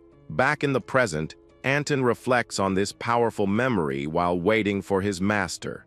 He thinks the memory was a bit too sentimental and tries to push the thoughts away. Suddenly, the bear senses something strange and goes on alert for what's coming down the hall. A cold sensation and a bluish aura appear, indicating that someone powerful is approaching. A mysterious woman in a short skirt, with a sword on her back, walks toward him. She has long white hair and an icy aura enveloping her, showing she's no ordinary person. This is Alizea, a Class 6 prisoner, and she says he offered his soul to her master. The woman asks if he's the champion of G class, but he tells her not to talk like she knows everything. He says she doesn't understand their relationship, and she finds his confidence interesting, but lets it slide. Anton then starts to laugh, amused by the confident attitude of this mysterious woman. Alizea cuts the conversation short and asks how he managed to get into this restricted area. Anton retorts that he's not just anyone, as it was his master who personally brought him here. At this, the woman is surprised by the revelation and wonders if their master really brought him. He realizes she's jealous because arena prisoners can't leave, yet he gets to accompany their master. With that, Alizea tightens her grip on her sword's hilt, preparing for a potential confrontation. With a glowing blue aura, she unsheathes her weapon and openly declares that she doesn't like him. The bear then grabs his axe and replies that the feeling is mutual, challenging her to a fight. He observes the woman's sword with a keen eye, finding the whole situation quite interesting. The warrior leaps toward him to attack, and he acknowledges the dignity of a Class 6 champion. The two clash in a powerful attack, creating a massive explosion of bluish energy in the hallway. After the initial impact, the large bear stands his ground, ready for her next move. The fighter wastes no time and advances again, sword in hand, to continue the attack. With a look of pure determination on her face, she prepares to deliver another blow. The bear warrior manages to dodge the attack and readies a powerful punch to counter. Their weapons meet once more in a violent collision that generates another blast of energy. Anton's eye is completely focused on the battle, analyzing his opponent's every move with precision. With an impressive move, he creates several afterimages of himself and attacks the woman from above. The fighter is hit head-on by the blow, and a large amount of blue energy erupts. Even as she's thrown back, she recovers in mid-air and prepares a swift and precise counter-attack. With her sword raised, Alesia summons multiple shards of ice and points them at her opponent. She then launches all the ice shards at high speed toward the bear to finish him off. With a heavy stomp on the ground, Anton prepares to continue the fight against his opponent. The bear is completely focused on the combat, showing his determination to win this battle. The two continue to fight fiercely, exchanging swift and powerful blows in the middle of the hallway. The white-haired woman doesn't back down and maintains her attack with a serious, focused expression. She launches herself into the air, preparing a downward strike with all her might. The bear warrior admits she's faster and flashier, but decides the warm-up is over. With that, he activates his earth attribute, and multiple arms sprout from his body to fight. The fighter remembers the rumors about a prisoner who wields multiple weapons. The Master of Arms, Anton, now with 4 arms and several weapons, says it's his turn to attack with everything he's got. He then leaps toward her, weapons in hand, ready to deliver a powerful blow. With a fierce look, he bares his teeth and prepares to show his true strength. Alesia watches her opponent's attack approach with a sharp, calculating gaze. Suddenly, a voice orders them to stop, and tentacles of dark energy emerge and restrain them both. The possessed young man appears, his red eyes glowing, and commands them to stop fighting now. The tentacles tighten around them, preventing them from continuing the battle that was underway. The young man approaches and says Tallman warned them not to cause trouble, and he doesn't want them to fight. Anton apologizes, saying the woman attacked him first, and she defends herself, saying it was just a warning. Argel questions why they are fighting since they are both his friends, but they don't seem to agree. Alesia comments that her master hasn't changed a bit and still has the same attitude as always. The old man says Alice came to visit but didn't call him master, which clearly annoys Alesia. The young man comments that it's been a while since they last saw each other in person. With a confident smile, Alesia introduces herself to her master, who now possesses the young man's body. Overjoyed, she says it's been a long time and asks how he's been since they last met. He says he heard she became an arena champion, but questions what she's doing here, so far from her post. The woman replies that she heard her master was here and made a deal with Tallman to be able to see him. He warns her not to take risks just to see him, but she says she's never lost a fight. Anton remarks that the master was a Class 1 prisoner, and that his own low rank is irrelevant. Suddenly, Tallman interrupts them and tells the old man to leave, but the possessed boy refuses the order. He then invites the two to come with him, as he wants to show them something and introduce them to some people. In a control room, Tallman watches the three walk away on camera and complains about Alesia. The guard says she promised a quick meeting, but this was turning out differently than planned. The young man leads them to a nuclear power plant where all of Solitude's electricity is generated. The place is impressive, and he says that anyone who comes to the arena should see this place at least once. Next, they go to a water purification center where seawater is turned into drinking water. The possessed young man says the next place has something very interesting and tells the bear to stay close. Behind laser grids, various strange and terrifying monsters watch them pass by. There are creatures of all shapes and sizes, from giant lizards to beings with multiple eyes. Anton realizes it's a breeding facility and that it looks like a monster zoo. Argel explains that this is where all the monsters captured during the liberation are kept, and the government allows it. They arrive at a door, and the young man identifies himself as Argel, and someone replies that he's right on time. They enter a laboratory filled with tanks containing strange creatures being kept in capsules. A woman in a lab coat and sandals approaches and says she was just about to contact them. She thanks them for coming and asks if the other people there can also hear what she has to say. Alesia thinks that her master's destiny was always this place, and the young man tells the woman to speak. The scientist then begins to explain the results of old Argel's health check up to everyone. This is Tailrun, a Class 7 life sciences clerk, and she begins the presentation. She shows graphs and data on the old man's health and says it's a miracle he's still alive. The woman warns that his body is no different from a zombie's, and that she can't stop its collapse. Anton is shocked and asks what she means by his master's body collapsing. The scientist reveals that the cause isn't aging, but the possessions he's been performing. Anton realizes that every time his master possessed his body, he was draining his own life force. Desperate, he asks if there's a way to restore his master's body and save him. Taorun says there is a pill that can stop the collapse and sustain his life somehow. She then asks the possessed young man if he got the medicine, and he says Bemlio will give it to him. The bear wants to know how to get this pill, but the woman reveals that the materials cost as much as an entire planet. He is shocked by the absurd price, but Alizia confirms that what the scientist said is true. The group falls silent for a moment, processing the shocking information about the medicine's cost.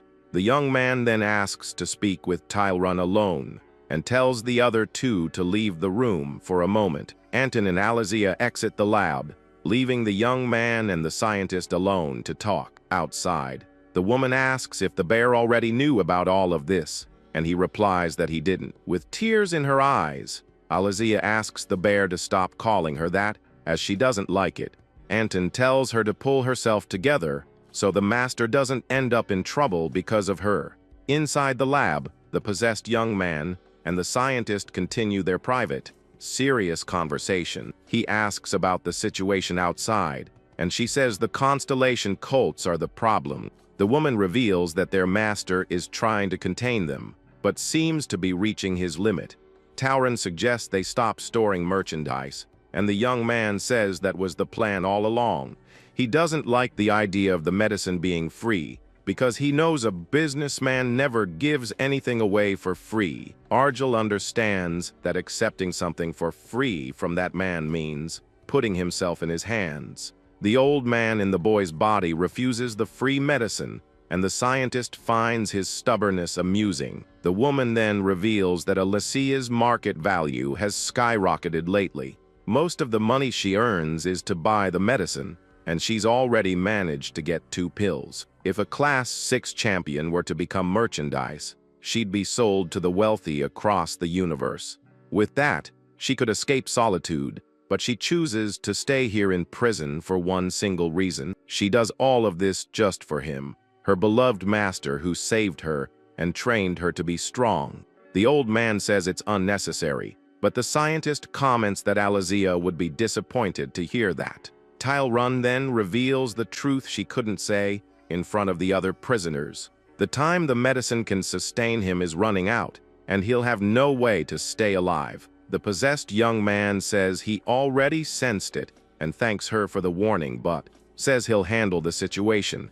He just wants to know how much time he has left so he can prepare for what's to come. With a smile on her face, the scientist reveals that he only has 6 months to live. With a red aura surrounding him, the scientist wonders if his spirit will overcome his body and endure for the 2-year goal.